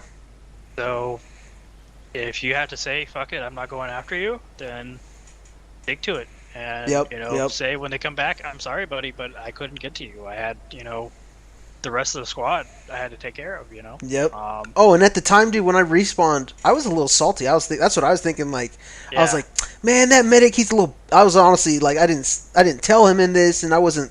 But just to summarize it, I was like, man, that medic, he's a little bitch, dude. He wouldn't fucking just climb over the fucking hill. So what if he gets fucking smacked by a fucking, a fucking round of fucking artillery from a ZU or some shit, you know what I mean? But now I get it. It's really important, that I was the dumbass that got myself killed. So that's the fucking... Yeah. I can't tell you how many times I've been like, I'm sorry, buddy, but that was a dumbass move, Yep. That's the reality. That's the truth of the matter, yep. And sometimes they'll get a little pissy about that, but I'm like... and especially usually the squad's backing me up, like, what the hell, man? What did you do that for? But other times it'll be like, that's true. That was dumb, Yeah. So we laugh about it and we rib about it, but then we just keep going, Yep. And that's what it comes down to. Is just having fun and being able to, give the most people you can have, or you can help have fun. Yeah. That's the whole point of this. It's. Well, I feel like when you strap a tube or a stick to your back, man, somehow you end up finding tanks. It's it's weird. It's funny how that works, huh? I never would have guessed that. And when you find it, and then your squad leader finds him, somehow, for some reason, he ends up saying, "Hey, get all my AT4 on this ridge and take that shit out."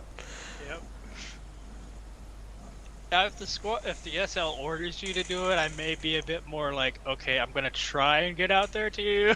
Yeah. Than being like, really, man? Yeah.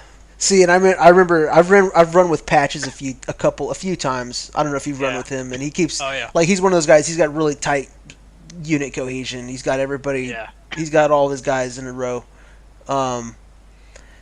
The whole thing about like, yeah, man. Oh, well, this is 1-3 for 1-4. There's a fucking 2 T80s, or even just 1 T80 or something, whatever, a ZU or something.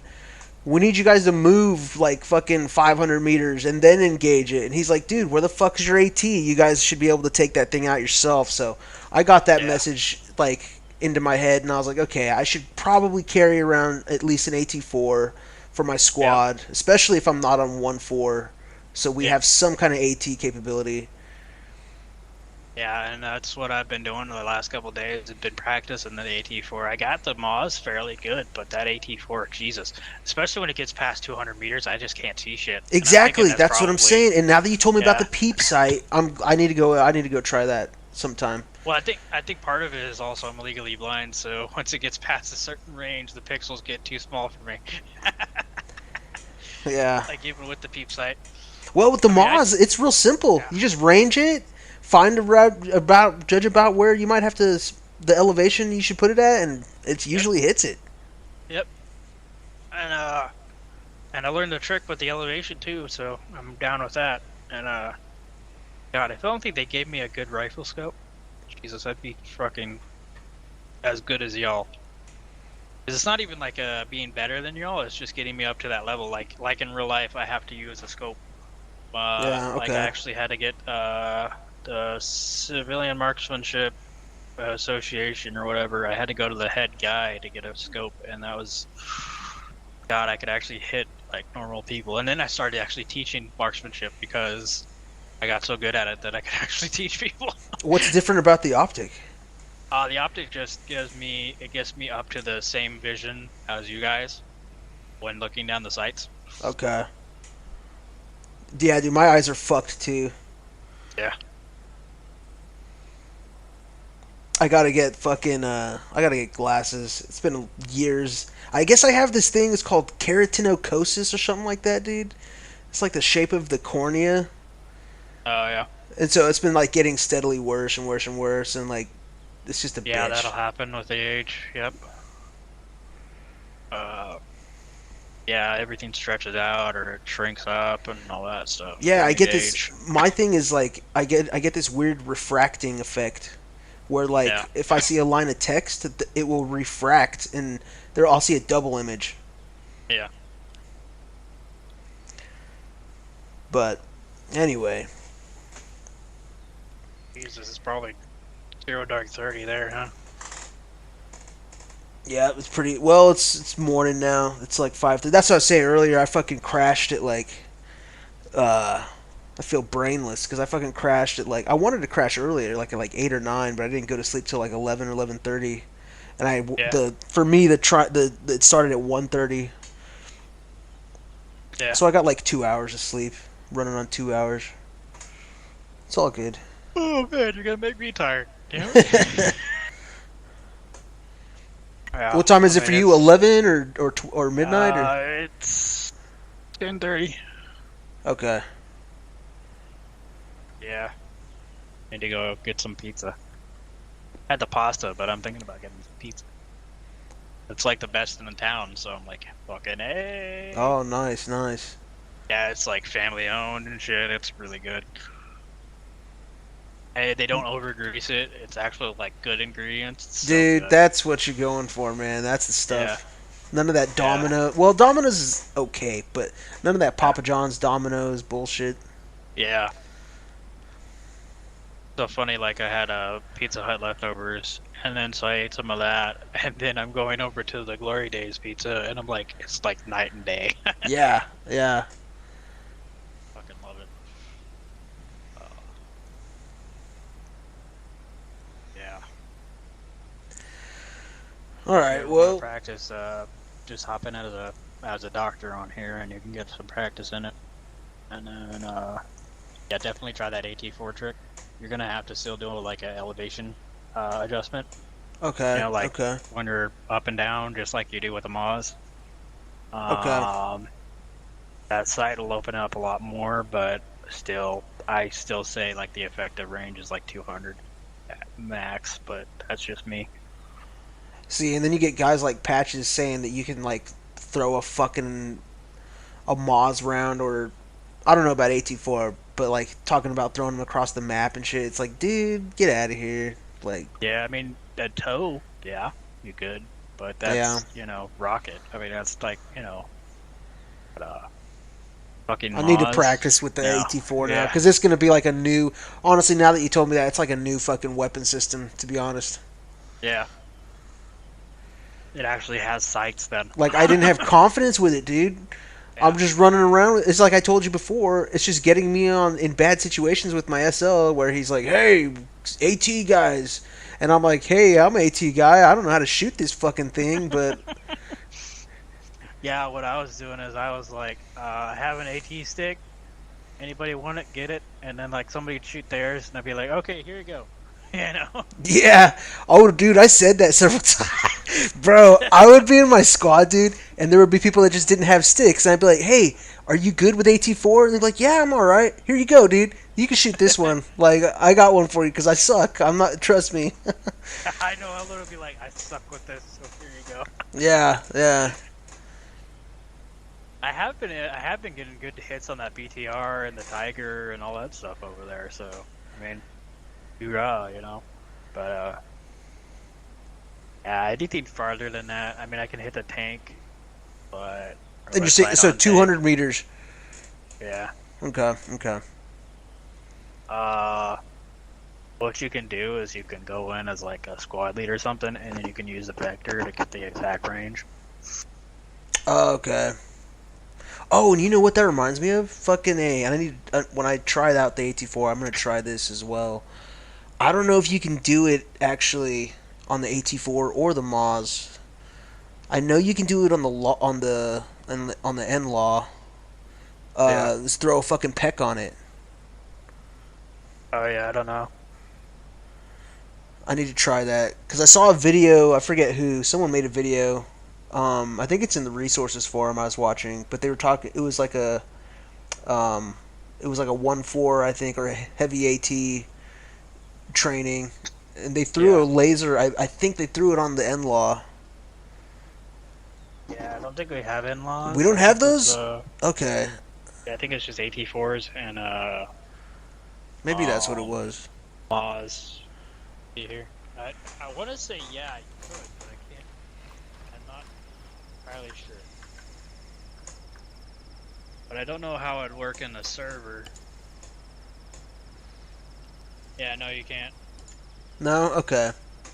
Maybe it was just an older video when the server was different. Yeah. Because I was watching it and I was like, oh, that is so fucking cool, man. Oh yeah, you can do it on the Moz. Oh, the Moz is like that. Okay. Yeah, you can even put a light on it. Not just a laser, but even a fucking light. Wow. For those for those CQB battles. When you need your Moz. What was it? There was some guy who came in and he's like, yeah, I'm gonna be a sniper, blah blah blah. And I'm like, no dude, you ain't. But so I gave him all like this is why you won't be a sniper, and we don't even have designated marksman. And then and then I think it was Conjure or somebody who was like, you can headshot him with a Moz. And then I was like, in this server there is no such thing as overkill.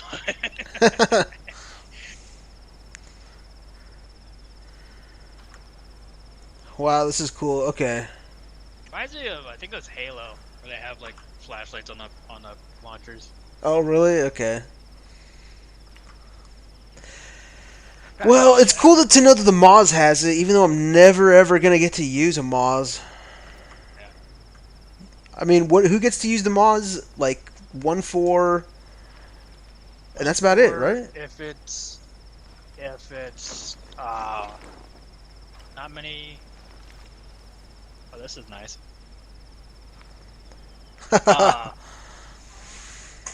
Planking. If there's like a late shift and there's nobody in 1-4, then sometimes I'll open up the crate and be like, you get a Moz, you get a Moz, everybody gets a Moz. Okay, that's cool. So maybe you get lucky sometimes. Yeah. And then, well, SLs get a Moz, right? My SL loader has a Moz on it, I think. I don't think in the server, no. Not in the server? Okay. Okay. I think anybody basically anybody here can like get one on their kit and then use it and test it out. But I think it's the only times you get any ATs are from the weapon crates. Okay. So you can't get anything from the launcher tab in the arsenal, I don't think. See, like I said, I have a Moz on my SL loadout, but that's why I say I'll never get to use the fucking thing, because a couple of different occasions have happened where I'll be out in the field, we have a mass cas, and I pick one off a body. And dude, it wasn't even like 5 minutes before someone else in another squad spotted me, the lowly rifleman, with a fucking Moz on my back, and was like, hey, where'd you get that, dude? And I was like, I picked it off a body. He was like, yeah, you should give it to fucking, like, someone who can use it. And I was like, wow, okay, dude, fucking, like, okay. So they were taking it a little seriously as far as, like, who's restricted to use the Moz and like, But then there's other situations I've run into where, like, with patches. Bro, when you're on patches' 1-4 squad, every Moz round that comes out of that squad, he knows about. You know what I mean? Like, he does not like it for people to waste those 55 and the 75 rounds, which is smart, you know? Yeah, because you only get a few of them. Yeah. Poor Torvas, he's young and he misses one, and Patches is like, what the hell, you know, and like, no, he's doing his best. He's actually a fairly good shot. It's just he missed one, you know. Oh my God, he missed the round. Oh God, you know, I mean, it's like it's gonna happen. Yeah. But yeah. Well, all right. I don't know if I've played with him yet. I don't think I have. Oh, he's a good kid. I think he's English. He's like 15 or something. Okay. Yeah, there's some people who are like, oh my God, I'm not 18, you know, and I'm like, as long as you have the maturity level of an 18-year-old, which, let's be frank, 18-year-olds don't necessarily have the best of maturity, to be honest. Dude, fucking 30-year-olds don't have the best maturity for that, you know? Like, yeah, I mean, I was born 35, for God's sake. I'd be like 50-something, you know, or 60-something by now. Yeah, I don't even... it's like, it's weird, like, now I'm actually getting into coloring and all that shit, you know? And then I was like, where was this when I was looking? And Mom's like, it was there, you just didn't want to do it. You wanted to read books, or you wanted to, you know, do all this stuff. I'm like, well, this is fucking incredible, you know? But I mean, it's just like, you know, all that shit. But, yeah, it's so funny. When I hear people like, it must be an 18-plus maturity level, I'm like, okay, good thing you included the plus. Yeah. But, yeah, he's good. There's some other kids, too. Well, I mean, the amount of people that are willing to spend time and teach people has been really good, I've noticed. Because, like I said, dude, I had the game for like a year, and I was just like, I wanted to get the mechanics and all the other things about Arma down. That way, the only stuff I had to worry about was like the social and like all these other things, right? So yeah. So it helps when guys are like showing you shit, and they're like, "Hey, man, like here's how we're doing it." You know what I mean? So yeah. I'm always looking for those people, and I'm always trying to be one myself, you know? Yeah. You learn so much about it, because when they want to teach you something, that's when you're going to learn the most. When it's like, I have to teach you this, you're not going to learn very much, you know? Yeah, and you know, at the same time, too, I've noticed, like, I thought that I was going to be, and I have been that guy, don't get me wrong, I'm not perfect by it. I've given you plenty of stories where I've been that guy. Yeah.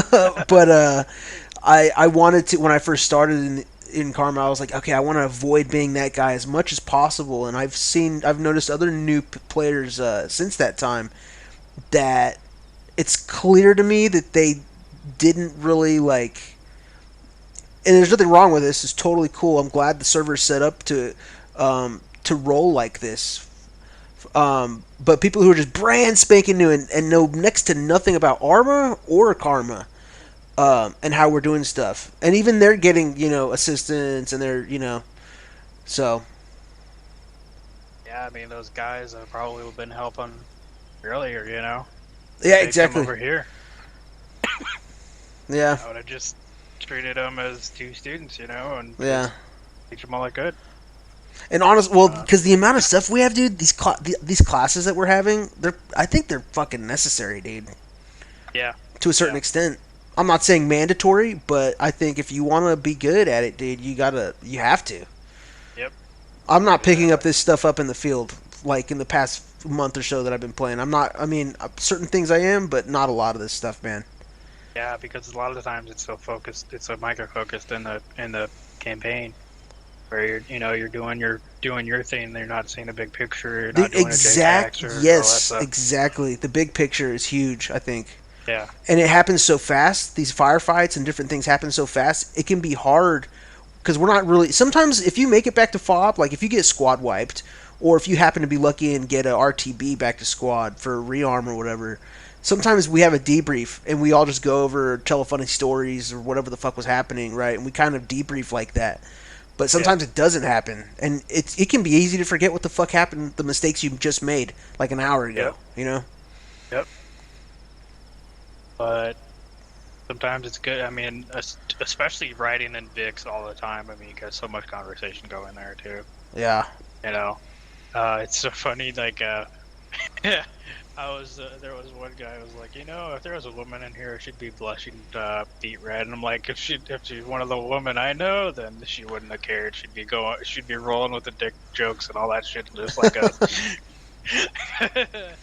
But I mean, I have plenty of friends in the military and, you know, nursing and all that shit. So I mean, it's like, yeah, but it's so funny. Like, but anyway, like the amount of comments and stuff you'll have, the ribbing too, like the, you know, poking fun at each other. You know, it's a good reminder even sometimes. You know, like, oh yeah, I did do that stupid thing. You know, and you know, it's a good reminding you. I mean, there's been a couple times where I was almost gonna do it again. Somebody mentioned it, and they're like, yeah, I'm gonna rethink this real quick.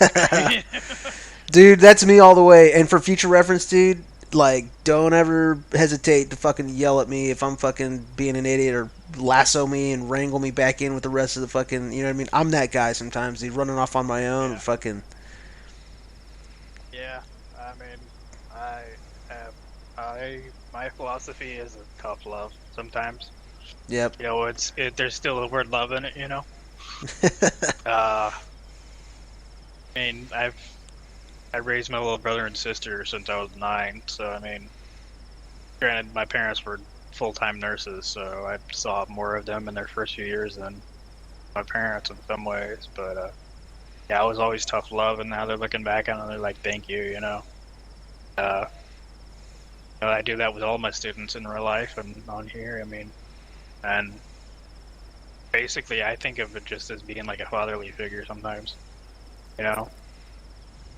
The one who's not afraid to let you go, you know, be an idiot, and then come back and be like, okay, what happened, you know?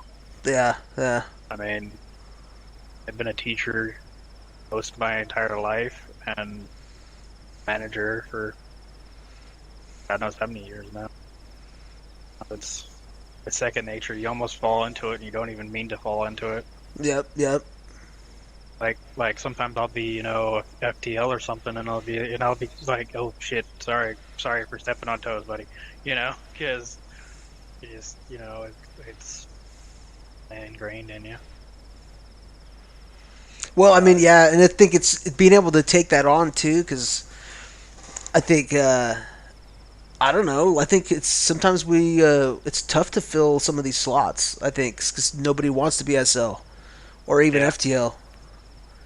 Yeah, I mean, because a lot of time, if you make a mistake, people are mad at you, or right, exactly, or you know, it could be the platoon leader who's mad at you, and you're like, and I mean, I've had squads where they didn't give a shit what I said, you know. I'm literally have to tell platoon leader, I'm like, I'm sorry, I'm telling them to do shit, but they're not doing it, you know. Yeah. They want to goof off and shit, and I mean, there's a time and a place for that, but then we're also trying to be part of a bigger group, and I think that's part of what they didn't understand was, you know, you have your buddies and everything in your squad with you, but you're part of a bigger picture, right? You know, right? And you know, like one of those learning moment experiences for me was I slotted up as a FTL one night a couple weeks ago, and I was like, yeah, I'm gonna do something different. I've done medic, I've done fucking this, I've done that. I'm gonna do FTL. Everything's going fine, and then our squad leader leaves. And then 1-6 gets on the horn, and he's like, "Hey, I need an SL for your squad." Yeah. And so I was like, "Hey, dude, I'm gonna jump on it. I'm just gonna do it because you know, I get 2 roles basically. That's how I looked at it. I looked at that like, oh, I slotted as FTL, but I'm gonna get a double here. I get 2 for 1. And so I jump on it, and I'm trying to communicate with 1-6 and stuff, and try to wrangle the squad, and try to look at the C tab and engage different people and keep. It's a lot, you know what I mean? I'm sure you know. It could be a lot.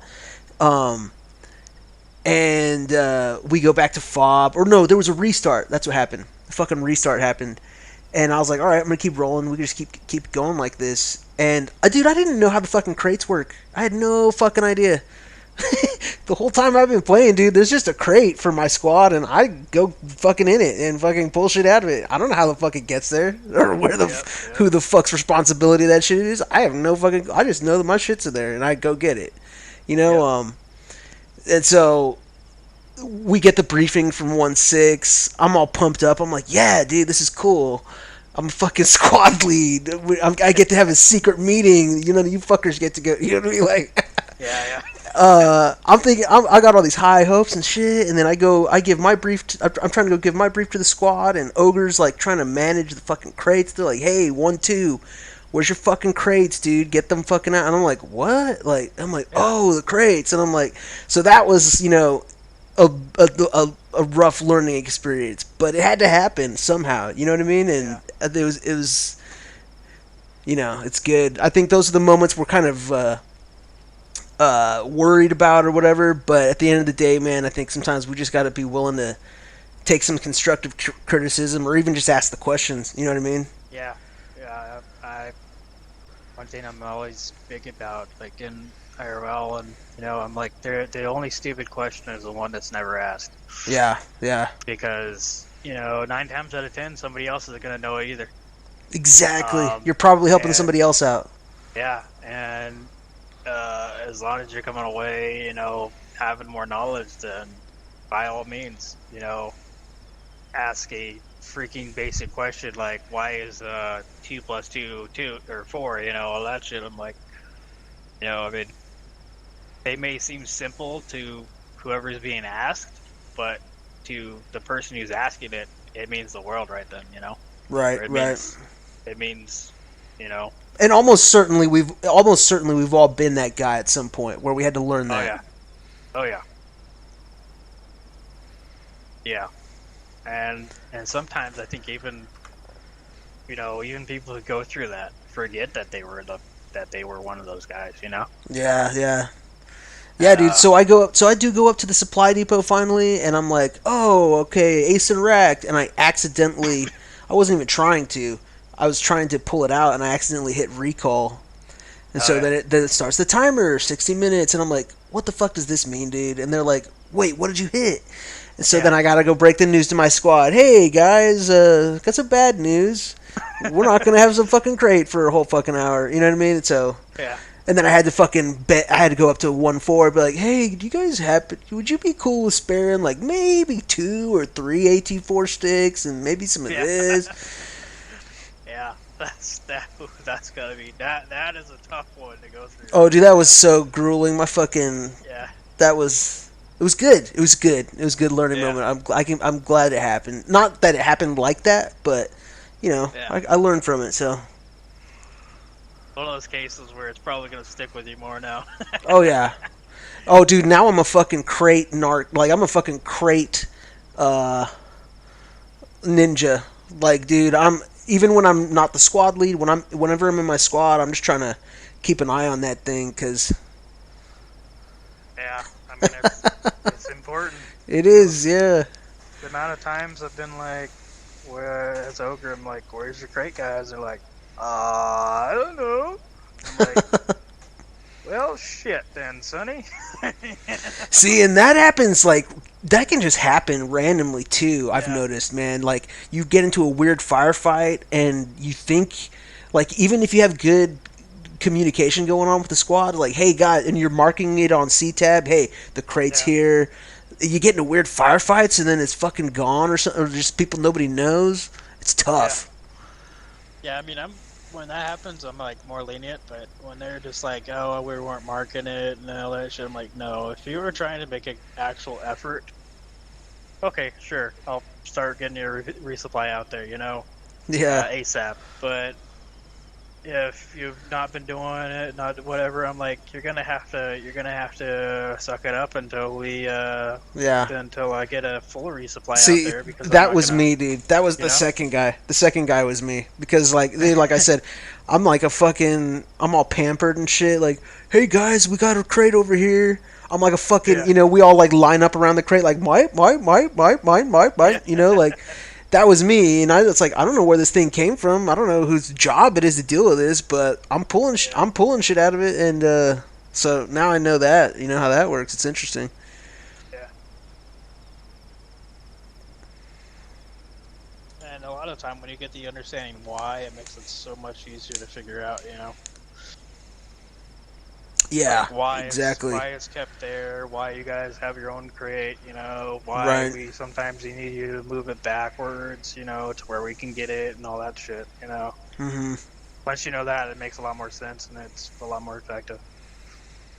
I mean, like when you're doing Ogre too, like you most of the crates stay the same, if not all of them, totally the same, right? Generally the only difference is we do a 1-4 crate. Well, right. We have a first platoon crate, and then if we have a bunch of AT, like let's say we haven't had any ogres on, so it's just been collecting, or you know, the ogre's been super busy, so they haven't gone back and refilled it or whatever. We may have a third crate, which is just strictly AT. But that 1-4 crate's going to have 240 belts in it. However, we'll take the 249 out of it, put some mags in there, you know, all that shit. And, but like between like 1-1 and 1-2, like you won't have to. Yeah, it's all the same. Okay, yeah. Okay. That generally goes in the first platoon resupply. You know, sometimes if we know it's going to be very heavy engagements, we'll bring the crates out for them, and then we'll return them and then refill them individually. But you know, sometimes we may have a collection point and we just put, you know, 2 full ones in there and then be like, okay, squads, there you go. You know, really depends on what the circumstances is. It's like when I was talking about the medic stuff. I can't tell you straight up what to do. Right, there might be like a RTB for a rearm or some shit, or yeah. Okay. It's all fluid. It's all, you know. Yeah. Once you have the basics, once you know how things work, then you're able to build on that and adapt it to any scenario, basically. You know? Yeah. Okay. That's all we can do, is just give you the basics, give you some tips on what might happen, and be like, here you go, buddy. Have fun. It's not exactly throwing you out, you know, into the snow or whatever, but it's... Yeah. You know, it's... At least we're giving you a good coat and it's a good baptism. It's a good baptism. Yeah. Yeah. Yeah. We're warming up the water there. Because you know what, man? Yeah, and you know what? At the same time, dude, sometimes you just got to do it. Like, sometimes you just got to just to get out there and do it to see what it's like. Yep. Oh yeah, that I went through all the Savage training. I went through all the Ogre training, and I still learned more on that first day of being Ogre and that first day of being Savage than I did in all the training, because. And that's in server. That's in lib. Yeah, you have all that training that you've done, but then there's so much in the application part of it that is a lot more fluid and a lot more you have to. Okay, this skill goes here, and I use it to do this, and then I do it to this and this, and then, you know, it's applying the training to the actual thing, and I mean, the training can be even extensive, but it's still not going to prepare you for that exact thing. Yeah. And, that's where you learn so much, is being able to just use those skills, build on those skills, and then learn. And it's like I'm a sailing instructor, for Pete's sake. We do a ground school one day, and then we put you on a boat with somebody else, and then you learn. And you know, you put all those skills that you learned in the classroom into practical things. You know, it's you learn, you know, so much there. Like you can't get, because some topics you can't even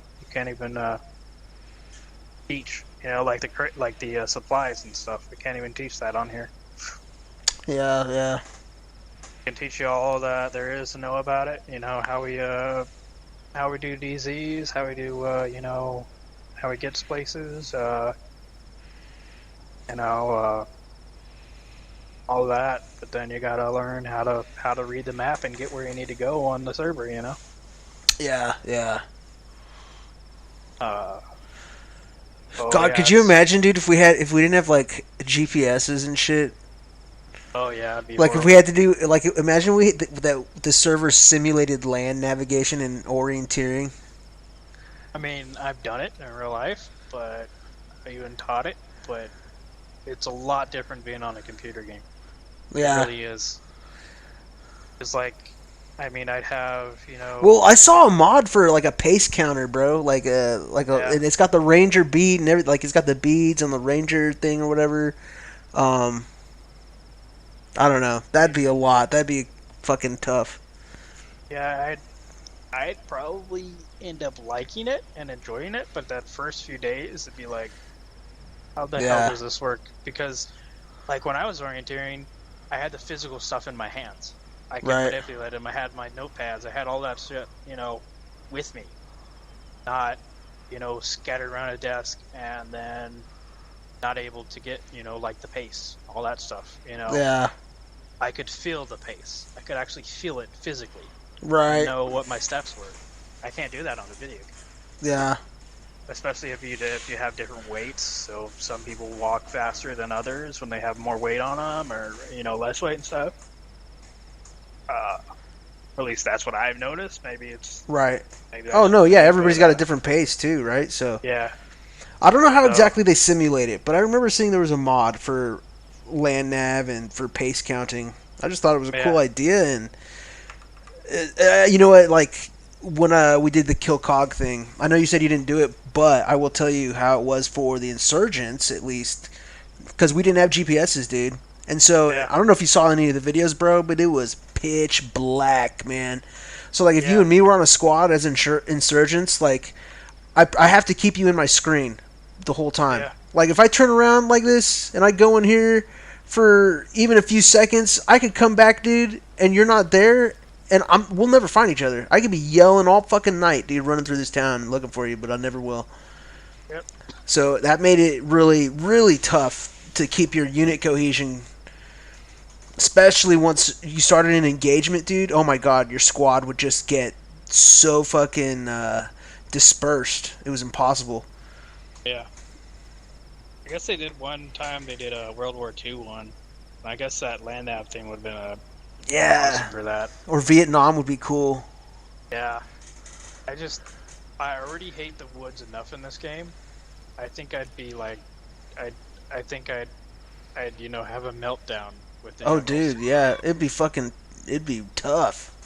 Because I swear to God, you cannot see them at all, and they can see you and still shoot you. And I'm like, this is fucked up. This is not how it works. I guess there's like no way to change that or something. But yeah, it'd be like, it would literally be like the Viet Cong, like legit, like even on steroids, Be like, holy shit. Well, they got mass gas. And they got mass gas. And they got mass gas. And the guy's going to get them. You'll never guess what happened. Yeah, I don't know. It is really, the AI is very hard compared to like what I prefer the AI at. Like if I'm gonna go play vanilla Arma, or not vanilla, even if I want to mod the shit out of the single player campaign, like the AI is, I have to dumb it down because the AIs are fucking nuts, man. Yeah. Hello. Taking TeamSpeak. Oh, hello. Yo, yo, yo. Hello. I want to put yourself on shouting. Control tab. So you see a big, like cartoon thing in your hand.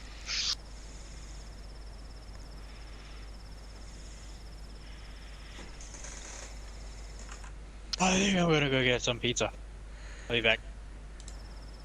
That sounds good. I'm probably gonna get off though. I'm probably gonna jump off. And... I think, good lord, we've been talking for like 2 hours. Yeah, for sure. It's all good though. I enjoyed every second of it though. Yeah, for sure, man. I appreciate the time, and the medic training was cool, dude. Went over some shit I definitely did not know. I'm glad we did it. So. Yeah, you are now officially fully ogre certified. Hell yeah, man. Hell yeah. I'll work on that. I want to work on that patch. 'Cause like I said, I was pumped for my swag, so Yeah, I'll that's figure it really out. Cool. You earned it too. Cool deal. All right, man. Well, You'll double earn it when you get into the server. oh yeah, start putting it to use and shit, man, for real. Oh yeah. Were you guys? You what know, I like is go ahead. that people respect you when you're an ogre. They actually respect you. Or if they know Really? that you've been doing ogre. Oh they respect yeah, you. Not just have the patch, but actually done it. You know. that makes sense. They probably talked to you too recently. Yeah. If you're 'Cause ogre. I'm like, we're without the company or without ogre, there is no company. For real. Yeah. Because there's no supplies getting in. There's no vehicles. There's none of that. There's no. Oh shit! I need bags now. You know, Yeah. There's none of that. I mean, you know. There's, Oh, I died. I need to get back out there. Yeah. Yeah. Yep. Vital. Oh, I'm sorry that Sam is preventing Stalker from picking you up. I guess you're just stuck here, kind of saying, Yeah, like the whole minefield. I didn't know how we dealt with minefields. That was interesting yesterday or the day before. Yeah. I wish it would have worked better, but that was hilarious, dude. Dude, I was thinking probably what you were thinking on that first one, like, damn, that guy got pretty fucking close to that fucking thing. And then you're like, let me try, let me see what's wrong with this shit. And then we're both crawling up, and then click. Yep.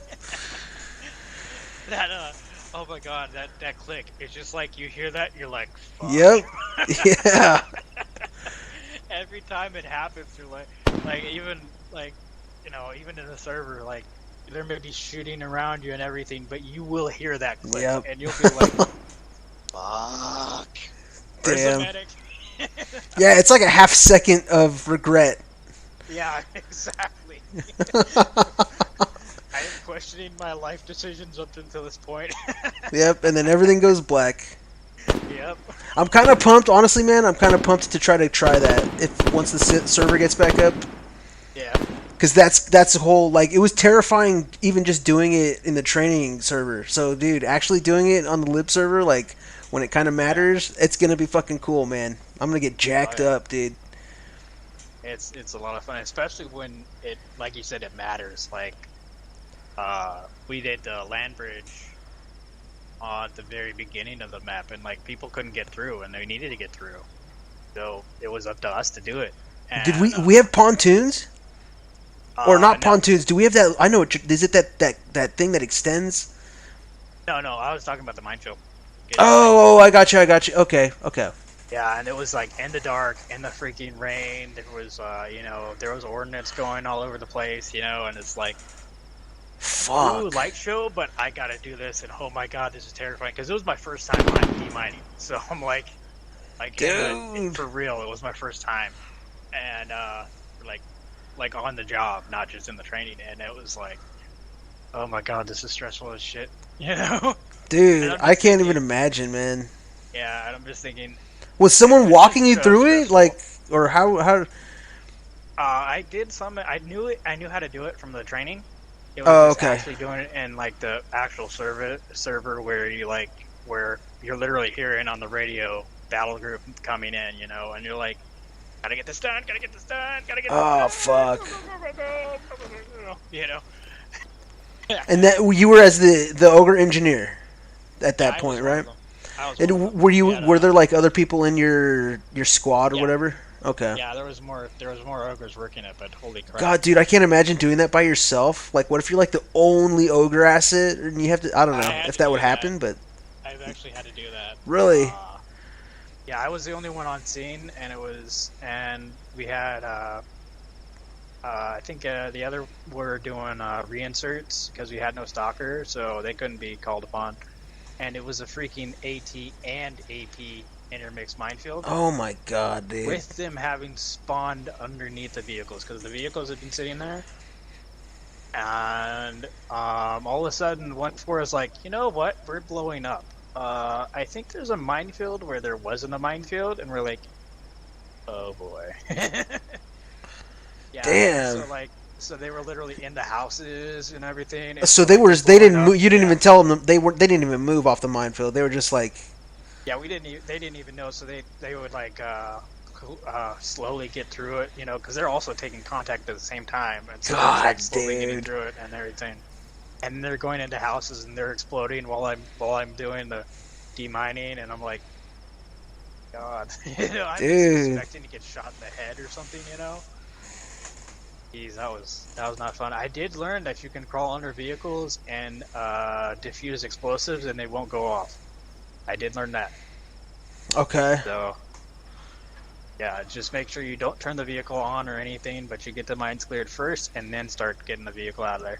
Okay. And it was close to restart too, so I had to basically clear a path and then just get them the fuck out of there. Oh my god, dude! Yeah, now that's fucking stressful right there, dude. Yeah, if they're telling you, like, bro, we've got 5 minutes till the restart, dude, and you need to clear this path so we can fucking keep these cars. Oh my god. Yeah, I know, that was the hardest part. I'm like, oh god, please help me. How many of you were working on it? Just you? It was just me. Fucking A, bro. That's so fucking ridiculous. I was so proud I got them all out of there. Dude, good shit, man. Yeah, it was. I actually sat down and I had a good swig of whiskey in celebration on that. Dude, that's fucking nerve-wracking. Yeah, I earned my patch that day. Hell yeah. Well, one of the times I earned it. Man, that was... God, man. See, like, if you threw me into that, dude, like, I mean, well, okay, you got the ogre training, so I get that. I don't know, the squad leading, I don't think it should be permed. It definitely shouldn't, because people need to, that's what I was kind of saying before, people need to go slot up as FTL and squad lead just to learn, just to hear, you know, like, because it's going to take multiple times, I think, of slotting up as a squad leader in FTL before you're running and gunning with it. Yeah, that's, I mean, yeah, I'm still learning every time I put my SL hat on. But if you'd have thrown, if I did not get an ogre training like you know, you told me you did get, and you throw me into that situation with a minefield and I got 15 minutes, dude, can you imagine how fucking chaotic that could be? Shit. Yeah, it can be, but like I tell people, just try and ignore everything, and just get focus on your job. You know. Yeah. That anxiety is still going to be there, but that mine needs to get defused, and that mine needs to get defused. That one needs to get defused. Okay, now I got the vehicle out, or now the vehicle's clear. Now I need to pull that thing out. Careful, careful, careful, careful. Okay, next one. You know, just go step by step. Yeah. And just hope and pray that the line holds. Well, dude, good job getting all that out of there, man. Shit. That was that would have been a lot to lose, the whole, you know, for the company, honestly, if we lost all that shit, so. And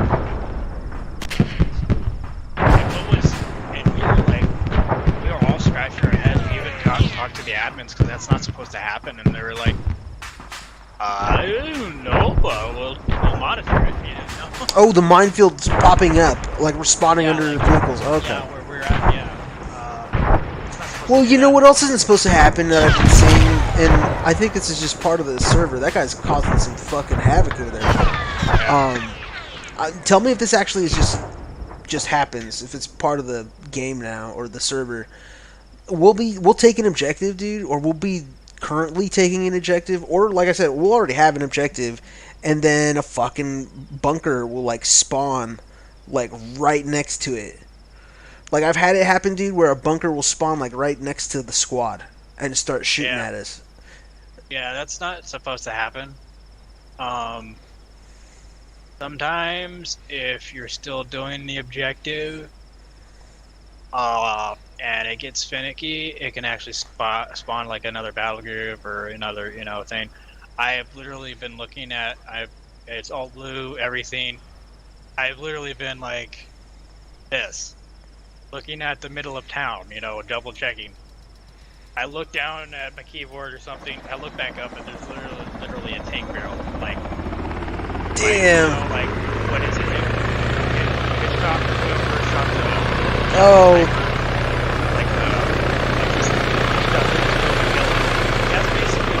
That's basically what I was looking at. Yeah, that's crazy. That was, okay. That was like holy shit. And then there was literally guys spawning on top top of us. Like I was with myself, and he goes down. I'm like, what the fuck was that? Oh, hi, Russian Wow. squad. You know?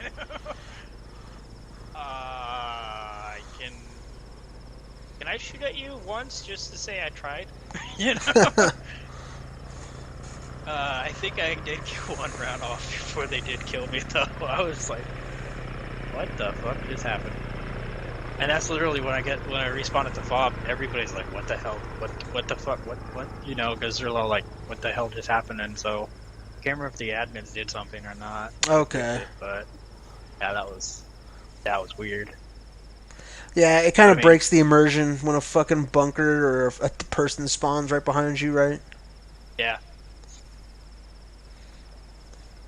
Yeah, it does. And then you're also like, why did this happen? We had the point, you know? Yeah. Well, and you know what that reminds me too? Like we were talking yesterday or whenever it was, the day before, fucking... It would be cool to see mine detectors starting to get dished out to these squads, I think. Yeah. I've actually wondered that why not ourselves? Like, or myself, you know? I was thinking, you know, maybe an FDL or something, because I frankly do not agree with the whole idea of putting the SL in the front. That is absolutely idiotic to me. Yeah. Each squad honestly needs an engineered role. Yeah. I mean, you could do it as a second grenadier or something. Yeah. Or a rifleman, fuck it. I mean, we have rifleman slots. Honestly, like, that's kind of weird to me. We have rifleman slots that are just, like, their only job is rifleman. Yeah. We could give them a couple other, one other task, I think. Yeah. I think people like that slot, at least me. I like that slot when I was beginning because it's a easy, approachable, pedestrian slot. Yeah. Oh, I get a gun and you tell me where to shoot? I could do that. That's easy. You know what I mean? Yeah, I mean, like, have one rifleman in each squad, but then have, like, the second one be, something like that. Or have something. Like, they have a mine detector on them. Maybe not even give them a disfusal, but just a mine detector. And, yeah, that'd be a good idea. Yeah. I do wish they would take off the screen, because apparently the Android has a mine detector thing in it, but it doesn't work. And so sometimes we'll turn that on thinking it works, and then, you know? That sucks. Yeah. Like, I literally have one right now, but I know I know it doesn't work because I'm a doctor. Oh, okay. Because you hit the tab, or not the tab, but the bracket keys. Comes up. Right. It wasn't working yesterday. No. Oh, wait, so doctors can use mine detectors? I didn't know that. No, we can't. It's a part of the Android thingy, or the CTAC Oh, thing. the Android thing. That's right. That's what you're telling. Right, okay. But, an ogre, theirs was you have a physical mine detector that you put in your uniform. Right, okay. It'll actually work. I think it's just where the training server is set up. Every once in a while, it'll work. Like, I don't have to ace interact with anything normally, though. Like, it's automatically, when in the server, normally, if I just have the mine detector on my uniform, I'm good to go. Put your bracket keys until you get it where it's showing, and then it'll work. It doesn't work if you have it, not on. I mean, okay. Quote on. Does it make an audible noise then too? Then when you ping something? Oh, okay. Well, it'll start beeping, very slow beep. Then it'll start getting faster, and then you can actually, if you look directly at the mine, you can hit the T key, and it will. It has a blob at the start, but then if you hit that T key, it'll be much more distinct where it's at, and then it'll stop beeping. Okay. Yeah. What you can do is go into the editor, lay down some minefields, and then try working with it that way. Yeah, that's a good idea. Yeah. And you also want to look at the IDs too. Oh, so just so you can ID them, right? Yeah. Generally, don't even try and go to defuse them. Usually either controlled det with explosives or we just shoot the damn things. It depends on how covered it is and if someone can get a good shot on it. Right. If there's a bunch of civilians around, we may try and disarm it. But go and look at the resource and videos, and it will show you. It'll say something about the shorter side or something. I can't remember the top of my head. I just went through them and then kept blowing myself up getting the right line to get to it. And just practice that over and over again. Put them in different angles and all that shit. And also try and practice blowing them up, and just that sort of stuff. Okay. I need to work on that. Honestly, the two things I need to spend time on are like the different ordnance for the different airframes, the ordnance for Savage, and like some of the stuff that you were showing, which I'm glad you did, for taking out all the VIX yesterday. I recorded that. I go back and watch it. I'll probably try to get even a better idea of all the VIX, because there's a lot of fucking VIX, man. And then there's Op 4 VIX that you want to have an idea of. What I remember is Tiger looks like a generic truck. Yeah. Well, it looks kind of like a Humvee. The BRDM has 4 tires. The BTR has 8. Oh, okay. Okay. It's quite boxy, and it doesn't have a grill in the front. Right. Yep. MP often has the anti-tank launcher on it, and it'll have back doors. How do you tell a BTR apart from a BDM, for say? BATR is wheeled, the BDM is tracked. Oh, okay. DMP, BD, tracked. BTR, and BRDM. Actually, that's what I'm talking about. The BRDM and the BTR. That's what I'm talking about. Not the fucking, not the MBT, not the battle tanks. How do you tell those apart? The BRDM and the BTR. BRDM has 4 wheels, so it's 2 per side. Okay. It looks like a little scout car, and the BTR has 4 per side. Okay. Don't ask me how to distinguish the T-72, T-80, and T-90. I haven't got that far yet. Those are fucking tough.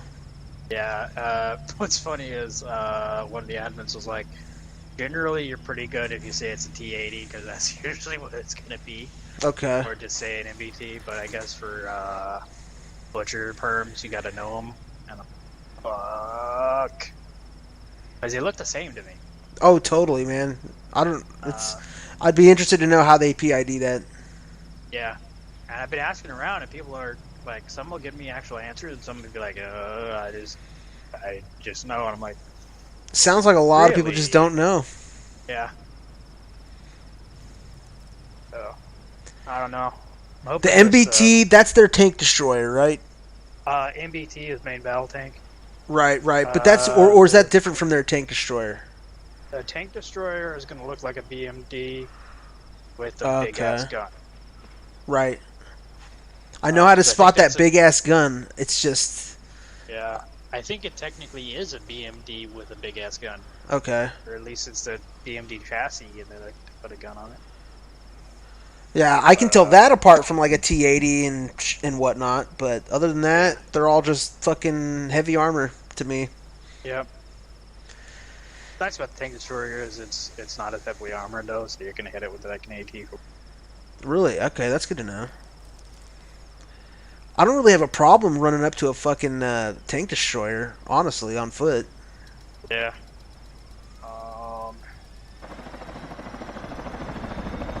He already died. Yeah, that's me. Oh, dude, that's been me. I've been there. I've been the one to learn the stalker. My team help the community. So. Yeah. That's Dude, flying the UH-60s.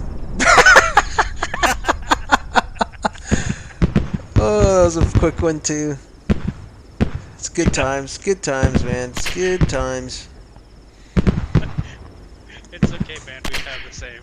We'd all be the same right now. The next thing I'm learning is a stalker. What are you flying there, the Little Bird? I think that's what he was flying. If your lips are moving, we can't hear you, buddy. But those Blackhawks, man, the UHs, those are... I can't even start them up, dude. Yeah, just starting them up is fucking nuts, man. Yeah, I mean, I've seen the video to start them, but I'm like, holy shit, that's so much. It is. It's tough. Have you ever gotten your RHS to work? What about it? Have you ever gotten it to work, like with any of the airframes? I don't know. I haven't really messed with the stalker stuff yet.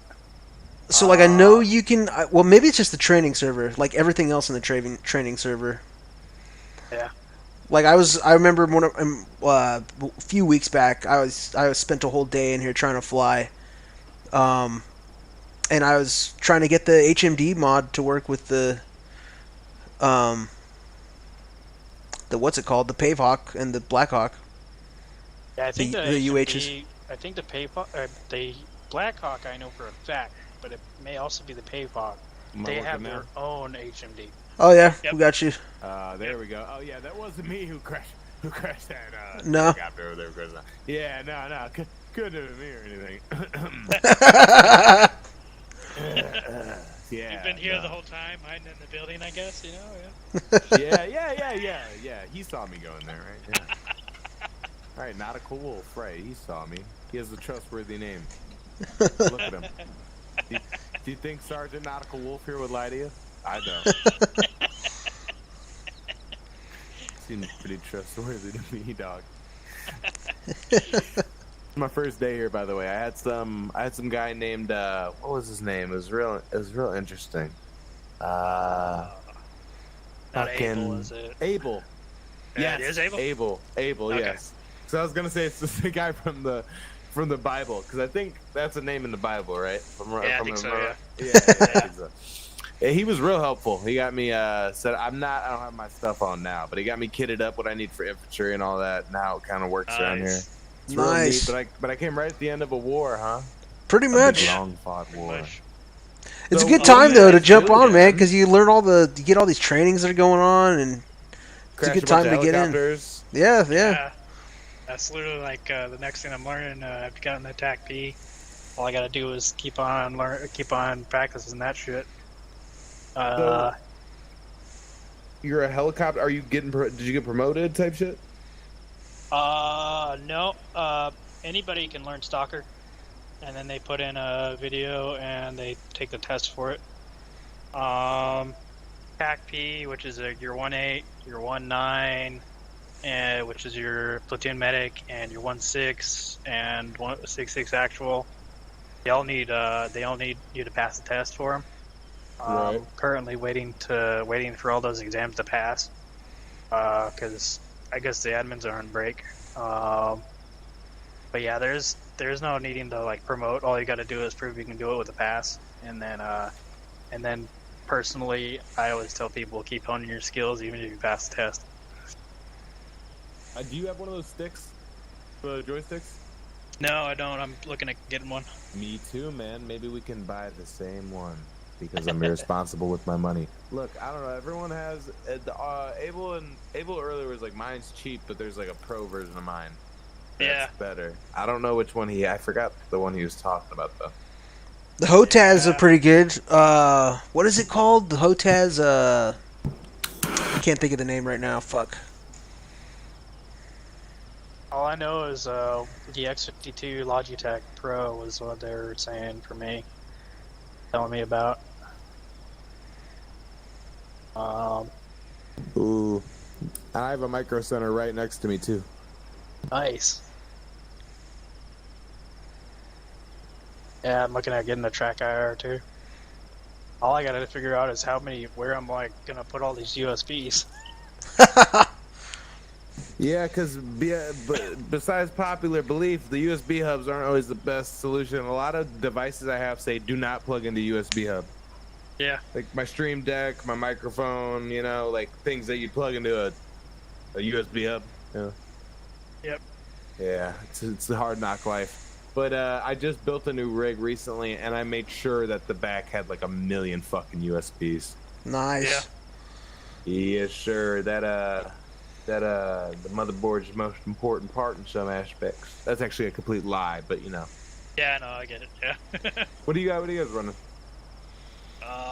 It's an old rig. It's an X30 370 Pro motherboard. AMD X70 or X700. Whatever the 8-core one is, a couple of years ago, or about 5 years ago. Then a GTX 970, 32 gigs of DD4 RAM. Oh, nice. And an SSD. What are you running this game on? Like graphics wise, like high or medium? I do it low because I think it's an old card, or some weird shit's going on.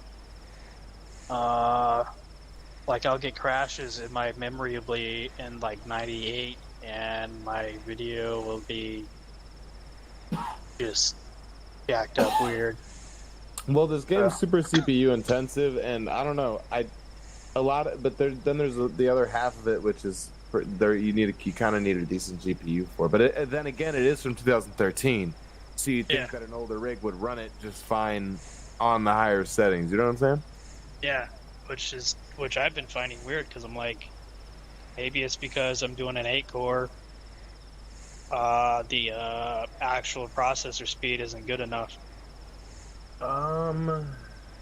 8 should be enough, though. I'm thinking for this game at this day and age, you'd think. Well, I think it's not a multi-processor or multi-core game. I think it's just one processor. Oh, wow! I'm surprised you enjoy. I don't know. I'm one of those weirdos who can't enjoy games unless they look visually appealing to me. You know what I mean? Like I'm also legally blind, so it's not anything that looks good is visually very. Nothing is visually appealing anymore. Yo, I was wondering why you guys weren't talking to me at the beginning. I'm like, these fucks, and then I'm realizing my fucking TeamSpeak isn't working. Yeah, I mean, Go figure. Like, yeah, because I figured you were trying, but. And and I was like, check your TeamSpeak, and then you went off, and I'm like, okay, I guess. Every time I crashed, I went and checked it again, and then I found the issue. I did. So it just took me 6 crashes to learn.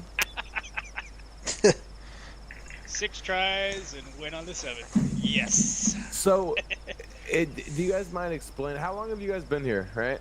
I guess this is my first question. Month and a half, probably. Whoa. Though you wouldn't think that from hearing me. Right.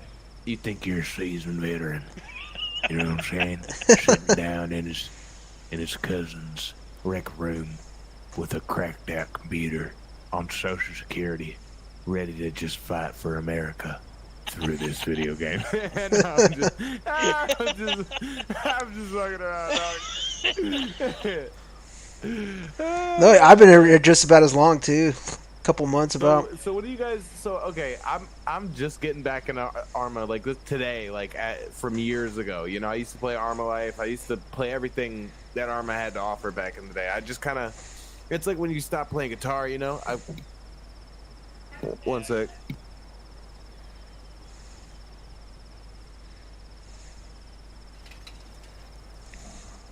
My bad. Anyway, so it's kind of like all my muscles are a little squeaky, you know. So like, so from what Abel was telling me earlier, it's a war that's just constant, right? Yeah, it's 24/7, 24/7 server. So anytime anybody's on and it's above 10 people, we get a battle group spawned. So a lot of the time in the night shift, we're literally like begging people, please, if you're going to come on in mass. If not, just stay the fuck away. Right. But, So how many people come on at night usually? On a good night, let's say. It could be, 20, 30 on a really good night. It could be as few as, maybe half a dozen. Okay. And a lot of times us ogres Oh will be man! doing, if we got like half a dozen people, dude, that's ragged. Well, the nice thing about It's it raggedy, is son. if it's right at restart and we stay at that level, battle groups aren't going to spawn. So generally, all of us will be doing Logi runs. Ogre shit. Yep. Yeah. So like Stalker What the fuck will get is in that? and Explain this terminology, yo. Ogre is ground logistics, reinserts, resupplies, EOD, He's a true-blooded mining, American. and yeah, I think that's about it. Oh, I understand now. All right. That sounds so. We just kind of do the bitch work. Pretty much. I mean, it's fun. I'm down with it though. You know what I'm saying? Yeah.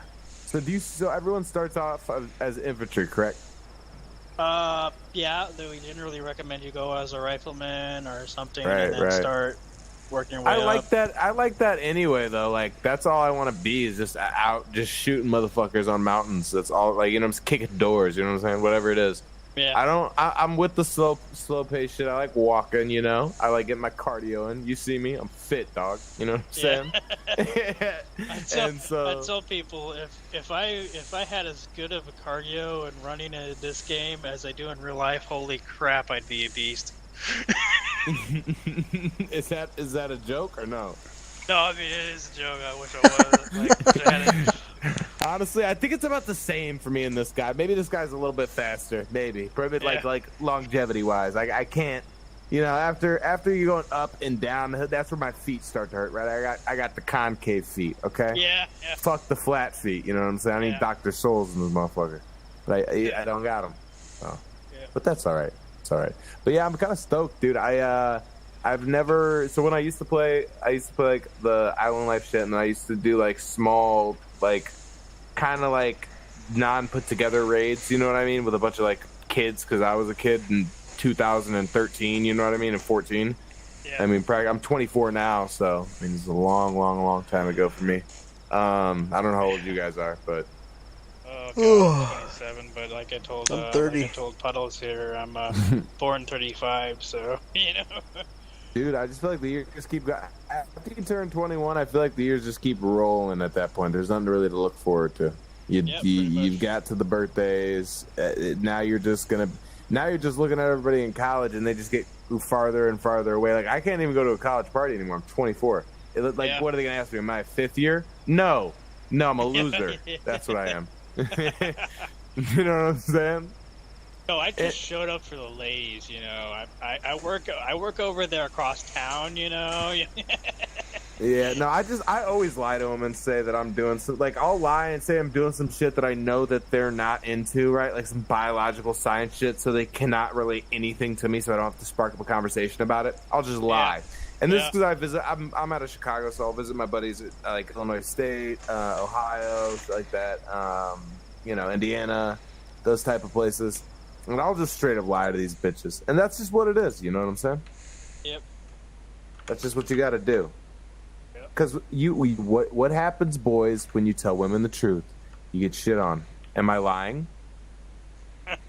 Am I telling a lie? Yeah, Every once in a while you get a good one. But. Yeah, of course. No, not all women are bad. I don't think that negatively. But I do think that the majority of the women in like this type of, like, I guess my generation, you could say maybe a little bit younger, maybe like people who are 21 now, let's say, they're doomed, dog. Like, do you see what's going on social media and shit? Yeah. Yeah. I kind of have to. Which. Yeah. Sometimes I want to just bleach my eyes at the end. Do you have TikTok? Oh God, I avoid that like the plague. I find some funny ass videos on there sometimes though. You gotta just get on the right section of TikTok. You gotta get on the right. Sorry, I don't have people dancing and shit. I have there's just funny, weird, dark memes on my shit. I don't know. It is bad for you though, I think. Oh yeah. Plus the Chinese are spying on us. They are through that damn app, and it's probably something Obama had to do with it because he's a damn reptilian now. By now we all know that. I mean, shit. Haven't you seen him going green lately? You know. Oh Lord! Oh my God, dude. How long till they come out with another map? Abel's like a month. It looks to be at least a couple weeks, maybe longer. Especially with the admins taking vacation. So we have done this map that's coming up before, so that may ease the process. It's just how much scripting and shit they got to do. Now, when you and I say think map, it's- what do you mean? It's a different map, or just like? Yeah, it's this time we're going to Altus. Last time it was MSK E, which was like 4 maps to put together, maybe.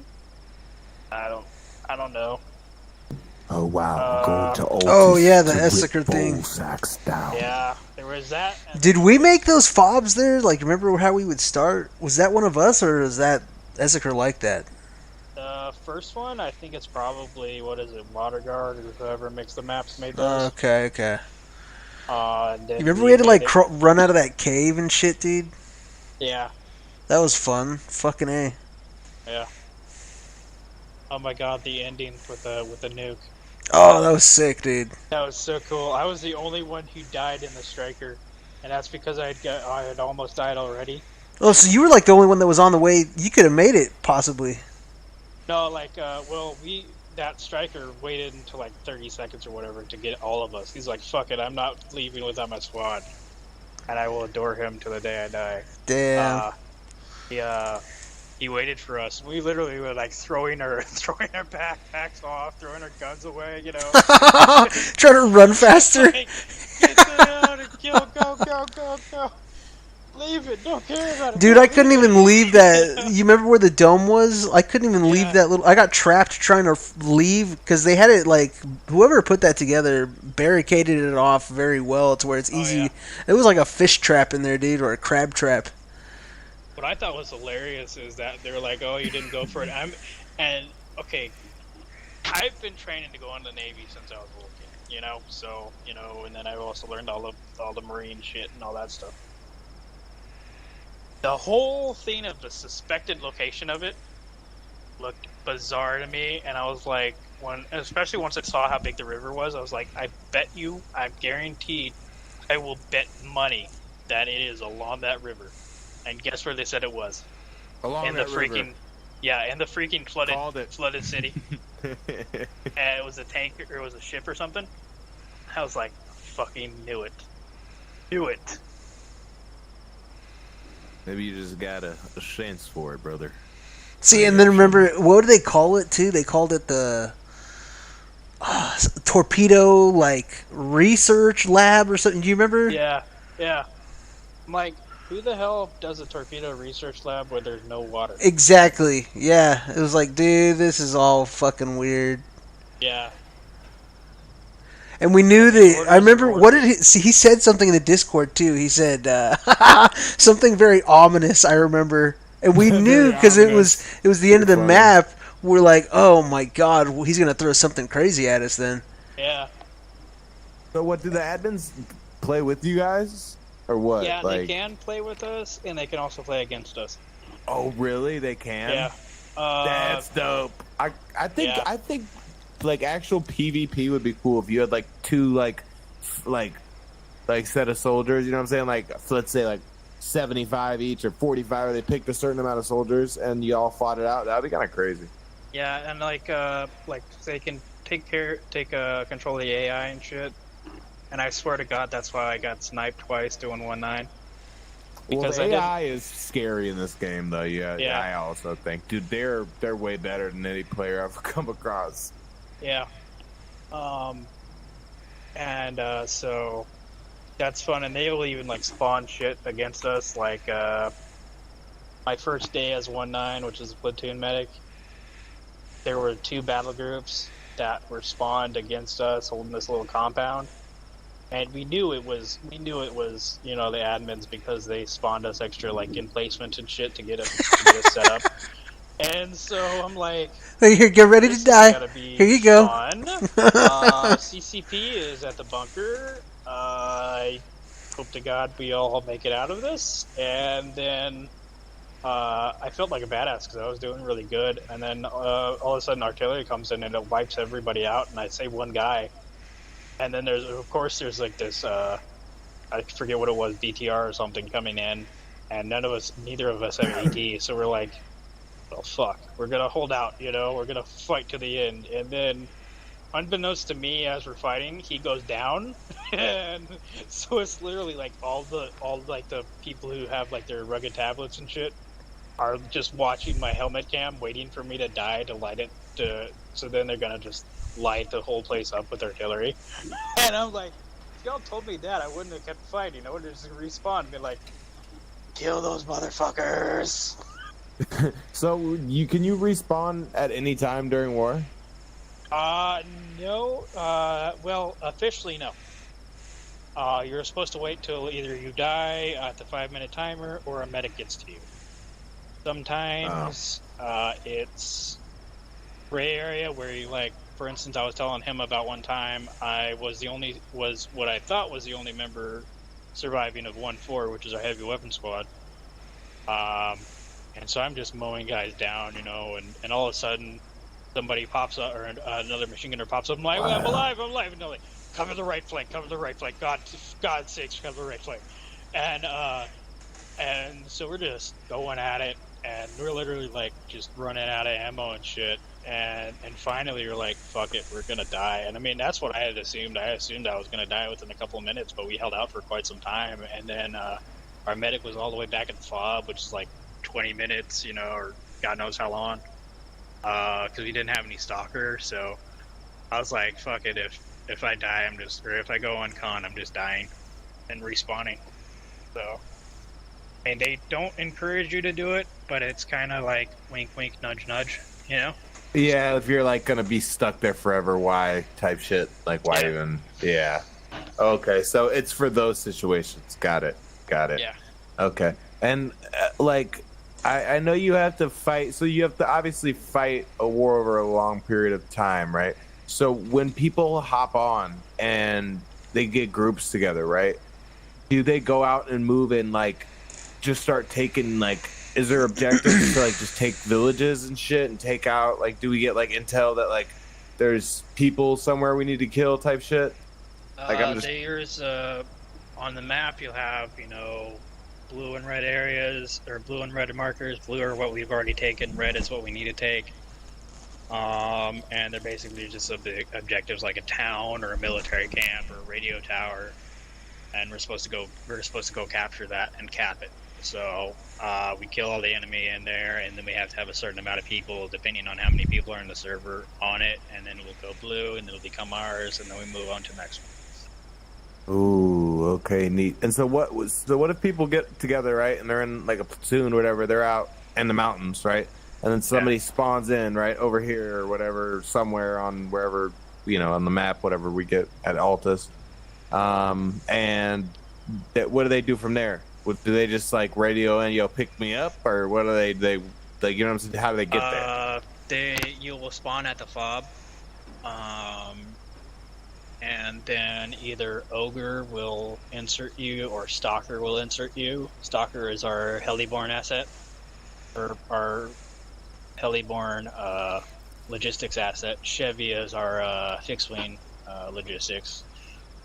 You may even get paradropped by Chevy, who knows. Fuck, that'd be so sick, dude. Yeah, I've had that happen. I'm like, fucking A. Flipping down the squad and be like, hey guys, miss me, but generally that's gonna be how you're gonna insert, and then we set up like a landing zone or a DZ, like a safe distance away, and then you just hoof it till from there.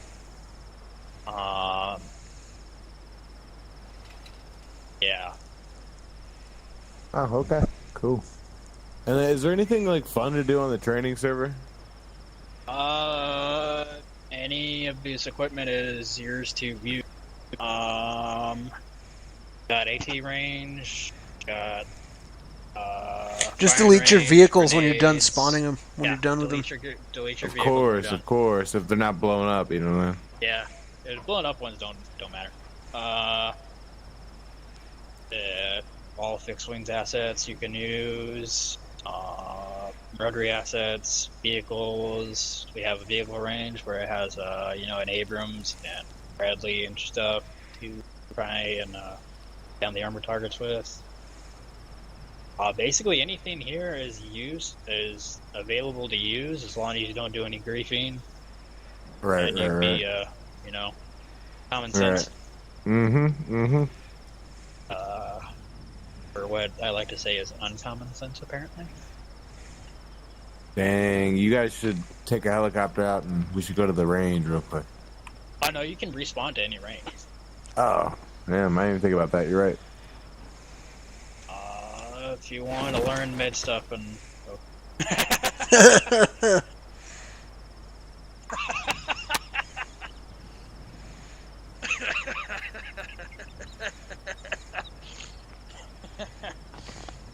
I'm laughing more than I should have, but that was funny.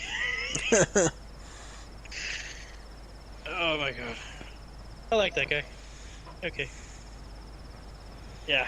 I think I'm gonna go have some warmed up pizza. Yeah, I'm gonna call it a night. Well, call it a day, you know? Yeah. Are you even gonna sleep today, or? I'm thinking about it. I might catch some more while it's still morning. Get a couple more hours or something. Oh, that stretched like it sounded like it hurt. It was a good one. Man. You have a good night, man. You too, man. Yeah, I'll catch you around at some of these trainings. You gonna be at the other ones? Yeah. I may not make the 3 a.m. one, but... Okay. Or the platoon, I think it is. Okay. And 7 a.m. on Saturday I may not make because it's family Christmas. Nice. Like family, like extended family Christmas. So Okay. that's gonna be. Let's just say I will forever, during the entire time, be wishing that I was here. Because certain little cousin. I know it's bad when his own mom is like, I think he might be evil. Jeez. Yeah. That's always fucking trouble. Oh yeah. But So you're for sure going to the Savage one, I think, right? Oh yeah. Oh yeah. Okay, cool. Yeah, I'm sure as hell be there. I'll be doing TAC P, or if I'll do it, I'll be doing Savage. Okay. Cool deal. Yeah, hopefully they get this shit running again, man. I want to fucking get out there, man. Yeah, I know, it's been boring here. Right when I got into a groove of things, you know what I mean? Right when I was getting into the groove, it sucked. Yeah. But, anyway. Alright, man. Well, thanks for the time, dude. Oh, my fucking chair. It always breaks. Oh, ouch. I'm alright. No, it's fine. It's just when I recline back, it likes to recline earlier than I want it to. It's a little bitch. Yeah. I need to get a new one. Like, I'm tired, man. I want to recline more. Yeah, I really reclined, and it was like... Hey, Celine, how are you doing today? Yep. Yep. Alright, Wen. I'll catch you around, bro. Take it easy. Later, man. Later.